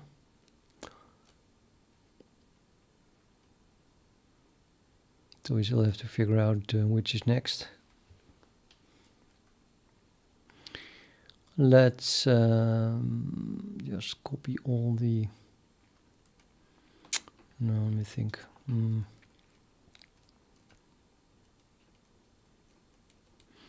1, 2, 1, 1, 2, 1, 0. I don't see any pattern in it. It's kind of weird.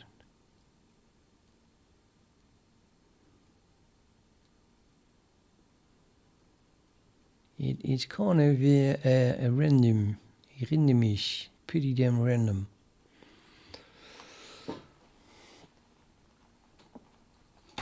I have no idea how long it repeats either.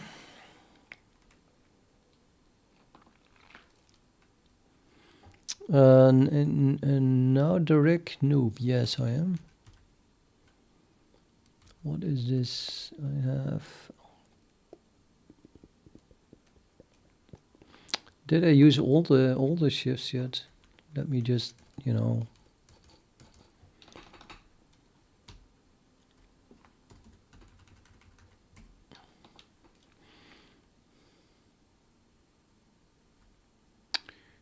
We have 0, 0, 0, 2. So then it was shifted by 1. That's like, say, this one. And then we get, let's say, 1. Must be 1, 1. No, let's just rotate it. So I want to have 2, 1, 1. This one.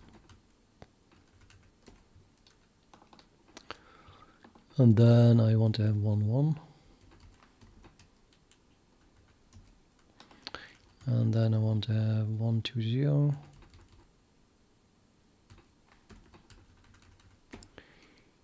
And then we want to have 2, 0, 0. And we don't have that yet.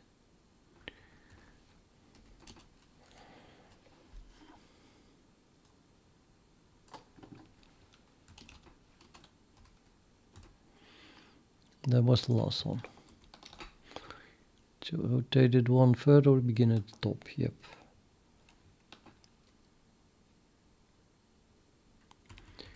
So now it must be one of these. And I'm just trying the last one. So, well, maybe that wasn't smart. In the end, you don't want all that work. So let's put in one more here for now.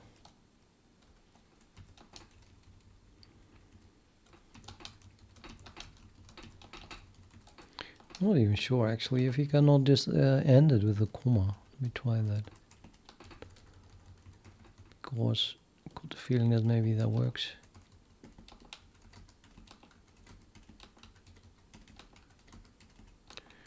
Okay, I'll begin with the first one. That worked.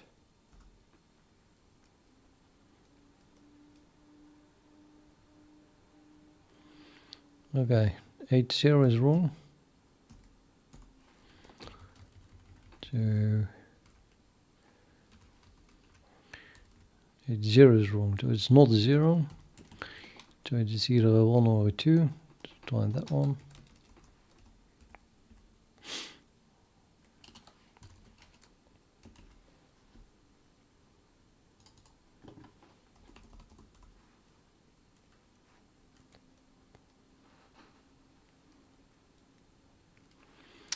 Still wrong.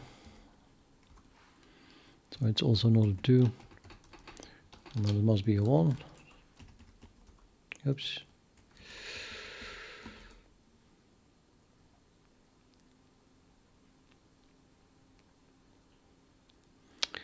And now the second one is wrong, so it is not this one, it must be this one.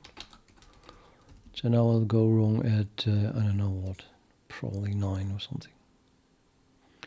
4, 5, 7, 8, yes, 9 and 10 even, wow.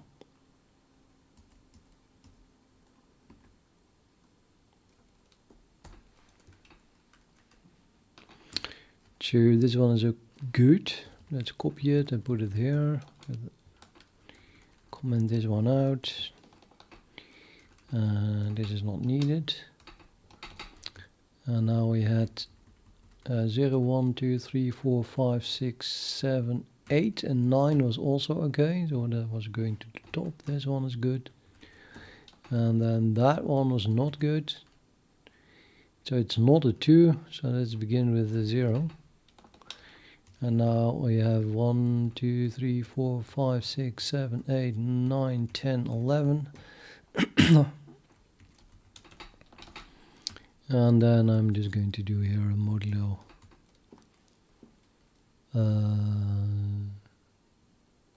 Yeah, well, I don't know, 11.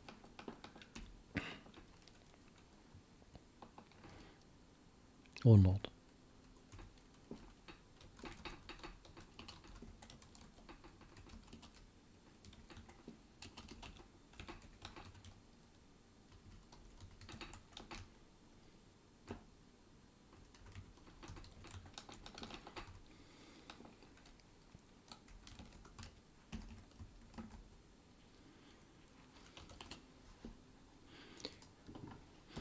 Start keeping to forget types a lot there.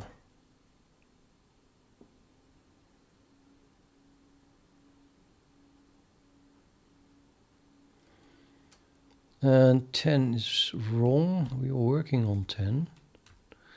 So it's not a 2, it's not a 0. So it is probably a 1 then. Or did I say that it was not a 1? It was not a 2. I'm pretty sure of that.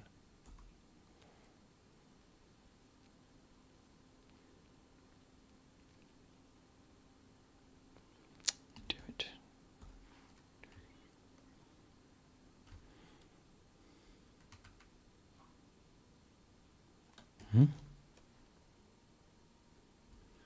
No. It's not a 1. Let's try 2.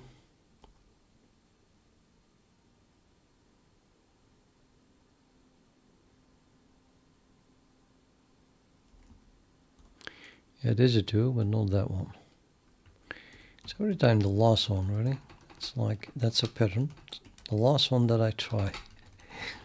And that's it. That's every time.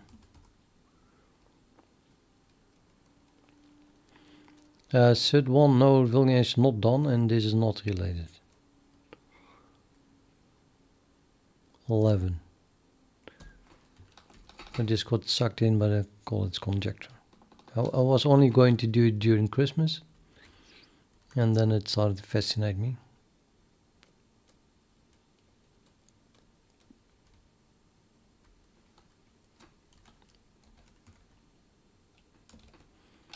Make that 12. It's not a 1, might as well try this too.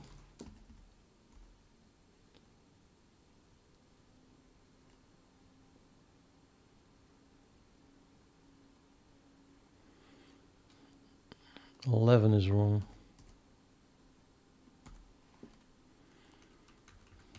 We're working on 11 because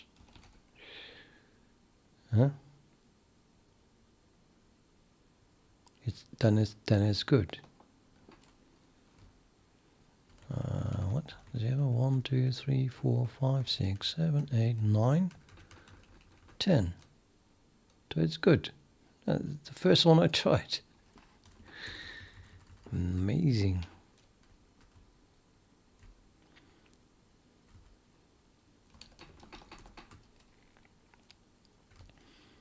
Well, I'll try the same one again.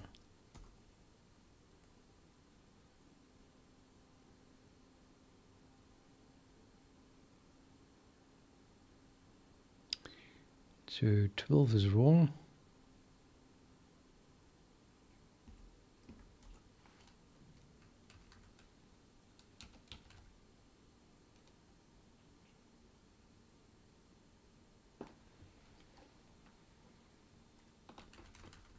That cannot be it.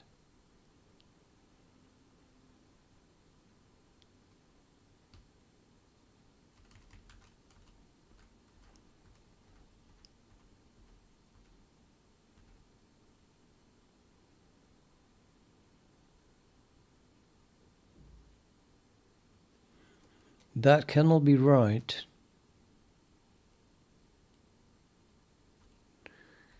That's the second on the row, that would be right. It's again right, it says. What?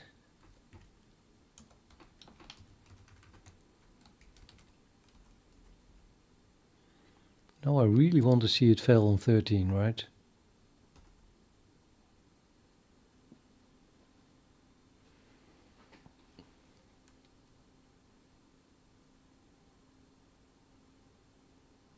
Yes. 13.2 is wrong. Which means it's not this one, but then 2? What? What?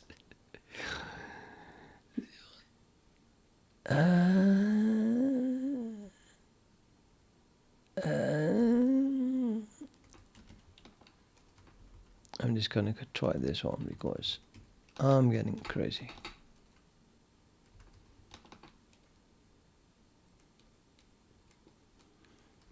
Maybe should number them because I'm starting to lose track of what is what here.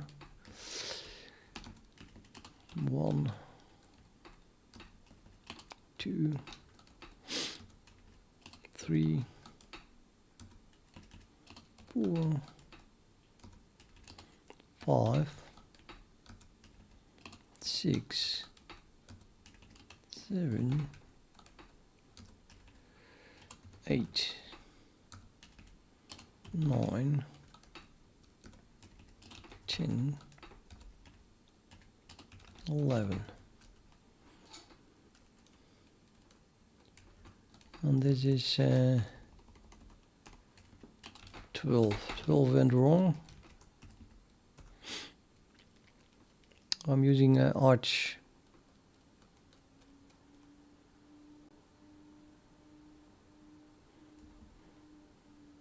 Now see, 12.1 is wrong. Till this one is wrong. And when I was using this, it was saying that the 0 was correct. So it's actually a 0, and suddenly we break our rotation pattern. After 12 repeats. I'm shocked.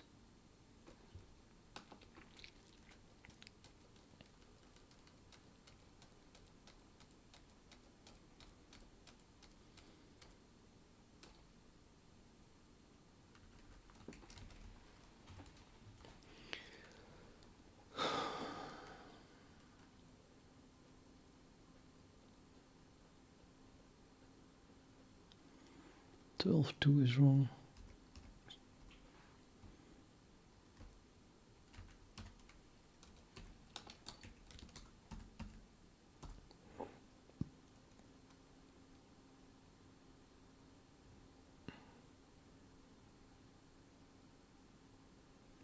Four is wrong.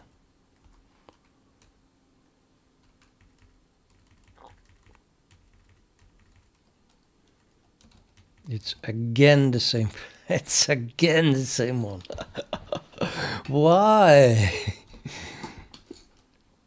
Absolutely amazing.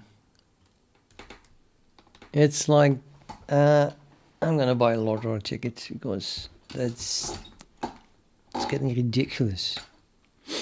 Maybe after this it's always the same. It doesn't change anymore.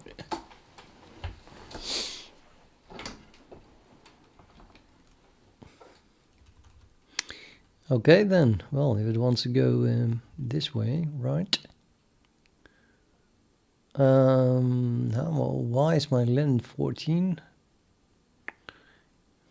And you can add another one for free. Let's add this one. I mean, huh?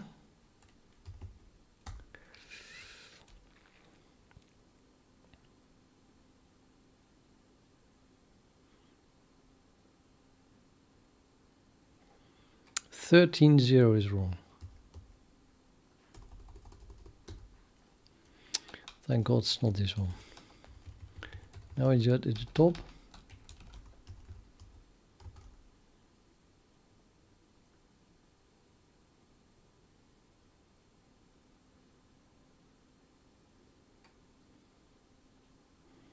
Now all the way to 14, so the top one was a bang. A hit in one.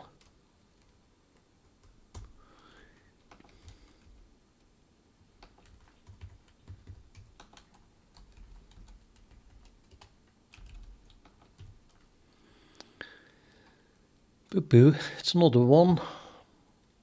Let's go to 15. How far do you think do we have to go here?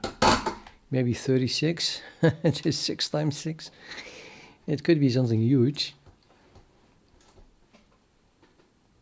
At some point it has to start repeating, but don't know when. Definitely a really weird pattern there.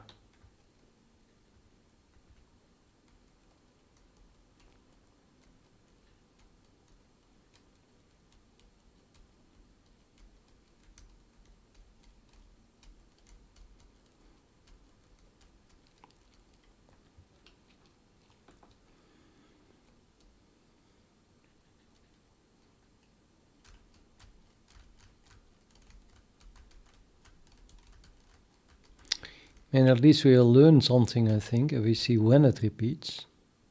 And then if we do the next one, which is probably going to be so huge that we'll have add even more automation, then we might at least see a pattern in the size of repeating. You get what I mean? I mean, if even that is not understandable, when it starts repeating, then I think it's time to give up again. But well.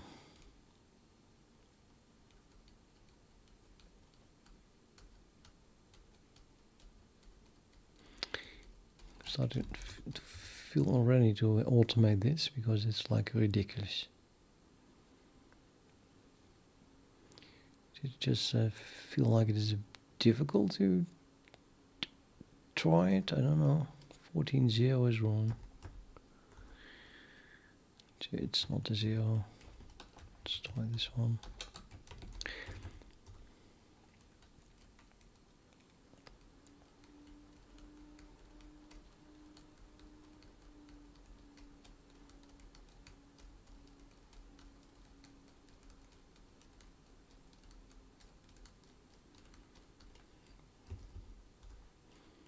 It's not a 2.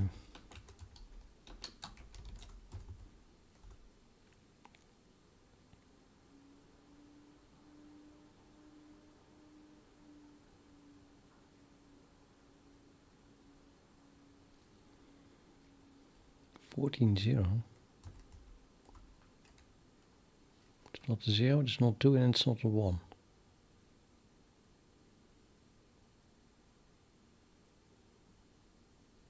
Possible.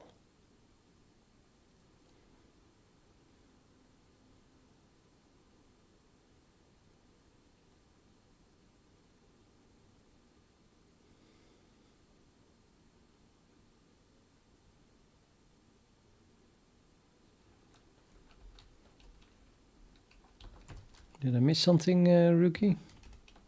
This one? And now it filled at 14, so did it fill at 15?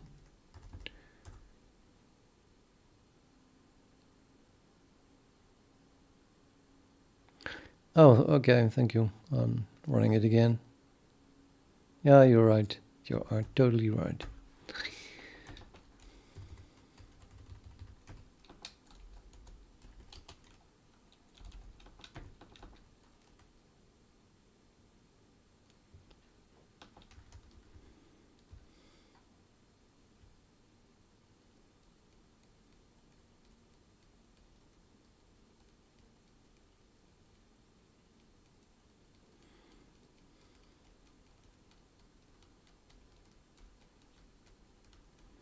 trying to see a pattern in it, but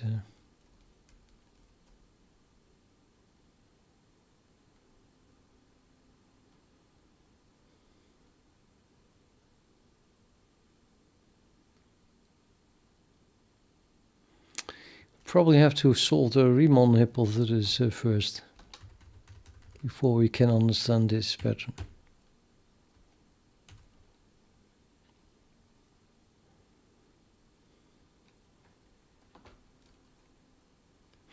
Well, I don't understand the array either. It seems random. Well, it's the same array every time horizontally, but then rotated. That's what I understand. But the rotation itself, I cannot see no pattern whatsoever.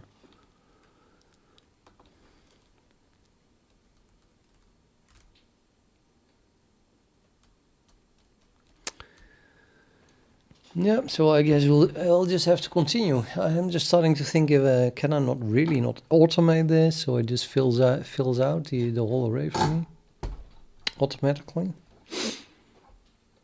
because I'm gonna need it anyway for S is 4. It's gonna be huge.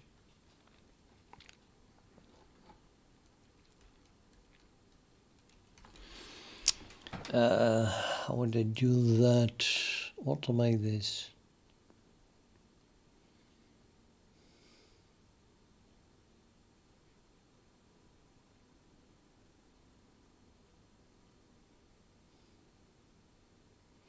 Seems I need to know only the first and the second value, and then now we know the shift. And what this is returning. This is returning from. Let me just make this a huge array. So no modulos yet. Should repeat within 100, right? And then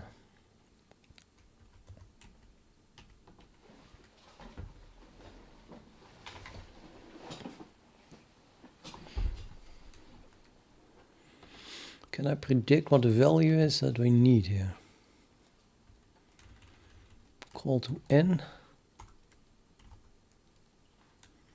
It says here wrong. It should have been.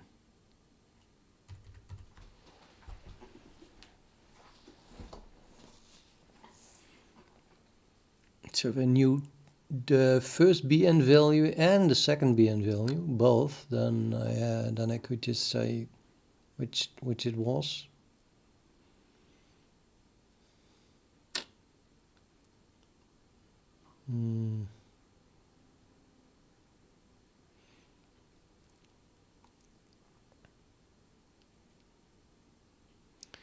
M0 to S. R to K.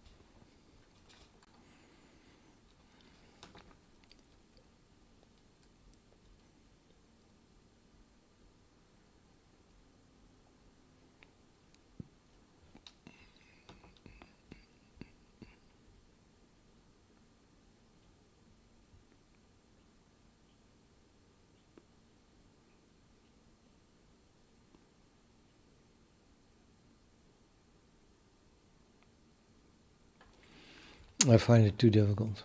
Maybe tomorrow if I don't feel the pressure of going to bed.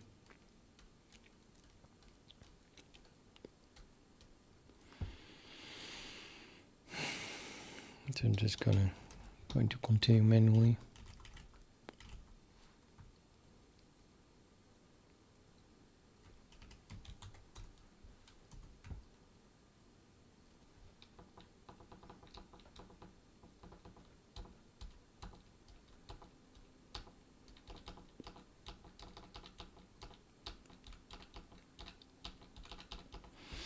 Well, what I can do is maybe try it again with... No, I can only find one number. No, I can only find one number at a time, so no. Yeah, no.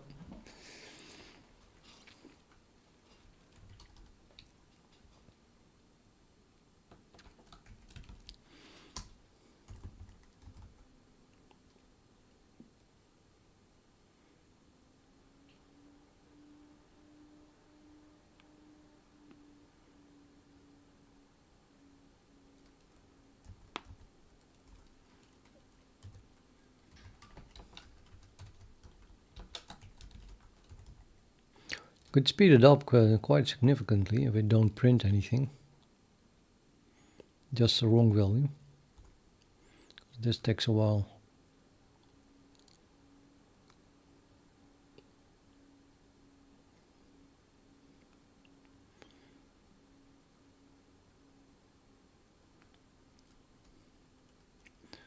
And so we do 15.1, so yeah, it's this one.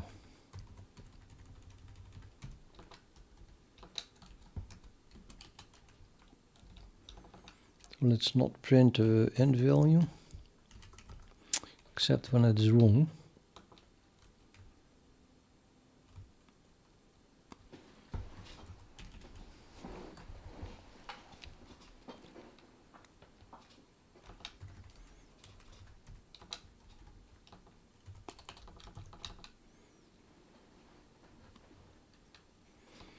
And then not print the K4 value.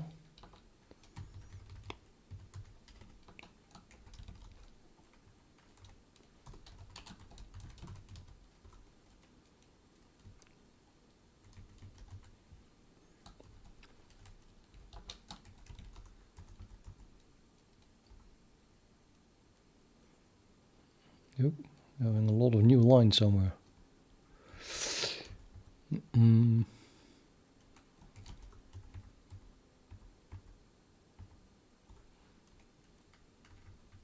This one? No.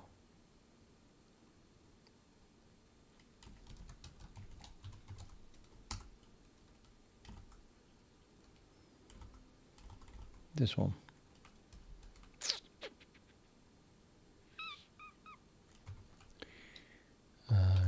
Just comment that out, I guess.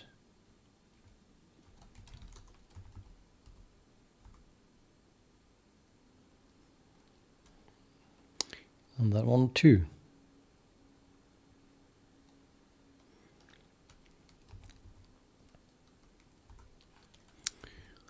After all.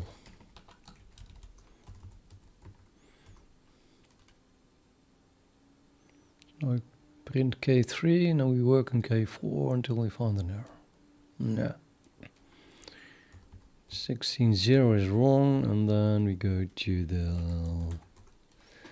array 16.0, so it's not a 2. So it must be a 1.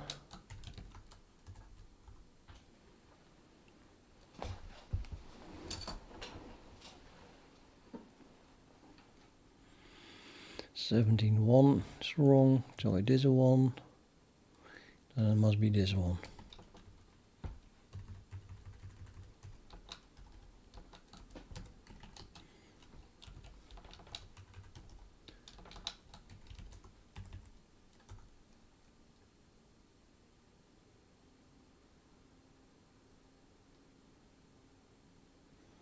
$16.1, really?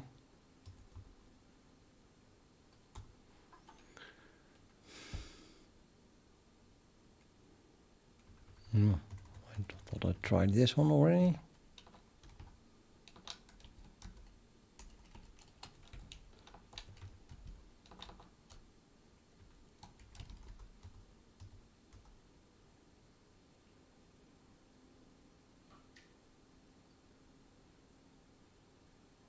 $70, yes. I don't know what to do. So what was the problem here? 17.1. So it is indeed, it starts with a 0, but it's not this one. So it should be the other one. This one.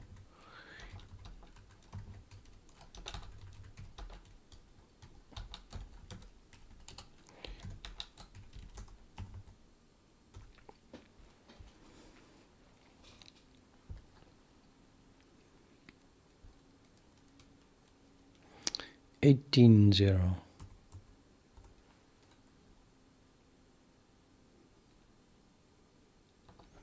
So this one is not good.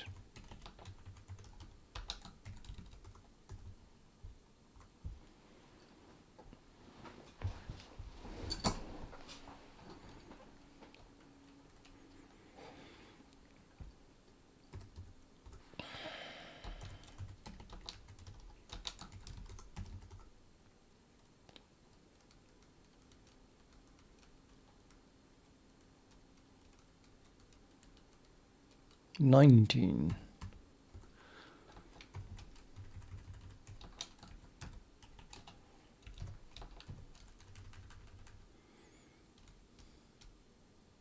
Well, might as well begin here, but start at the top.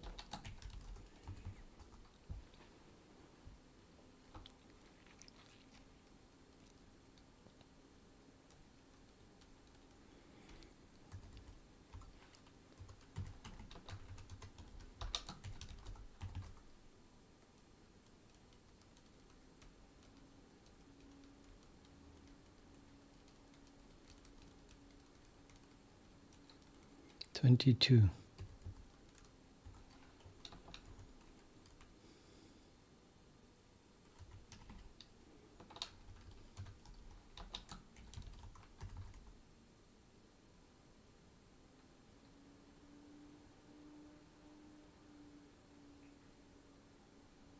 $19. Okay, so it was correct. I did it again, or 20. Yeah, I did it again. 19 was good. And then 22, so now it's the other two for the 20 then. So now it goes wrong at 21. Nope, 20.0. It's not a 2.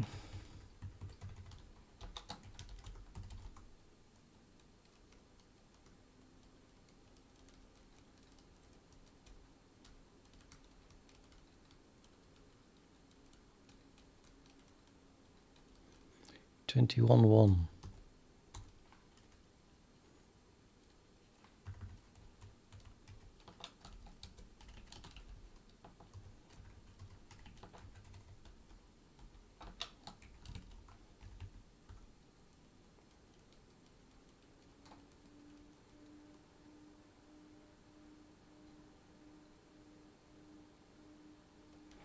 $22.1.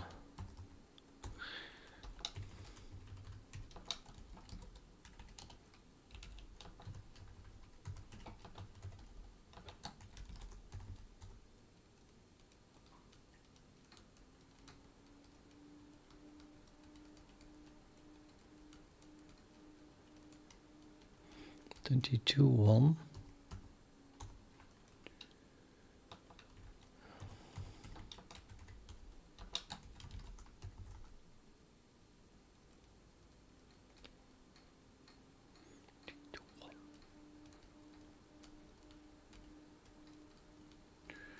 $23.0.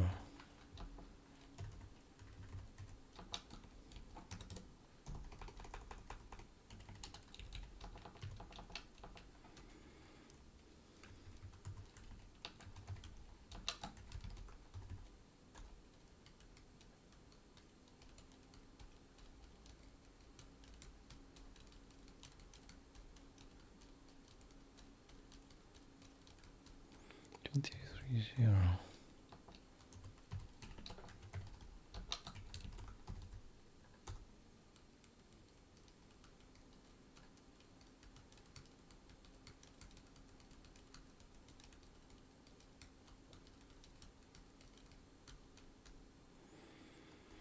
And 241.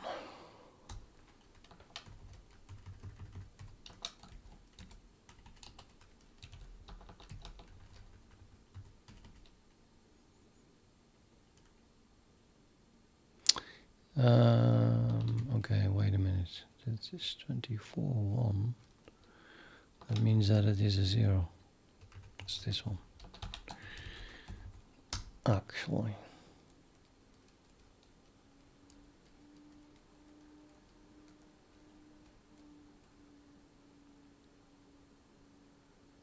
Yep, 35.0.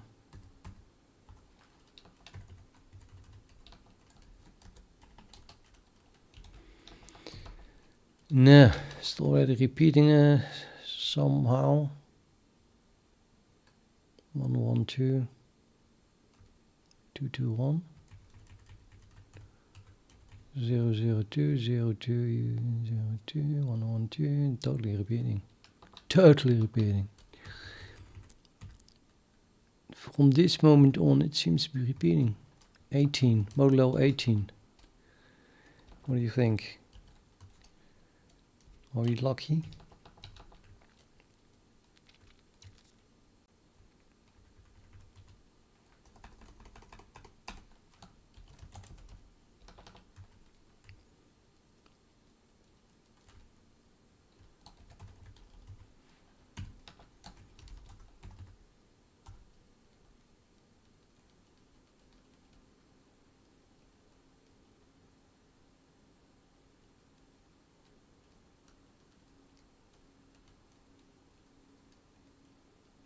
Yes. Let's turn on the printing again.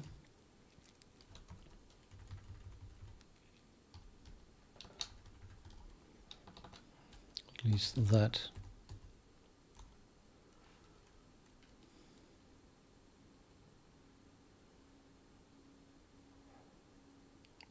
Seventeen, 18, 19, 20, 21, 23, 4, 5, 6, 7, 8, 9, 29. Well, I suppose it's going around, but I should maybe try multiple of 18 a few times. So 29 doesn't feel like enough at this point.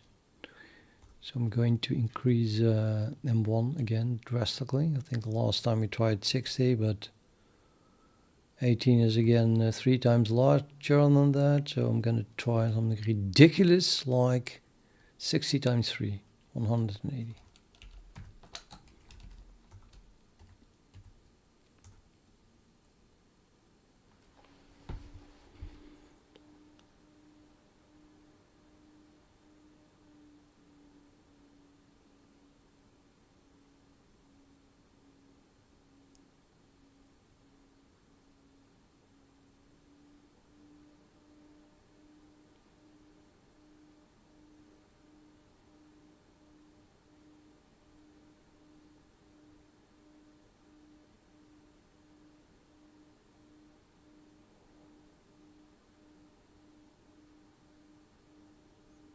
Yeah, okay, I'm convinced. So the repeat is now went from 1 to 6-ish or not? I don't know the one, but I suppose. And then from 6 to 18. Modulo 18, I guess it's just 3 times 6. So it seems pretty reasonable to assume that the next one repeats after 3 times 18. That's 54.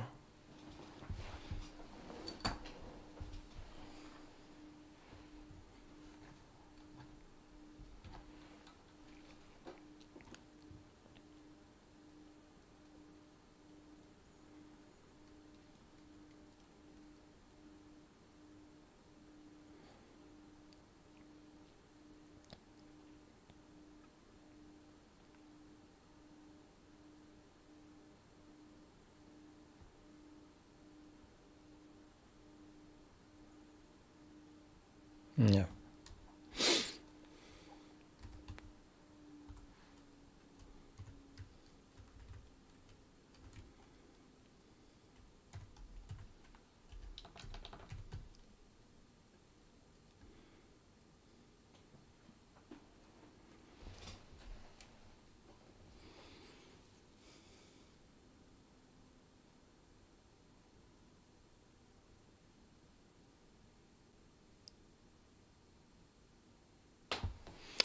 Yeah, but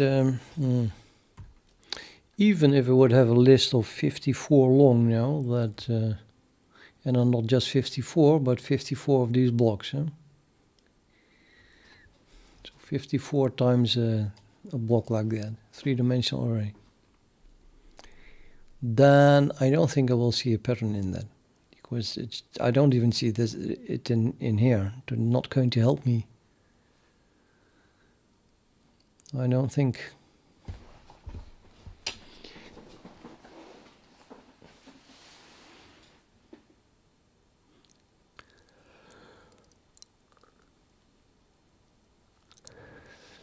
Interesting enough, though, that it is just shifted.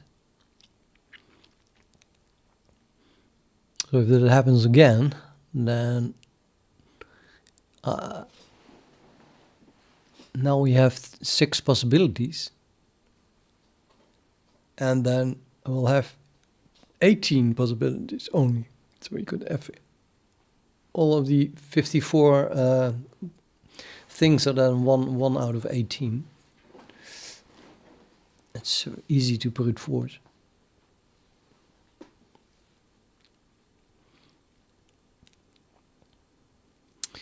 But yeah.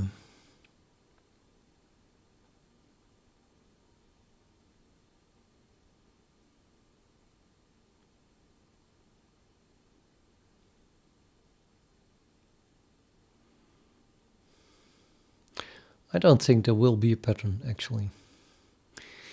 It's very non-linear shit, this floors and stuff. Modulo 3, modulo 2, and floors of divisions. And powers. I mean, 2 to the power some integer divided by 3 plus 1 divided by 2, and then the floor of that, and then the modulo of that, and then, stuff like that. I mean, it's material to build a random generator with. Yeah, I don't think we'll see any pattern in here. That's probably the only reason it starts to repeat is because the current internal state of my so-called random generator is limited, and it just has to repeat.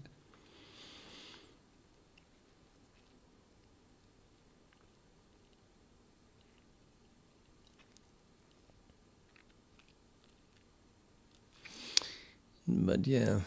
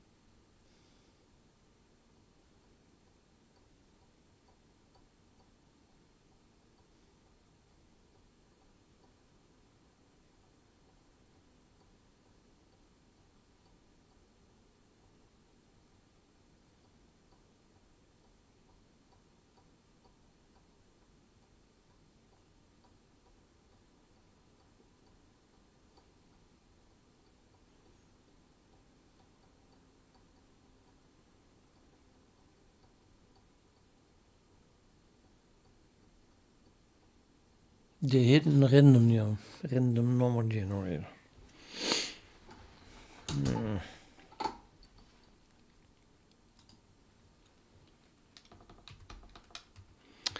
I was trying to prove the Collatz conjecture via Pierpont.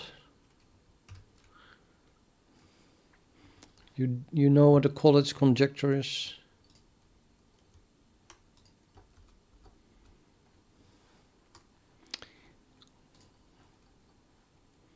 You also got to love this YouTube.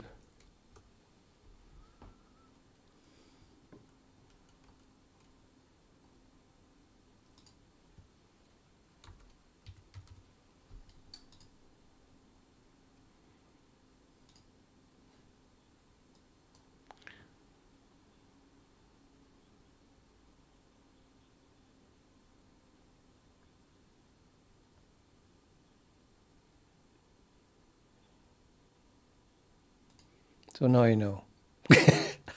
I'm working on something that the world's best mathematicians have not been able to solve, and that everyone is being warned on not to work on, because it will just suck in all your time.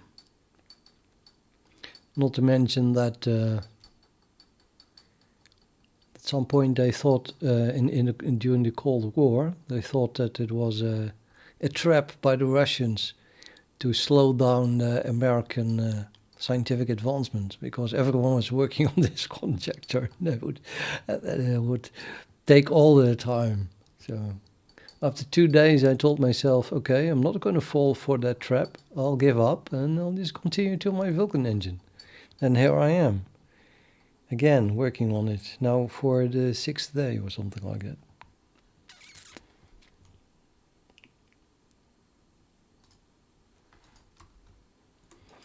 It's just so intriguing. I totally agree with that. It's dangerous because it's so intriguing.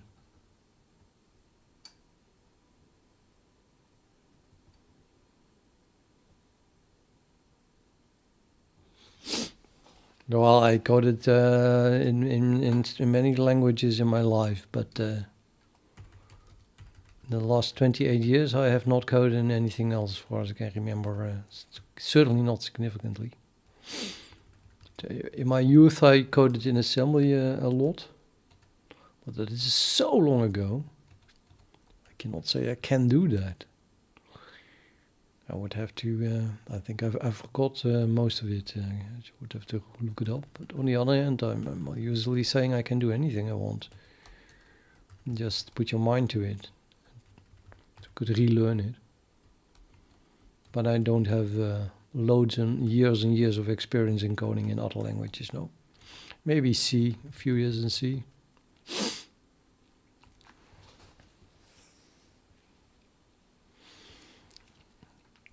I still think that the code that I wrote now it's nice, you know. It's like it's pretty close already.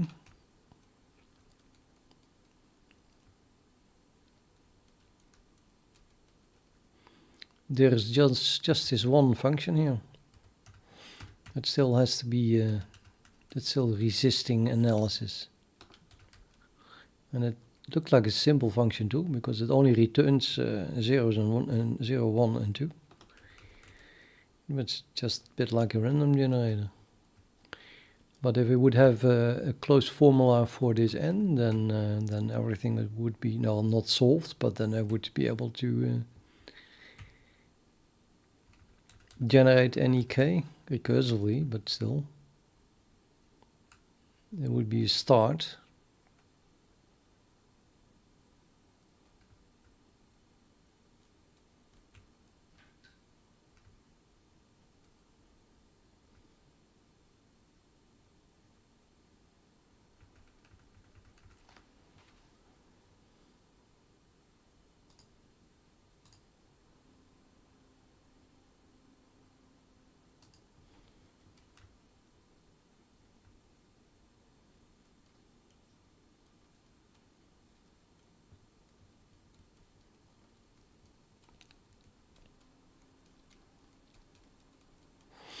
Yeah, what this function that I was working on or trying to analyze or figure out does is it converts the m value into n value, and that means basically it tries to predict when corresponding k values are equal to 0 modulo 3.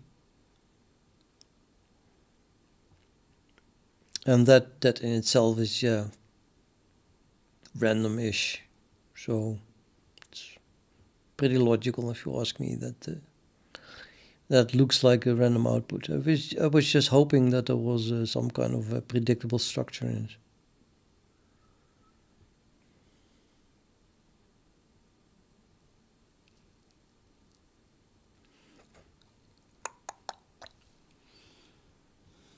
I should just return to the Vulkan engine. Really, I should.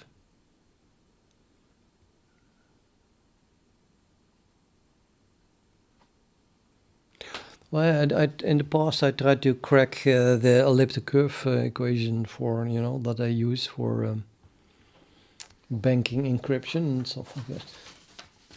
I wasted a whole year on that. And I did some great things there. Like, I think I showed it before, I think, on the stream, but let me show it again.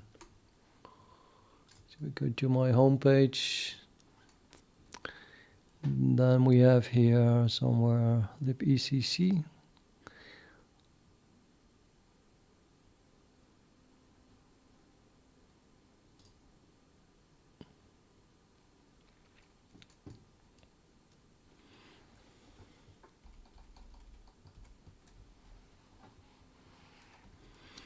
So this exists of, well, just bitset code. Well, you know what bitset is. The difference maybe between, I mean, I wrote this before bitset existed in the C++ standard. But still, that bitset is, I think, dynamic, isn't it? And, well, it would not be suited for this. This class can do very special things. And it's built for speed. It's built for speed for the special things. See if we can figure out what it exactly. Well, first it is a fixed width, and then it optimizes as a function of its width. I mean, it's compile time, so depending on the number of bits, it's implemented in the most efficient way. And then I have stuff like, I mean, the lowest level is just assembly, which I wrote by hand. And unrolled loops. It's ridiculous. But it's just a bit set, so let's forget it. And then I do have a random number generator here, which is actually quite fun. I think the font is a bit too large.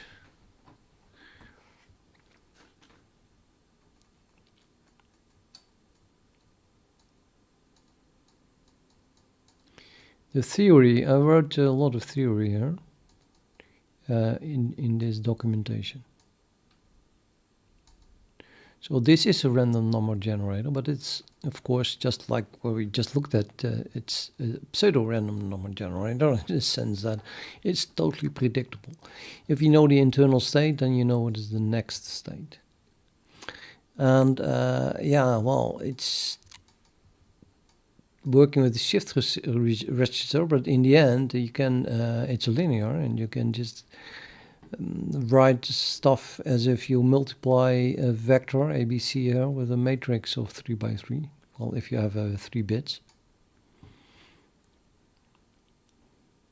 Well, that emulates shifting the register and doing the feedbacks the way this thing works.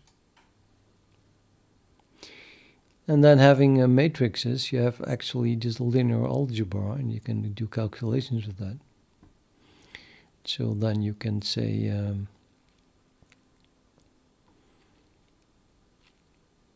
that this you know, you can prove that random number generator repeats after a certain time, and when it repeats.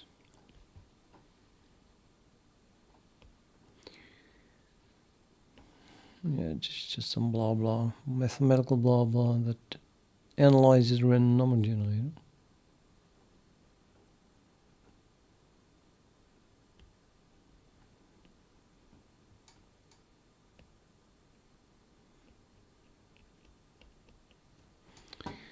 We have more interesting things. Well, I also wrote the secure hash 1, which is now not totally secure anymore, but that was just an implementation. And you get the Galois fields, finite fields with the cardinality of 2 to the power m. Okay, that's the finite fields, means that you have a limited number of elements, and the number of elements equals 2 to the power m, because, well, each element is just a polynomial of a maximum power of m, and with coefficients from z2, so each coefficient is that just 0 or 1. So you have an example of that here. It's really, I click on this and you have to wait. I thought it was 2023. So here's an example. Oops. So we have a polynomial of power 8 here. No, this is not what I wanted to show.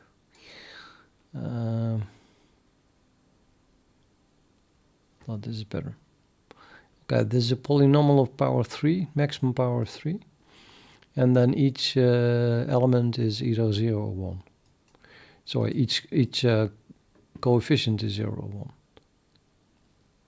So a total different number of polynomials are therefore 2 to the power 4, of course. 16 different polynomials. It's a 0, 0, 0, or 0, 0, 0, 1, or 0, 0, 1, 0, and so on. It's just a binary thing.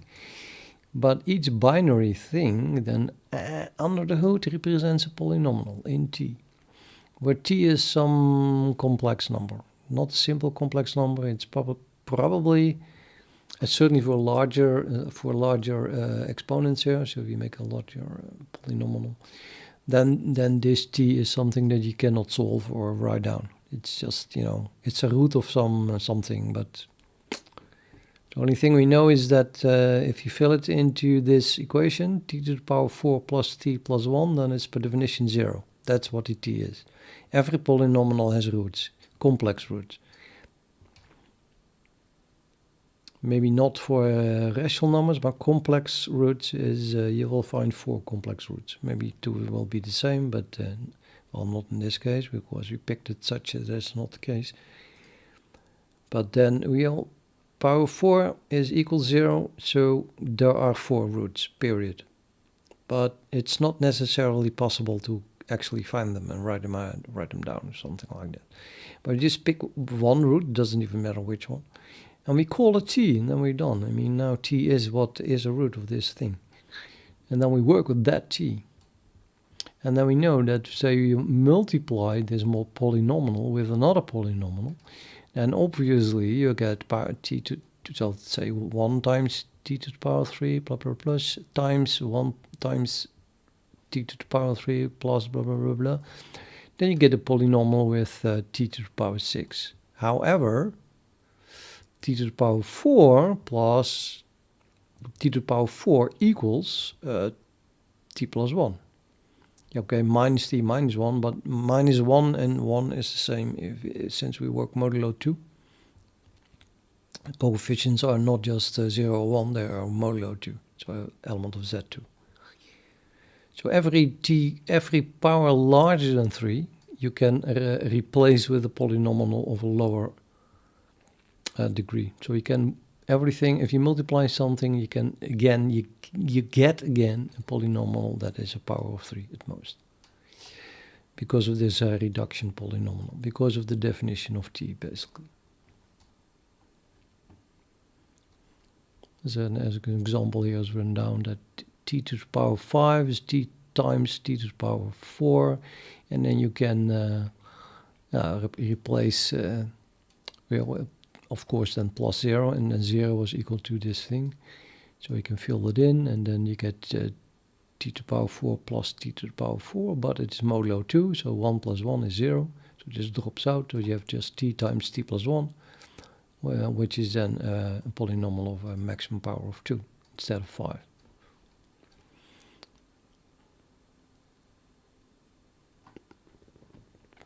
So that's basically what finite fields are. Finite fields are polynomials with a reduction polynomial with coefficients over some other finite field zp with p as a prime, and this whole library uses p equals 2. All the coefficients are just 0 and 1, which is something that the computer really appreciates. So then we have our finite field, and then well, you have more theory here. Then you can start talking about elliptic curves. Elliptic curves are equation. I'm looking for the equation. Here's the equation. X to the power 3 plus a times x squared plus b equals y squared plus x times y. A field is something that has multiplication, division, addition, and subtraction. A finite field is something that is addition, subtraction, multiplication, and division, but only a limited number of elements, aka the polynomials over Z2 with a reduction polynomial. So now our x, and y, a, and b are element of such a Galois field with the finite number of elements equal to 2 to the power m. And since there are only a limited number of field elements, there are of course only a finite number of solutions to this equation, because x, y, a, and b only have a finite number of values that you can pick from. And then the big question here is, how many solutions do you have? That's what you want to know. So we pick a field, we have this equation, and we want to find all the solutions.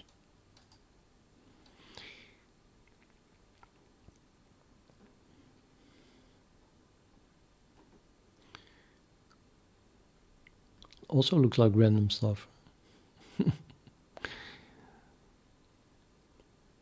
So I applied brute force too with a program.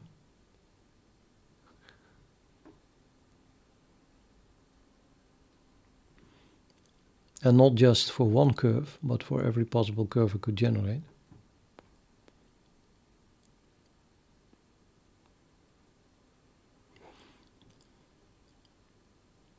So if we take m equals 3, that means that you have all the possible Galois fields with 8 elements, 2 to the power 3. And the reduction polynomial is doesn't really matter, but well, it has to be 1 of power of 3, of course, and it must be what is the word? An irreducible polynomial. So there's not that many choices, but it doesn't matter which one you choose, just as long as it's irreducible. Irreducible means you cannot write it as a product of 2 polynomials of a lower degree. So in this case, then that would be 2 to the power 3 plus t plus 1. So we set this to 0, and then defines our t, and then we generate well, that generates our GF, and then we can see for each existing curve. I mean, now we have values a and b, and that gives our different curves. We can find how many solutions there are, how many solutions x, y. So we call points, x, y as if it is a point.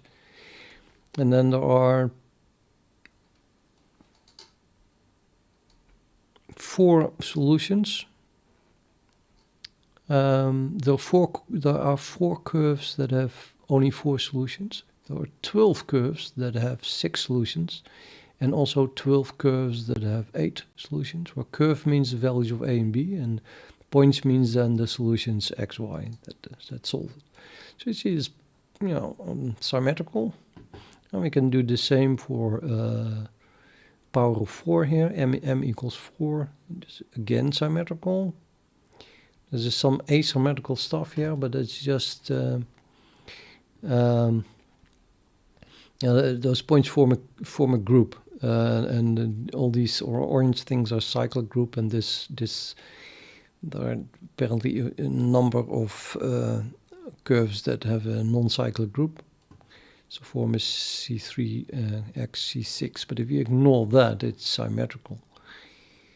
And then for 5 is this, and then for m is 6, you get this, and you just brute force it, so you just calculate and calculate and calculate. I think there's something not loading here. Oh, and suddenly my beautiful things don't load. Why? What is this? Load, damn it.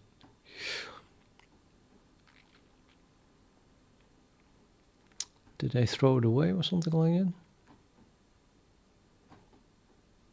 Did they throw my pictures away because they were too big?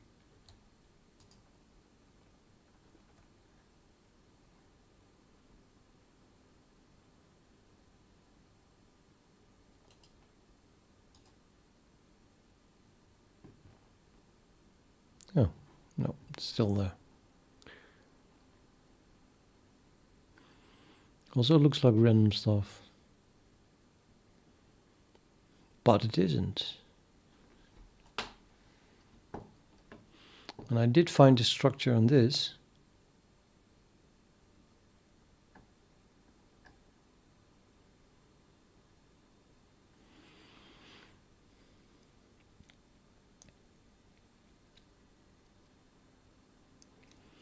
I mean, like one of the first things is that you see that the height of these peaks is they jump from 10,000 to 15,000 and then to 20,000 something. It's not really noise, it's really structured. It's totally not noise. And that can be explained as well.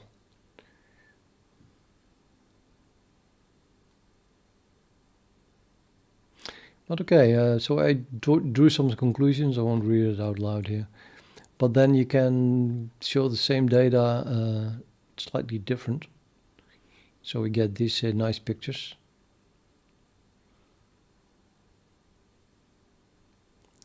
Instead,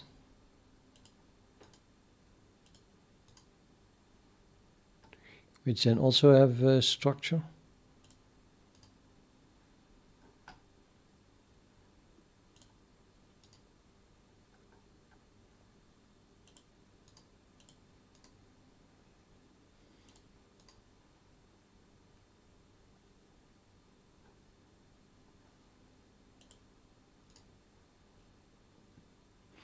You see, definitely not noise. I mean, vertically it looks like noise, but there is structure in it. Like horizontally, it's like wow, totally big structure.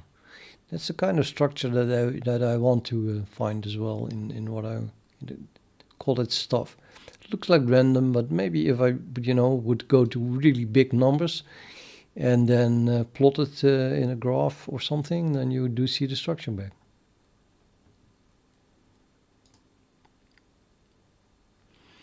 So then I did find some curious symmetries. I won't go into it. It's just you should read it if you really want to, but it's pretty difficult stuff.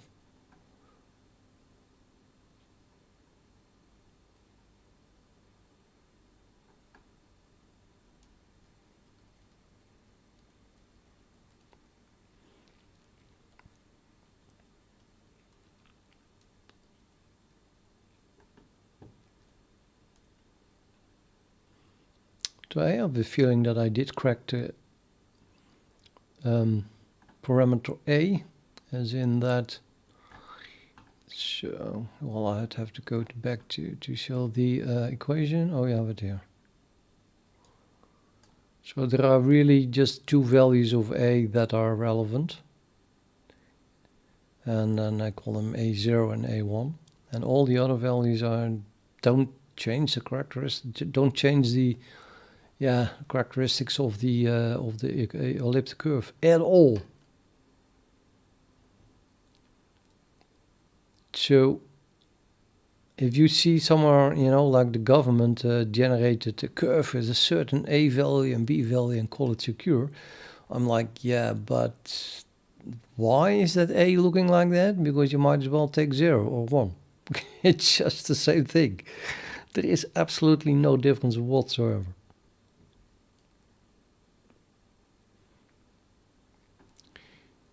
So having established that, I went into cracking the parameter B as well.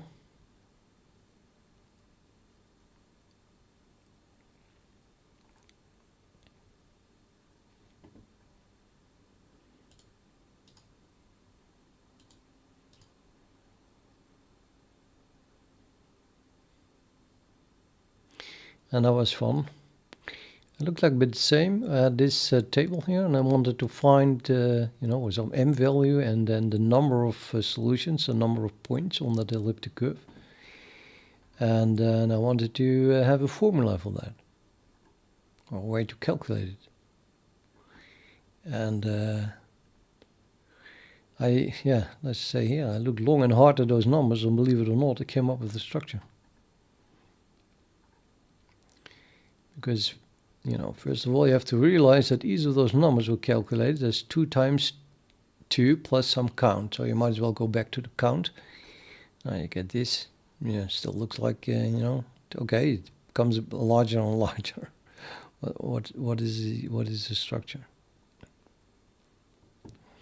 So I noted that if you subtract 1 from this number and then m divides it, and the result m divides the result if m is prime. So you can show that in this table like this. So subtract 1, and then every time m was prime, I divided by prime, by m. Now you get this.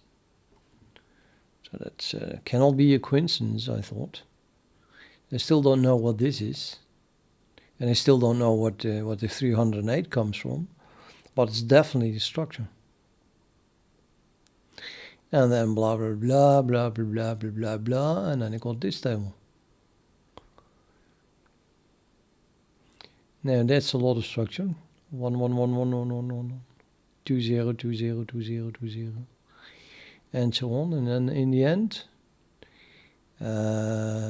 you have just one column to think about. What is this column? Because there's a structure,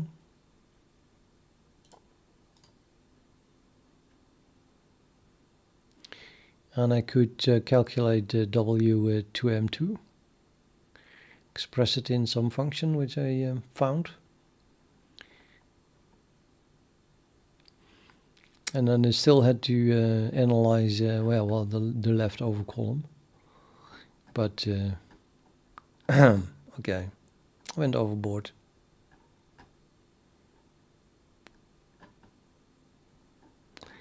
It's so stupid that this page really loads so badly. It's been on my. You have to manually say, please load the formula pictures. Ridiculous.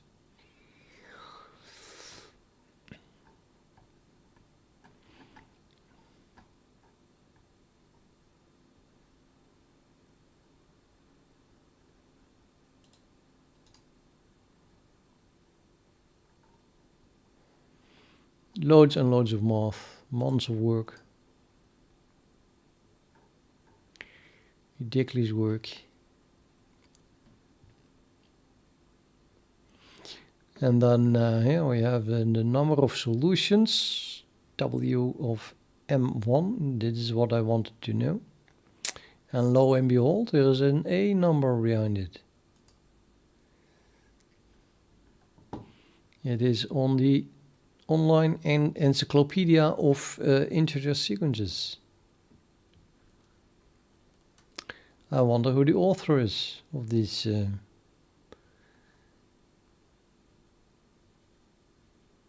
Oh, color wood.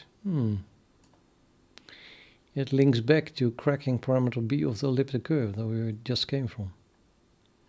Author is color wood. That's me.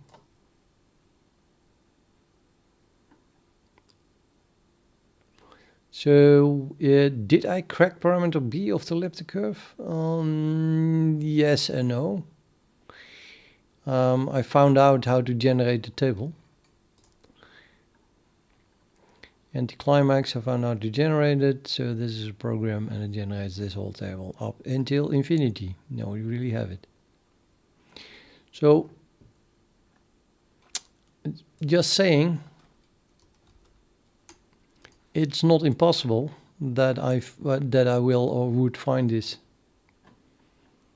because I've just started, and if I can't bite myself into this for a full year, then I have a good chance to find the structure in it. But I don't think it's worth a year.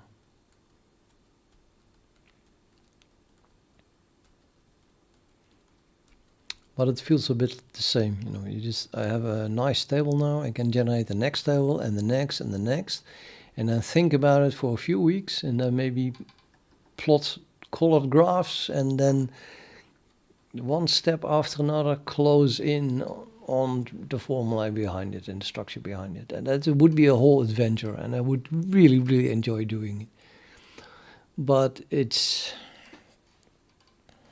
would cost a lot of time. It would cost a lot of time. Plus, it is a fact that all the great mathematicians have worked on this problem and failed. So the chance that I would succeed is definitely very slim.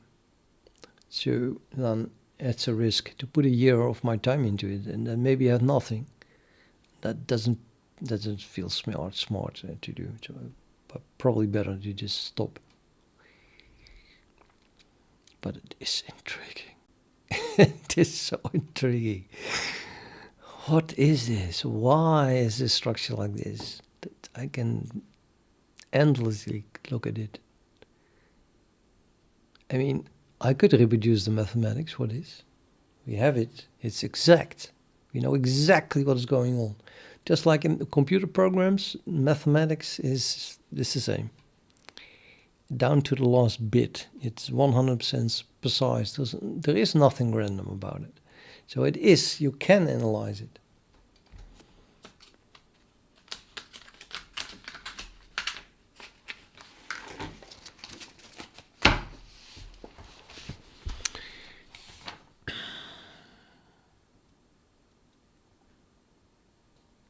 And I feel extremely tempted to, try to find the mathematical formula for this seemingly random thing, because it has to exist and it cannot be difficult.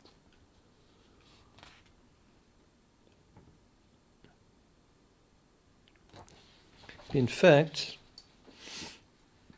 it is 3, right?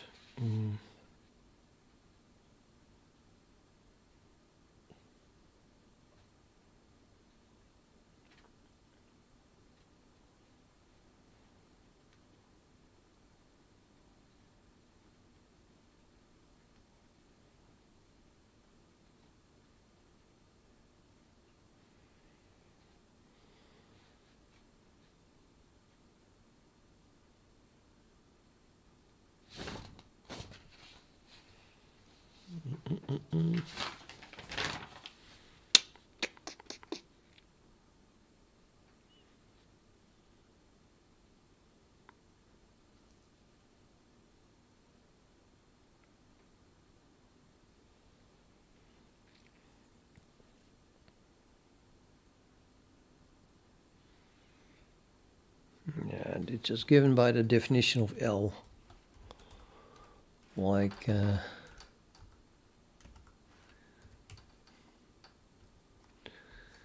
so L is function U with its argument k, which is a function that takes its argument n.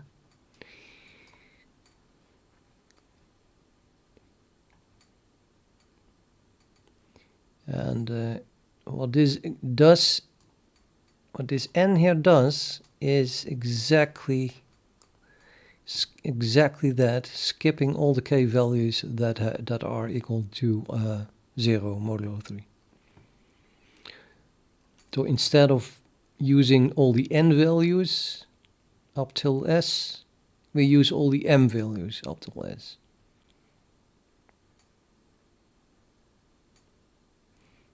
And the m values are continuous, so they just run from 0, 1, 2, 3, 4, 5, 6, 7, and then we have a multi-dimensional space here because we have for s steps we have, well, the 0 is not used, so if we have s steps, this is, yeah, for s is the number of steps, so it is for some value of s.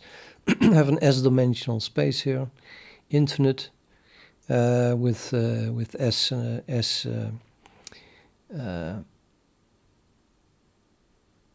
integers.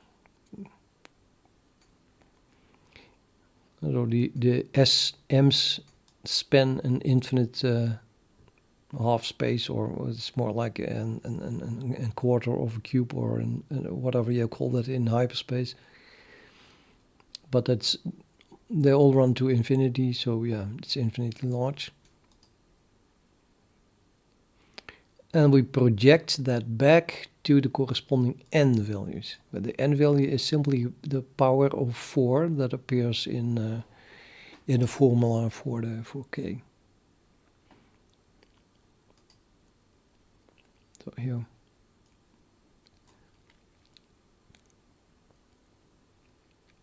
But the problem is that for certain values of n,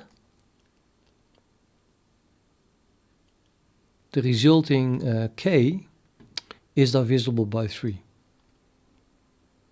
I mean, this is always divisible by 3 because we divide it by 3, but then what you get after dividing by 3 might or might not be divisible by 3 again.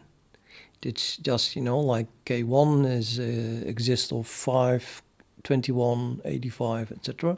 Then 5 is not divisible by 3, but the 21 is divisible by 3, and then the 85 again is not, and so on. It's just more or less random, I don't know, no, it's not random, of course, but yeah. And then our function that we were looking for is inputting the m values, which then exactly skip all those k values here that are again divisible by 3. And if you want to work out that mathematics, then yeah, you get the horror that I showed yesterday. Wait.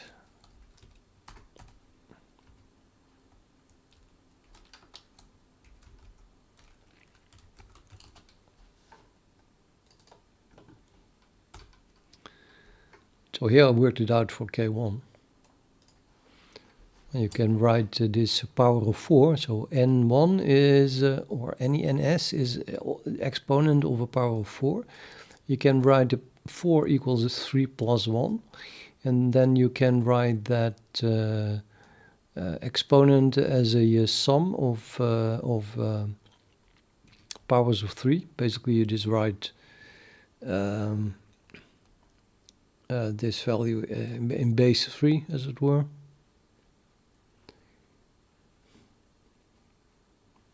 That's a bit unreadable because this is an ASCII, but it's just a sum from I to n1 plus 2 of the binomial of ni plus 2 over I times 3 to the power n1 plus 2 minus I. And then that sum minus 1 divided by 3. And if you work it out, so here we are, I just stopped summing at n1 plus 1, then the last term is this, which is equal 1. And because this is 3 to the power 0, and the binomial of 2 times the same terms is 1, so this is 1 times 1. Subtract 1, so the last term drops out. And then you can divide by 3, because you're only left with a polynomial in 3 without the last term. So you can just divide by 3. And then you get, well, this, which is divisible by 3 if n1 plus 2 is divisible by 3. So that's an easy one. modulo 3 of k1 is equal to n1 plus 2 modulo 3. Because this is the last term in this polynomial of 3 expansion after dividing again by 3. The second time that we divide by 3. This is the first time, and then you say, well, the k value that is that we are left with after dividing by 3 is 3 times something, which I don't care about, plus a large term. So the modulo 3 of that is equal to the modulo 3 of this. But if you do the same thing for k2, well, then you get something different. So let me look at the functions here. So I had this n function. See, so we just looked at this. The modulo n is like 3 times. It's equal to the m value itself, the n value itself. So here I go back from the m value to the n value by multiplying by 3, adding 1, dividing by 2. So this is then the n value again. And then I can, if you add 1, then, then we have the n value. It's more like the skipping happens here by the floor that happens because we divide by 2. So, but it's super easy formula because you skip exactly every third element, which is because it's just, equal to n2 plus 2 modulo 3 that you just saw. So we do it for the next one, for k2. We should find this and then understand this perhaps. But yeah, that would be a much larger formula already.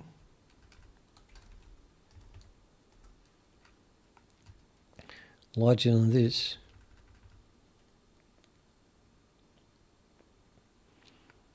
Like much larger than this, I guess. And it would involve, I think we lose this another power of 3 somewhere also. It's gonna involve the binomial of the next binomial with the distance of 2. That's why I started with calculating the modulo 3 of binomials. So those in itself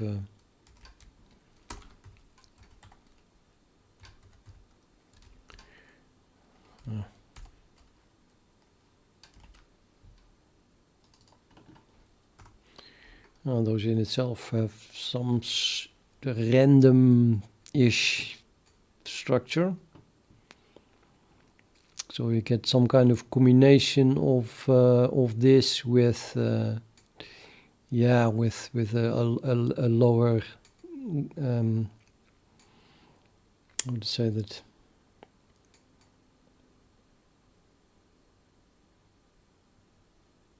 lower degree thing. Let's say first we just work with this, and then we work with the top triangle, and then we work with this. So and then we combine all of those in a certain way, maybe even in a difficult way, not linearly, but using floor divisions and modulos and stuff like that. So it gets larger and larger, but in the end, the underlying structure is probably based on this plus some structure. And in order to find that, it's going to take weeks, if not months. And then we would have a formula for that. But then it's still not done. I mean, then you have, maybe I can find that, but then in order to prove the Collatz conjecture, I would have to show that monster formula then will generate for a given some combination of m values will be able to generate absolutely every integer. And that last step might be still impossible. I can imagine. It seems pretty likely actually.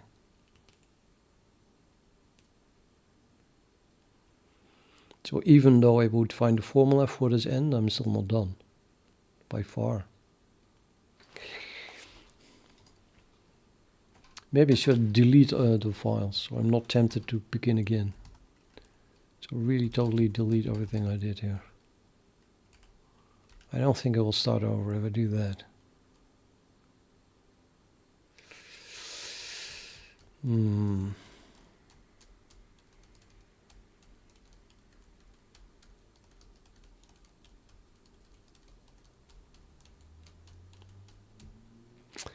I'll go to bed now, I think. I won't delete it just yet, but I should stop. I think, yeah, tomorrow I'll do a Vulkan engine again.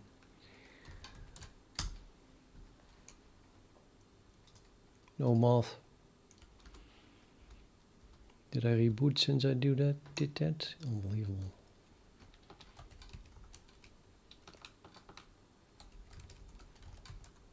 Close that as well. Do I have another thing open? Nope, not really. I'm gonna go back to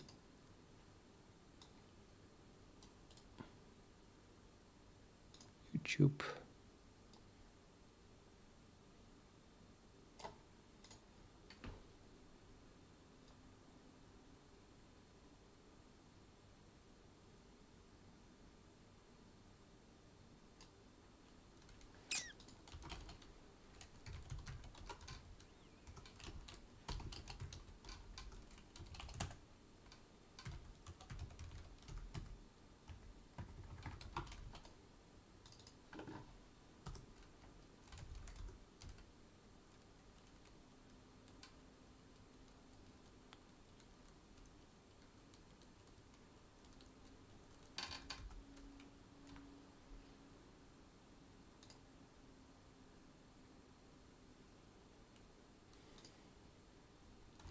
Programs are hanging when I try to close the window. Yeah, I should work on this, because if I skip a few days, then I forgot everything again. I totally get out of it, and then it just becomes impossible and takes longer, because I have to relearn how this program works every time. It can only do one thing, and just work on this project and only on this project. Otherwise, it gets way too inefficient.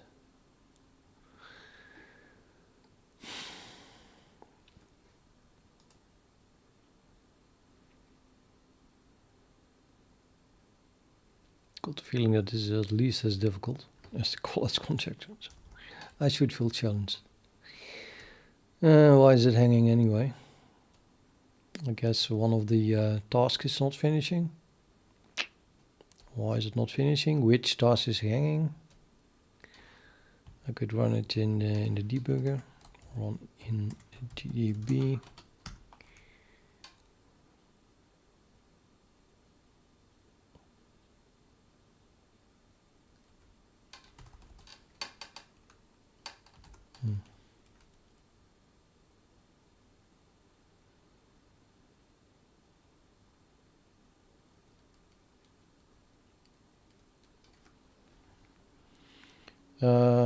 I think it should already be hanging now, or not? Probably. I can try closing it anyway. So info threads. I like mathematics though, you know. I'm not doing mathematics now. This is pure C++. So although it's still difficult, it's also very different.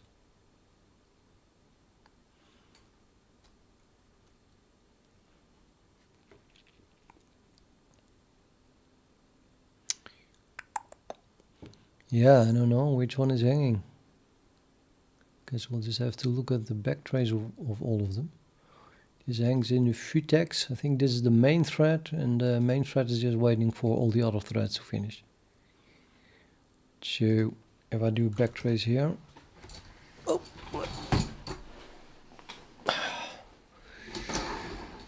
we see that it is waiting for a gate. It's like a gate, as in, you know, a door that is closed, a gate that is closed. It's nose pressed into the gate until the gate opens.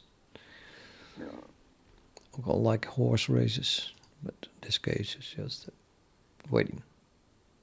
Gate is opened as soon as the whole program is finished, and that is not the case. Which I think is because it's, you know, one of the threads is still, one of the tasks is not finished yet. So, what's with the syscall? Thread 2, backtrace, waiting, but yeah, action waiting, so there's nothing to do. This looks like a thread from the thread pool, which simply has nothing to do. There is no work to do. It's not hanging. So then I go to thread 3, and it looks like the same thing. Same thing. And then we have thread 4, same thing. 5, same thing.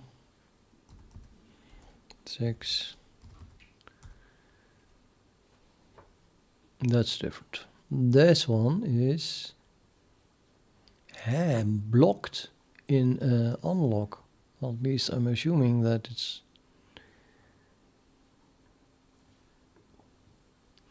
says spin locking. It's never good.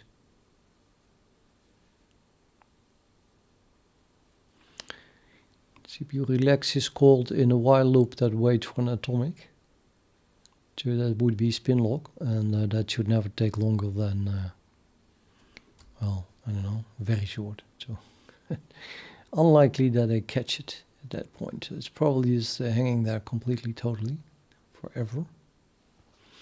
Now, why would it be doing that? But first, I'm going to look for at the other threads. If there's another one that does the same thing. So this was thread 6, I guess, and now we are looking at 7, which is just nothing to do again. And then thread 8. Yeah, come on.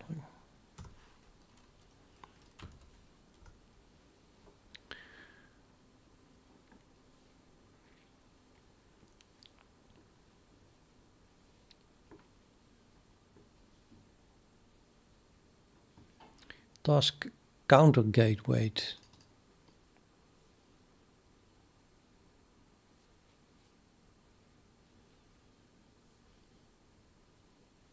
I think that's legit as well. So synchronous window. So it refuses to close the window while there are still tasks running. So this one is waiting for the task that was hanging in the spin lock. Seems legit. Thread 9. That's another task that's doing nothing. It has nothing to do. 10.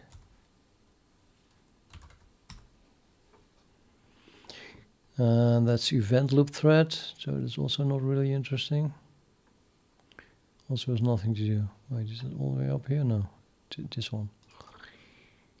Yeah, this is just polling for I/O. Also totally illegal. Thread 11 is God knows what. It's not my thread, I think.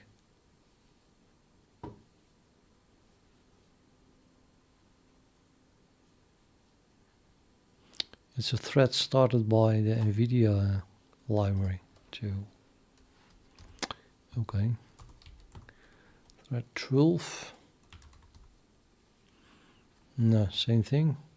How many threads is this thing using? I'm trying to be super, you know, what is the word? Try to not waste threads, and here it goes, thread here, thread there, why not? Well, as long as those threads do nothing else than sleep, that would be okay, but I kind of doubt that. And if it's used, if they are used often, then it really is subtracted from my thread pool. Pisses me off. Don't create threads from libraries. It's a horrible thing to do.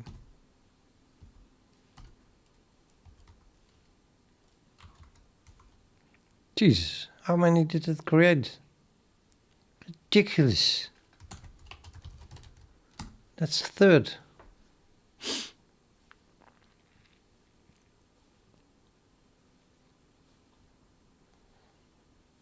Okay.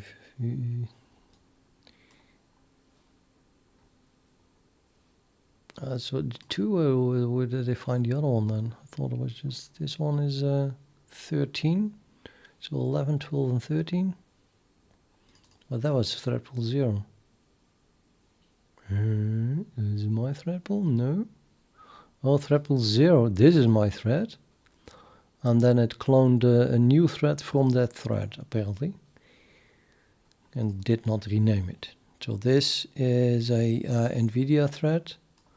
And then here we have 2 analysis threads. Might be just threads that are related to the validation layer. So they would not be there in the release build, I suppose. But then, yeah, more stuff was created. All of them. Oh my god. I think all of these have been created for my thread pool threads.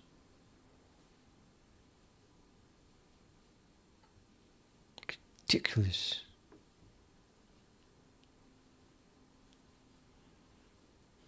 I'm not happy with that.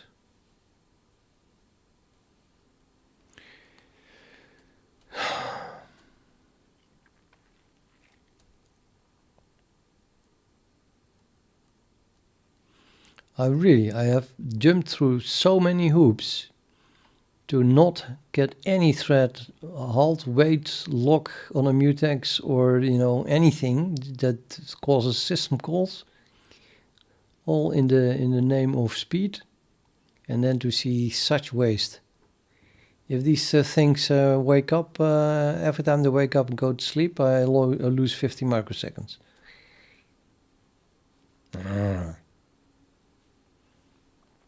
Yeah, I don't know how often they do that, but it's really,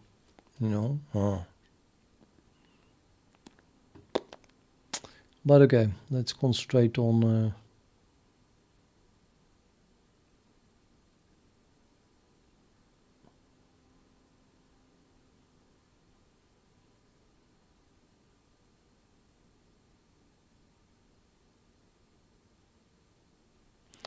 the one hanging thread that I did find.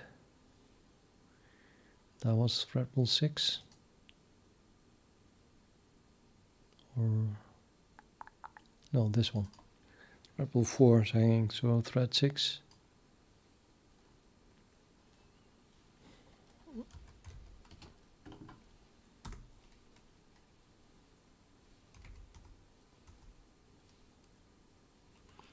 Create access mutex. Release create lock. And that doesn't work. Why?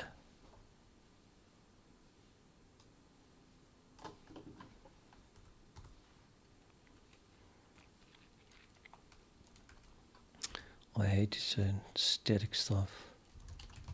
Print static off. Never helping.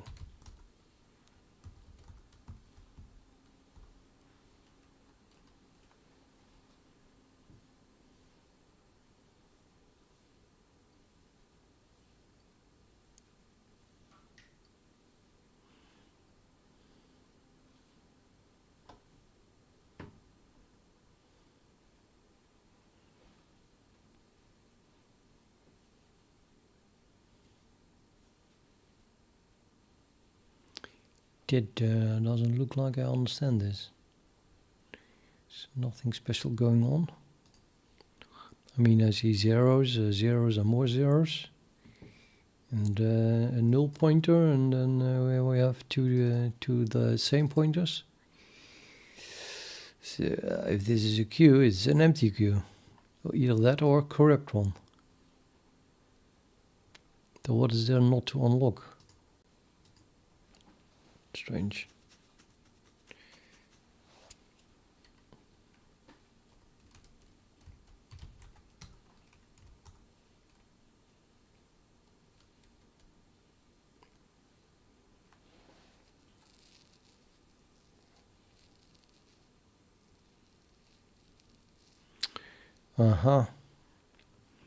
It's popping the whole queue empty until it found itself, and that apparently failed like miserably.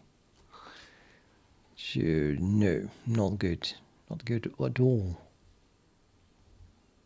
We are the owner of the log. We should have been the owner of the log. There should have been a node in the queue.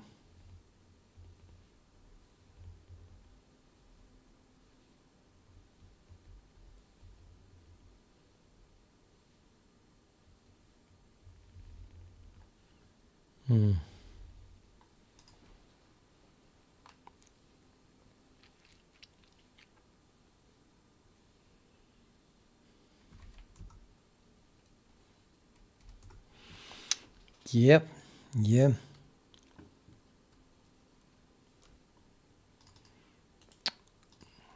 I know as much as you guys. Yeah, I never recognize my code anymore. So the question here is simply, what the hell are we doing here? What is this? When it's locked, and why do I think that we should be the owner?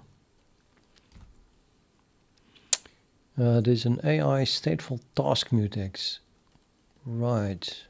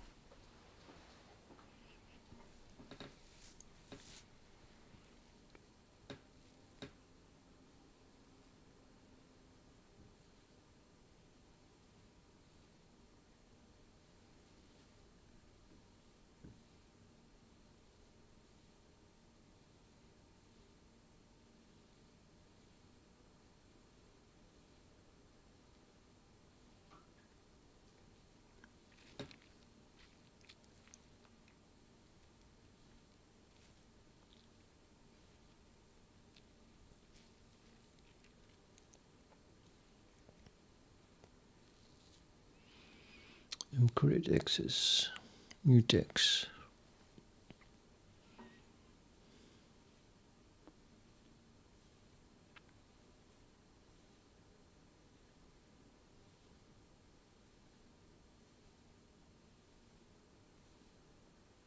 Apparently this mutex should be locked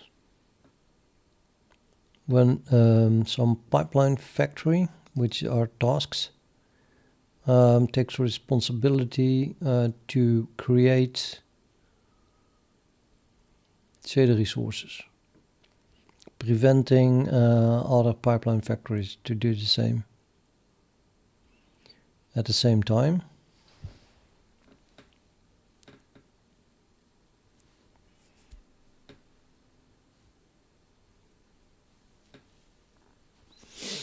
Yeah, I should go to bed. Okay, Post Bunny, thank you. I'm just going to stop the stream, guys, because there's never an end in sight. But this is what I should work on. So I'm going to go continue with the Vulkan engine tomorrow, I guess. Good night.